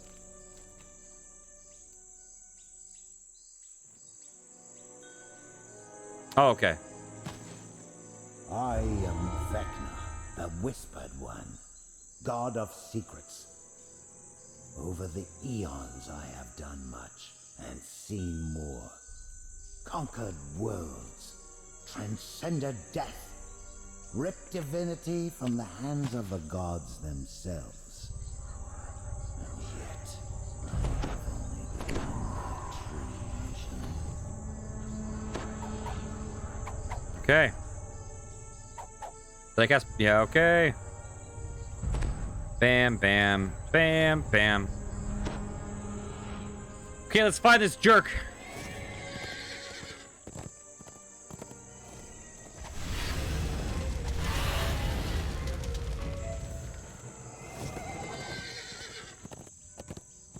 There are lots of enemies, which at least will make it easier. Oh, there we go.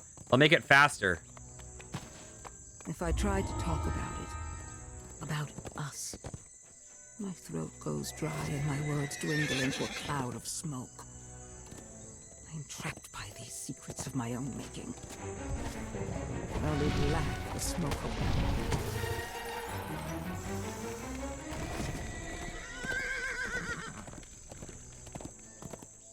I feel like I'm playing Ark Survival Evolved. Oh my god. Hey, what's up, guys?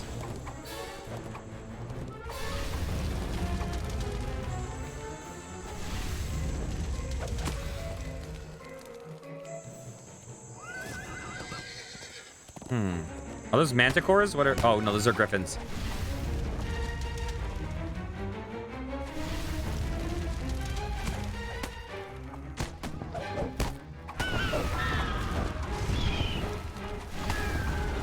Bam. Ow.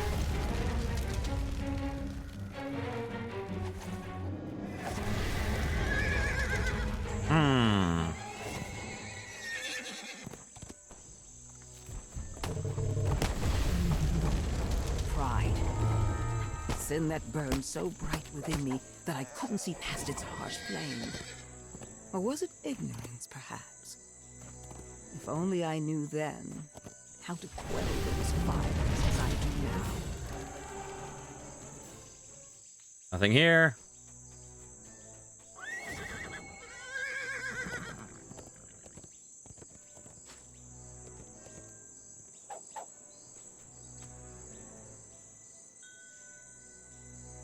Northwest? Okay.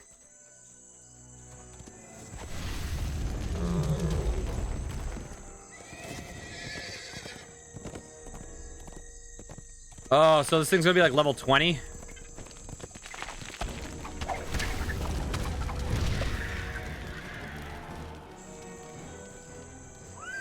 You wish? Oh god, it's level like 32?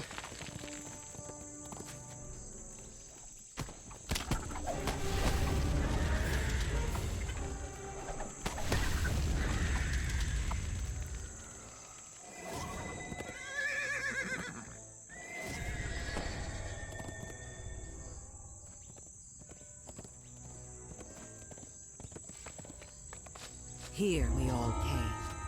The Isle of Dread. So far from our original home. Each of us fatigued, yet hopeful. After so long, I finally got the power I so craved. But if I had... There it is again. My words dying on my tongue. All right.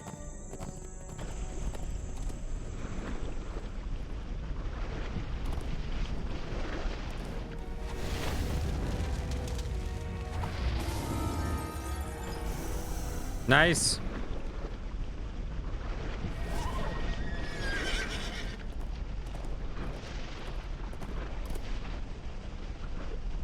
This place is pretty cool. I'm enjoying this more than I expected so far.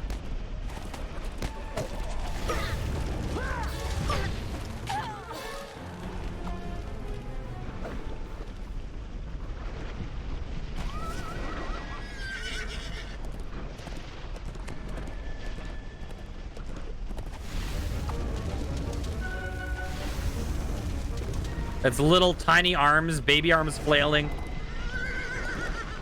Where are their feathers, though?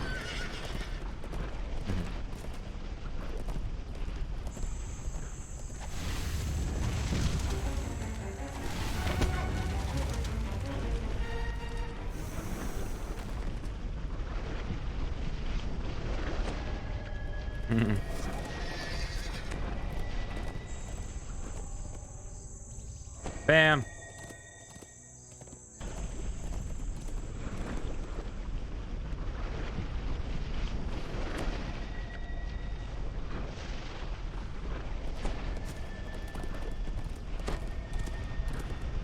Oh, little baby dinos. Okay.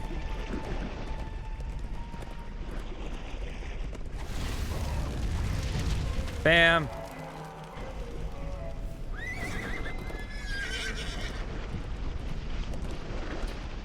We got Ghoul Hunter. Nice. That sounds like a game that Cinnabunny would play.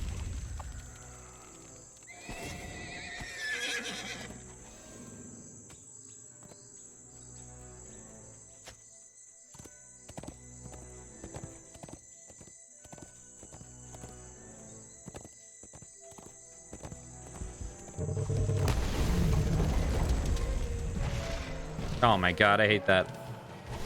There we go.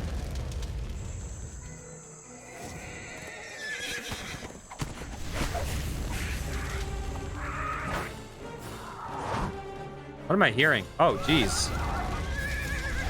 Bullywugs? After falling into that trap of my own making, I burned down an entire forest near the fire mouth. I breathed my hottest flames and watched the sky glow green. I am certain my wrath was spilled throughout the Isle. Yet when the last spark died, I felt only shame. Okay.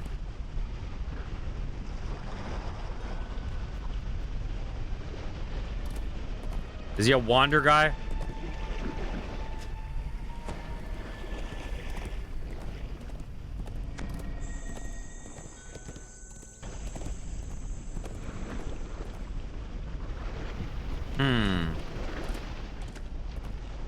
This feels like a huge zone.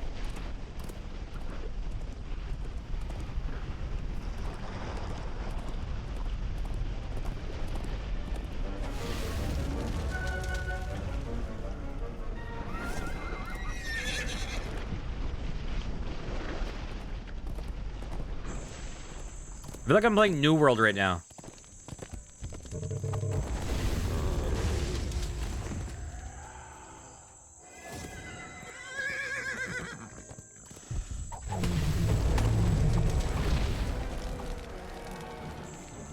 Oh, have we read this one? After falling into that trap of my own making, I burned down an entire forest near the fire mouth. I breathed my hottest flames and watched the sky glow green. I am certain my wrath was felt throughout the Isle. Yet when the last spark died, I felt only shame.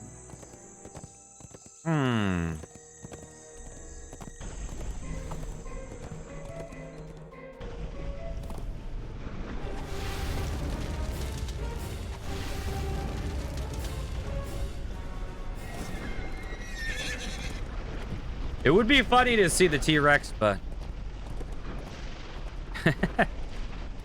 I'll watch you take him on, and then I'll run away. Hey, Emily, how's it going? Oh, well.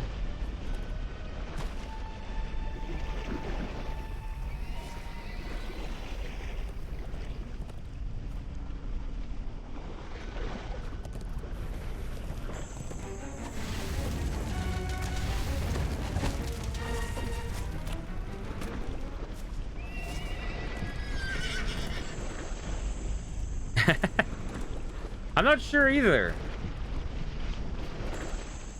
But I hope you're doing okay today.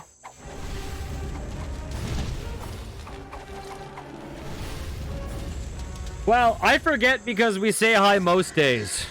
So it's hard to remember if it was today or yesterday.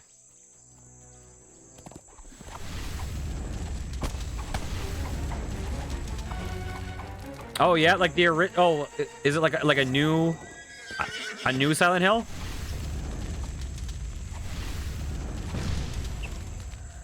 Or one of the classics?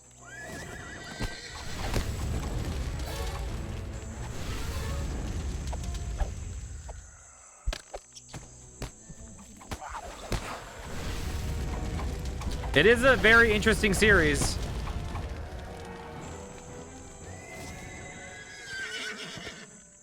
Yeah, they are. Those little dinos are annoying. Jump through my attacks.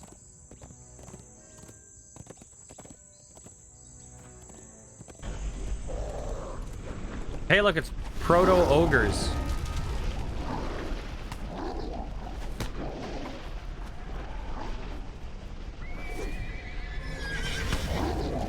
Oh, hey there.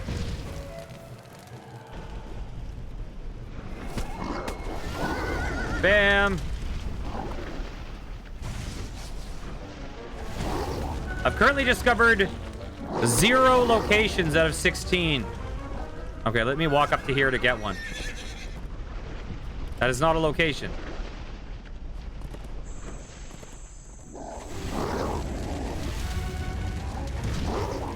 You know the Resident Evil games, you feel like it's either Resident Evil or Silent Hill?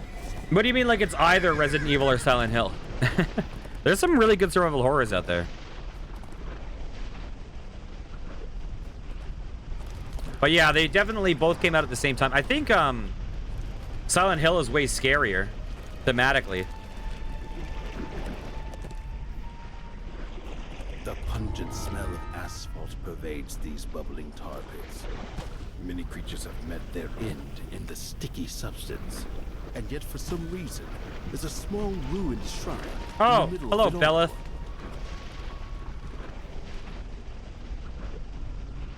Where are you, Belith?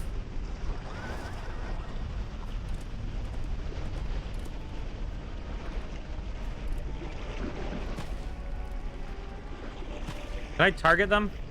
Can I res them?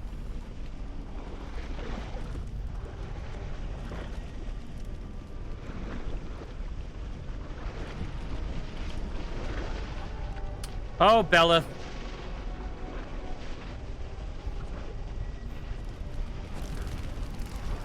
There we go.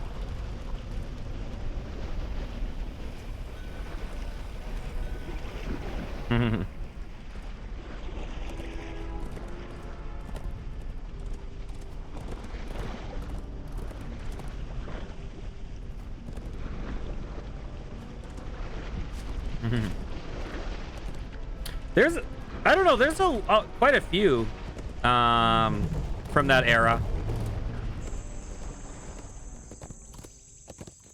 Those were definitely the big PlayStation ones. Although there's also Parasite Eve, but Parasite Eve is a weird thing.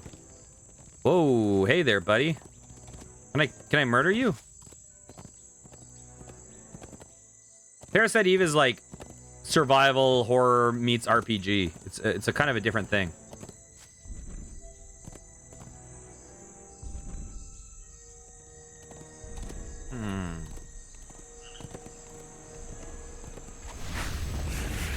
Bam.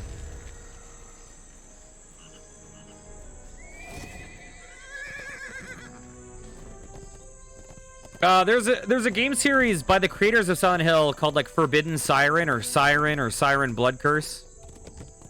Those games are horrifying. Absolutely terrifying. In my opinion, way scarier than the other survival horrors of the era. Oh, leg. Well, there's two names. So there were like 3 games. A lot of them were Japanese some of them were Japanese exclusive. Forbidden Siren. Siren 2 and Siren Blood Curse. Oh, nice. Yeah, those games are horrifying. They leave you very, very, very helpless. They're very... The Tabaxi have set up a campsite here. Their colorful tints billowing in nice. the breeze. The creatures don't seem to be worried about attacks from beasts or marauders. No doubt, the Isle of Dread has learned to fear the Tabaxi's claws. They are a very scary type of zombie or whatever you want to call it. The Shibito. Very horrifying. They also lean a lot more heavily into like Japanese horror than the other games.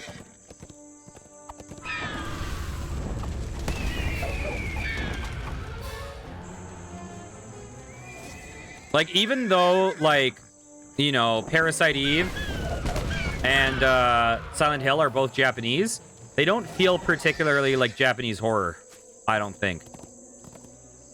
Whereas Siren Blood Curse does. Or the Siren games.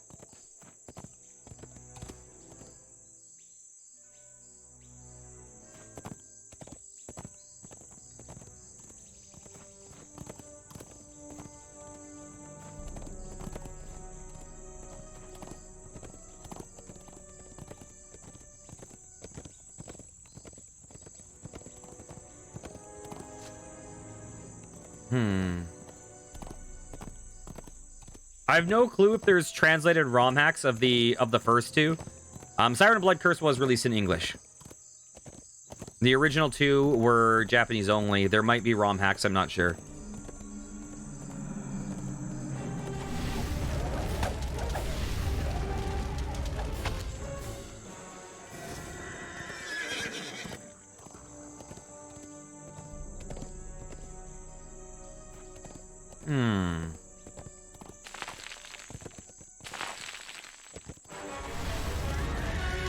Bam.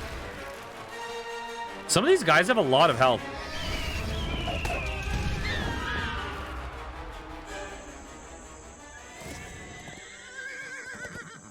For a level 7 zone? This is a level 7 zone. Some of these guys have so much health.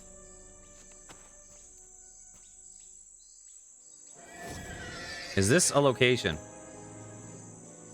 Dense webs It enshroud is. the base of this huge exotic tree.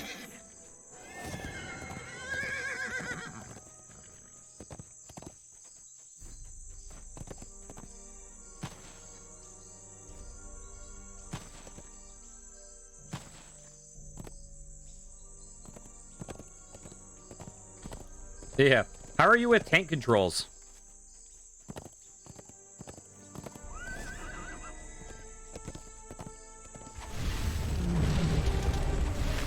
There you go.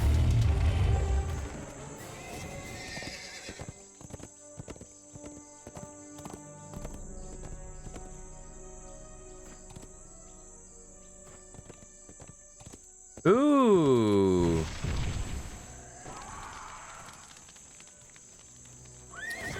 As in, like, when you press forward, the forward is relative to your character's, the way your character is facing. When you press left, it's relative to the way your character is facing. That your movement is relative to your character, not relative to the camera.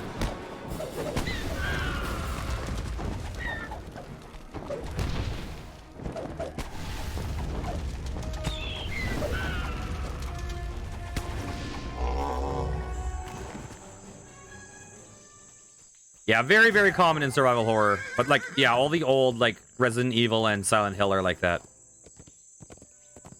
Okay.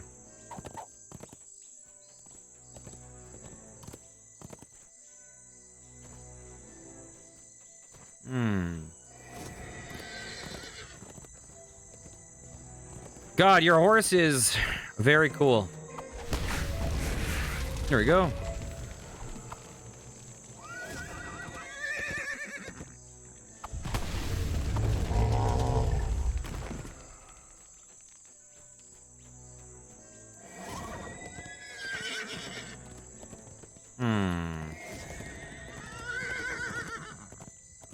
Oh, yeah, for sure.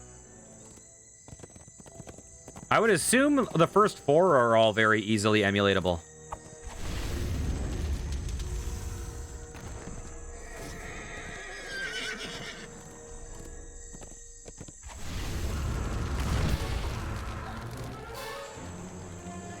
And I would assume some of the later ones, too.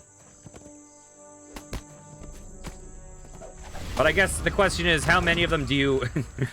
you know, the series starts to take a dive at a certain point.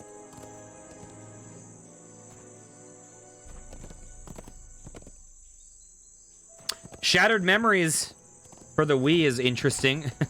Very different. Doesn't feel super Silent Hill. But it has some interesting ideas. Yeah.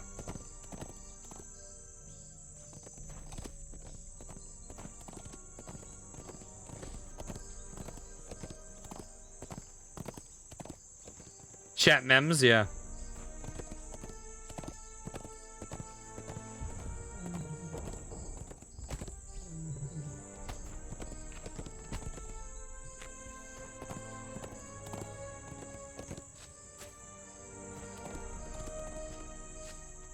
What the heck is...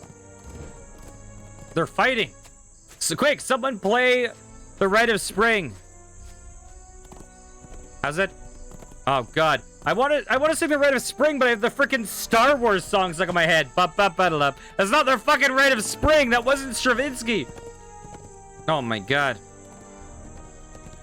Go.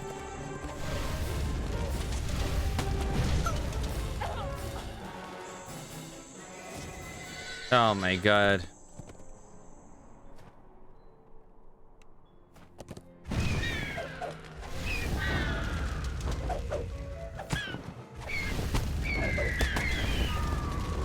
I'm telling you, there is a part of it that is kind of similar. It's like bonka, gonka, gonka, gonka, something like that. It's a it's actually a little bit similar to it, okay? I'm not crazy. I would play it, but I'm sure I would get like a copyright strike from the Chicago. Oh my god. Philharmonic. Rite of Spring. I don't know what movement it's called. Dinosaur. Rite of Spring. Oh, this is Fantasia. I'm gonna get that Disney copyright. I don't want that. Okay, come on. Oh, where is it? Where is it? Where is it? Come on. We're close. We're close. We're close. We're close. Come on. We're close. Battle up. You hear it? Battle up. There we go.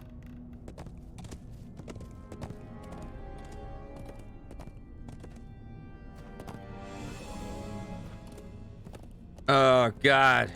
And when the dinosaurs are fighting, it's even more. I'm sorry, it was a 40-minute video. I couldn't find the right part to really demonstrate. I also am trying to avoid getting copyright claimed as much as I can. I set about collecting some of the remains of this codex, attempting to disguise this by employing a dim-witted denizen of the Ooh. as my proxy. Look at Warble. To my surprise, I was thwarted in my attempt, not by another god, but by inhabitants of this strange new world of Eberron. Thwarted by mortals. This was the most intriguing thing of all. Ah! There we go. You have a fine view of the surrounding landscapes from up here. A massive dormant volcano rises. The sound balance on this freaking like that's where the Kopru are said wood to have plank. their Oh. headquarters. Okay. Let's go flying. Bump up, battle up, bump up, bump.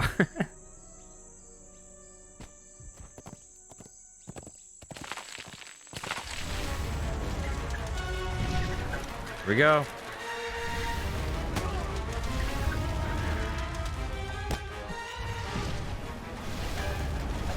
When the Rite of Spring came out, it caused riots.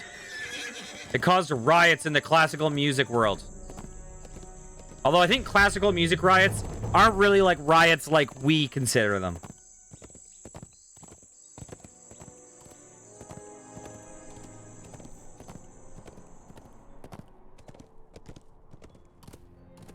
Bump, bump, bump, hello.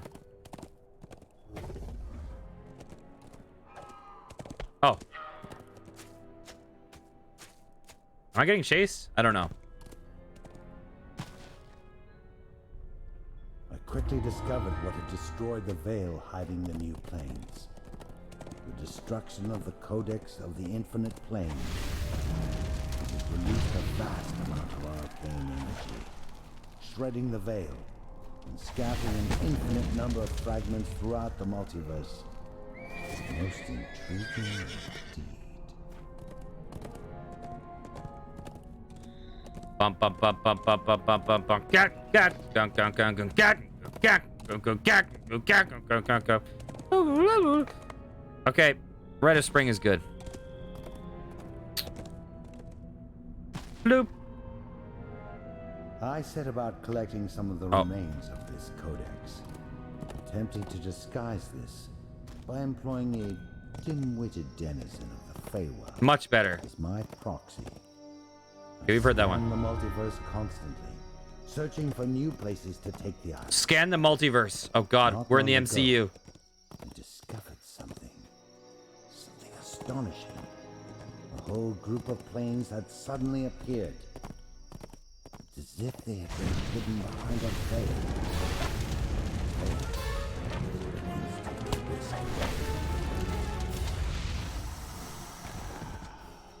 Okay.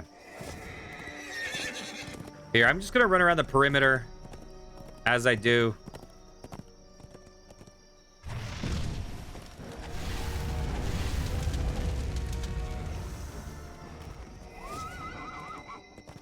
Oh, there's people. There's dirty necromancers.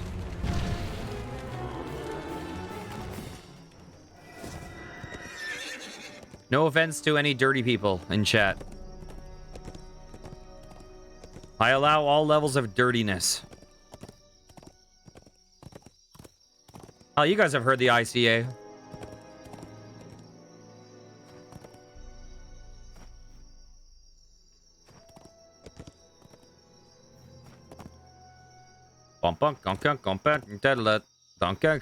I like how I have a bastardized version of Rite of Spring that isn't even remotely accurate stuck in my head. I just have a song that doesn't exist stuck in my head.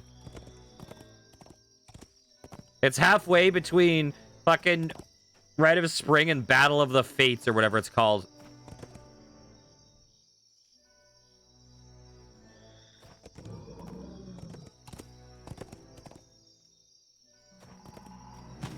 Oh, hey guys. Duel of the Fates. Do you remember what I was doing? I'm getting this in both fucking stream chat and fucking party chat. Warble and Guacamole. What is wrong with... What are you guys trying to do to me? Bunka, bunka, bunka. My name is Lord Arden. I am in a garden. Bump up, bump up.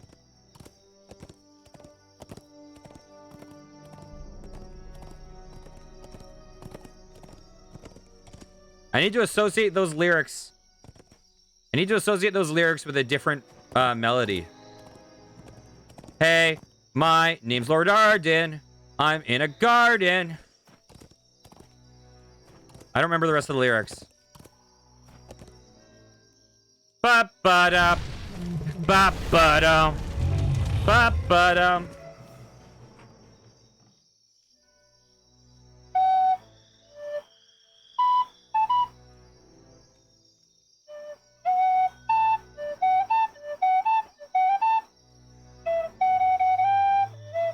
Okay. Whatever. Bum, bum, bum, bum. I live in the sun all day. Oh my god. Oh god.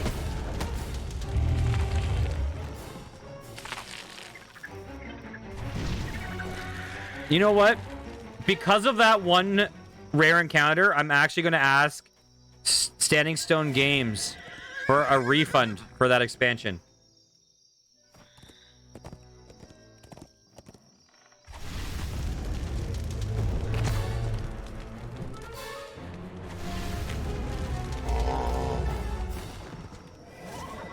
Like, guys, the game is good, but you have objectively made my life worse with this expansion. You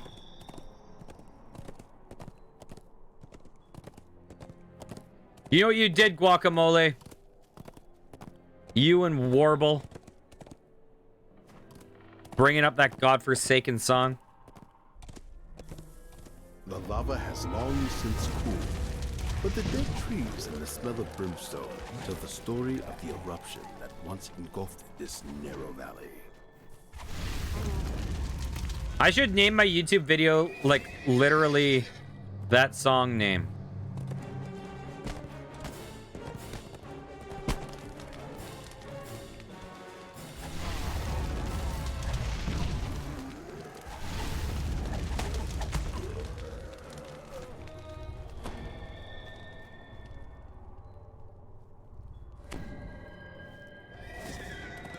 Okay.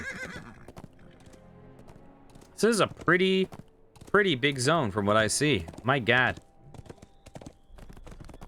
Hey, I just met you, and this is crazy.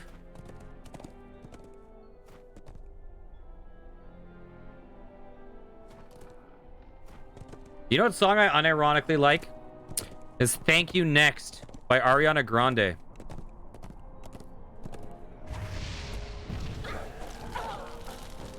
It's too good.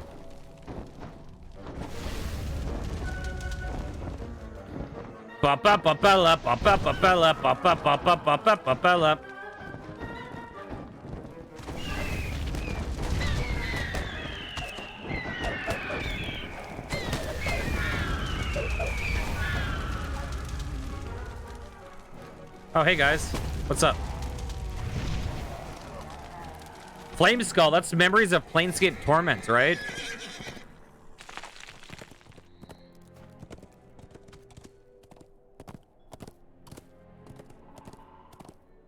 Did you ever know that you're my hero? You're everything I would like to be.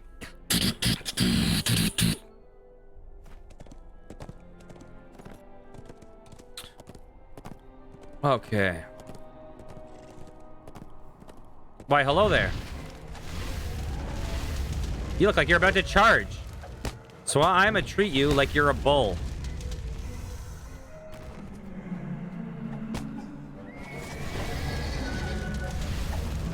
Okay, you know what I would love right now, game? Is just a little shrine chilling out somewhere.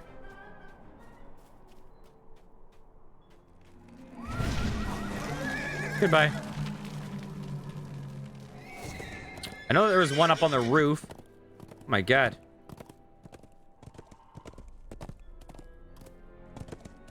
What's Belith doing over there?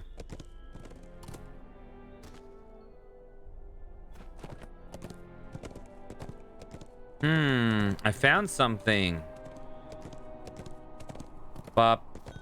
Oh, why hello there. And now you are wondering, why tell you all this? Why would a god of secrets reveal his own? The answer, of course, is because I want you to know who I am. Oh, snap. I want you to understand what has become of you. The reveal. I want you to see that you are mine. Okay, the shrine is right there.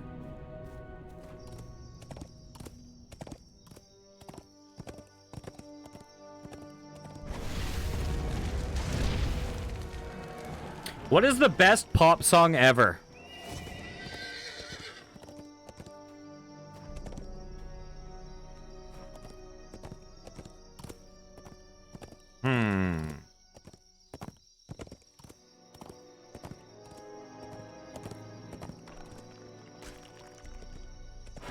Bam.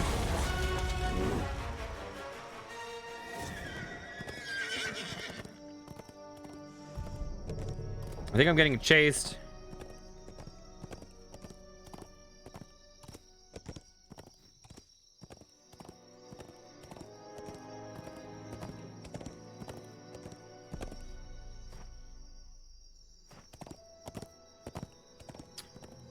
You know what? Not a bad song.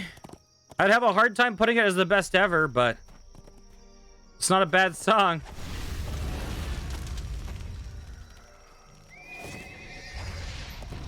I like that the meme version. That's all pitch shifted.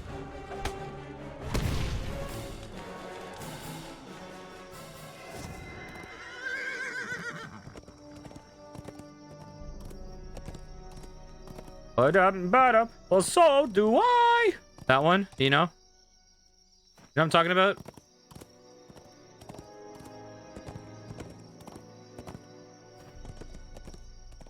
I always mix up Never Gonna Give You Up and Take On Me.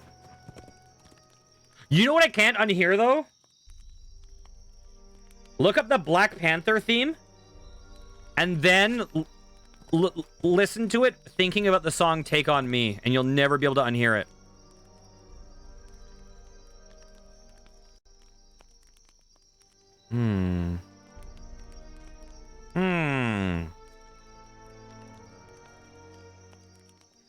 Bop bop bop bop bop bop bucket up bop bop bop bop bop bop T'Challa. Okay. Okay.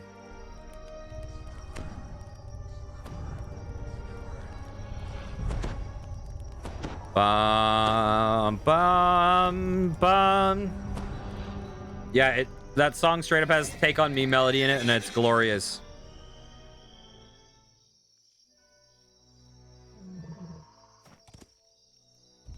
I think it's to subconsciously appeal to our emotions, you know? No one can hate that song. Okay, we all know the best Christmas song ever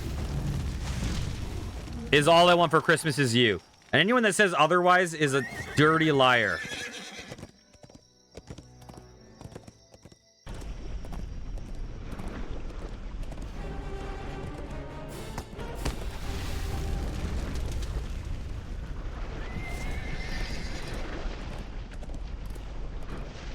I'm hearing very dramatic stuff.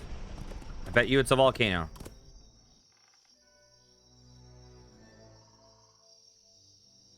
Let's just glide down this hill like we're in a wingsuit. A very slow wingsuit.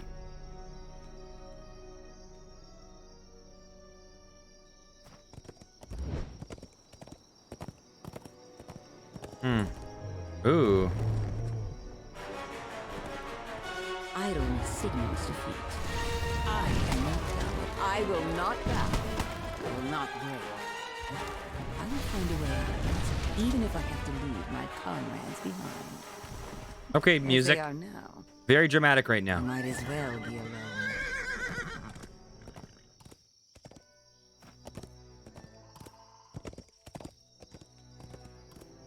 You're surprised to see a pixie encampment here in the Ooh. Isle of Dread's primordial forest. You can't help but wonder how these Fae made their way here. Is the best Jackson song? Bum. Ba-da-ba-da-dum. Bum bum ba-da-ba-da. Bum bum bum bum bum bum. Well, that instantly, like, that by itself is so freaking catchy. Boop. Late. What? You did. I was gonna later loser you guys, and none of you took damage. What is this? What is this filth?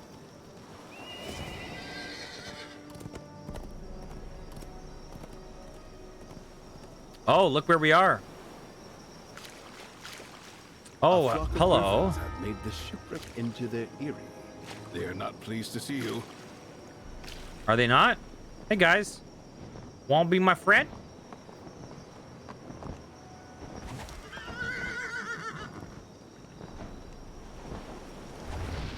Boop! Ha ha ha ha! Ha ha ha ha ha ha! Nice. I think griffins are like my family crest or some shit.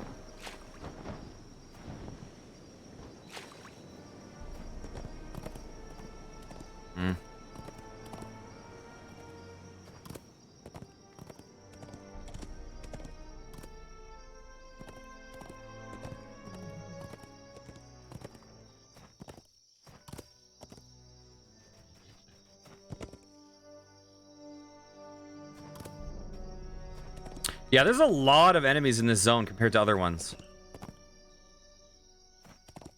The only issue is that some of them are proportionately, like, a very high hit pointed. That's the only downside that I see. But besides that, it should be a quicker zone to get Slayer kills in.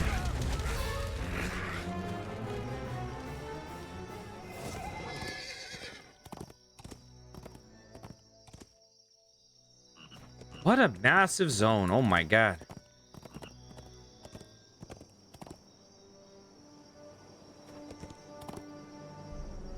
Ooh, what's down here? Anything?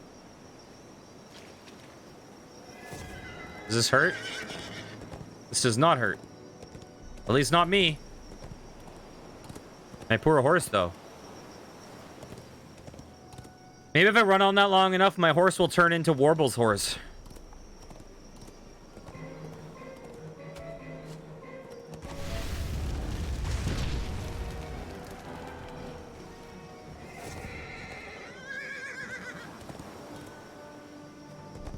Exactly.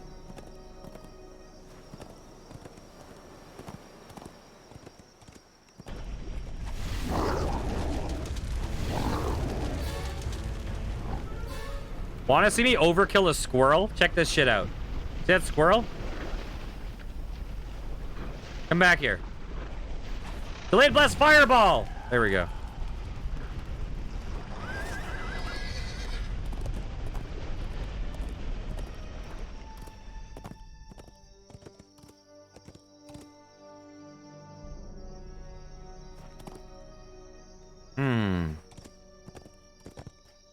What the hell am I this looks so weird.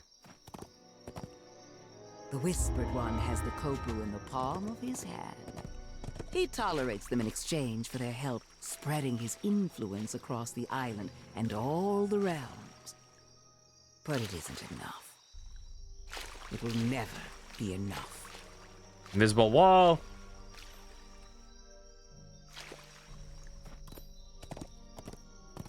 Ooh. Oh, I thought it was a rare. God dang it. Okay. Goodbye. Want to see me overkill a frog?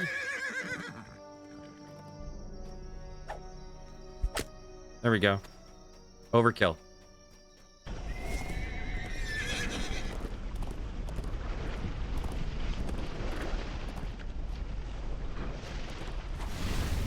Goodbye.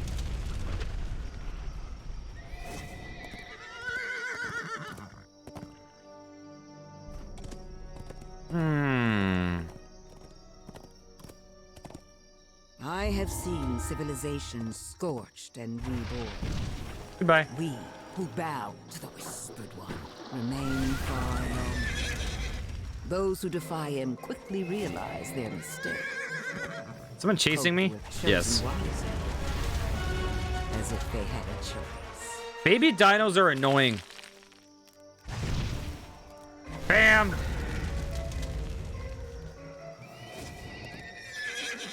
Oh my god, I found the conch of something.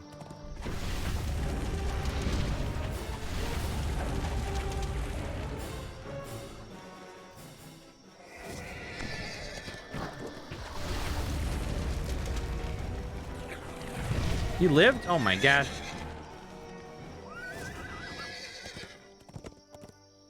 Okay. Bam.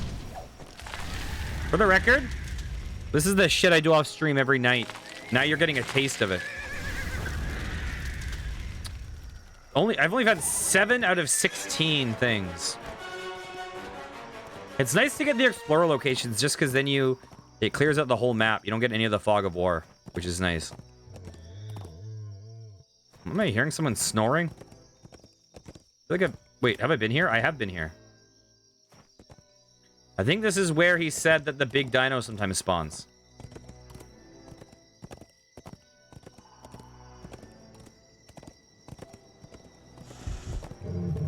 Oh, hey, guys.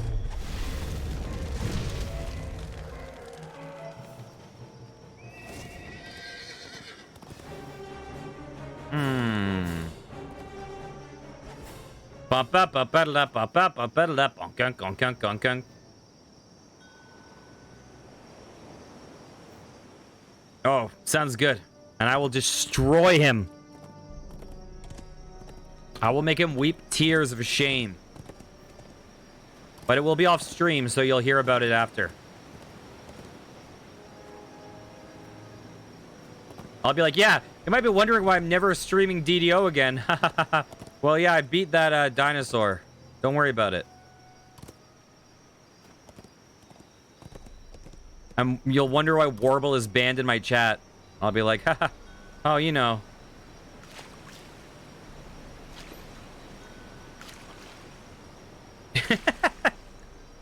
You think? Okay, fine. I'll recall.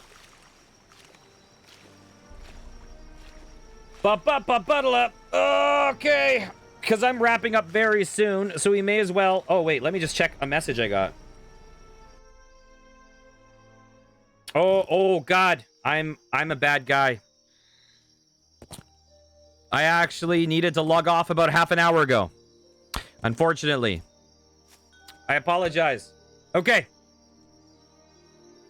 No epic climax. Big shout out to Warblewind. Thank you for joining me. Thanks a lot. I hope you guys have a wonderful rest of your day. I'm going to do about like a couple more days of streaming DDO, and then I have to take a few days off for work. But then I will be back again. So I think I should be able to stream until Tuesday or Wednesday. And then I have to take... I'll be off until Sunday. I'll be back on Sunday. So anyways, see you guys tomorrow. Take care. Have a great evening. Mwah.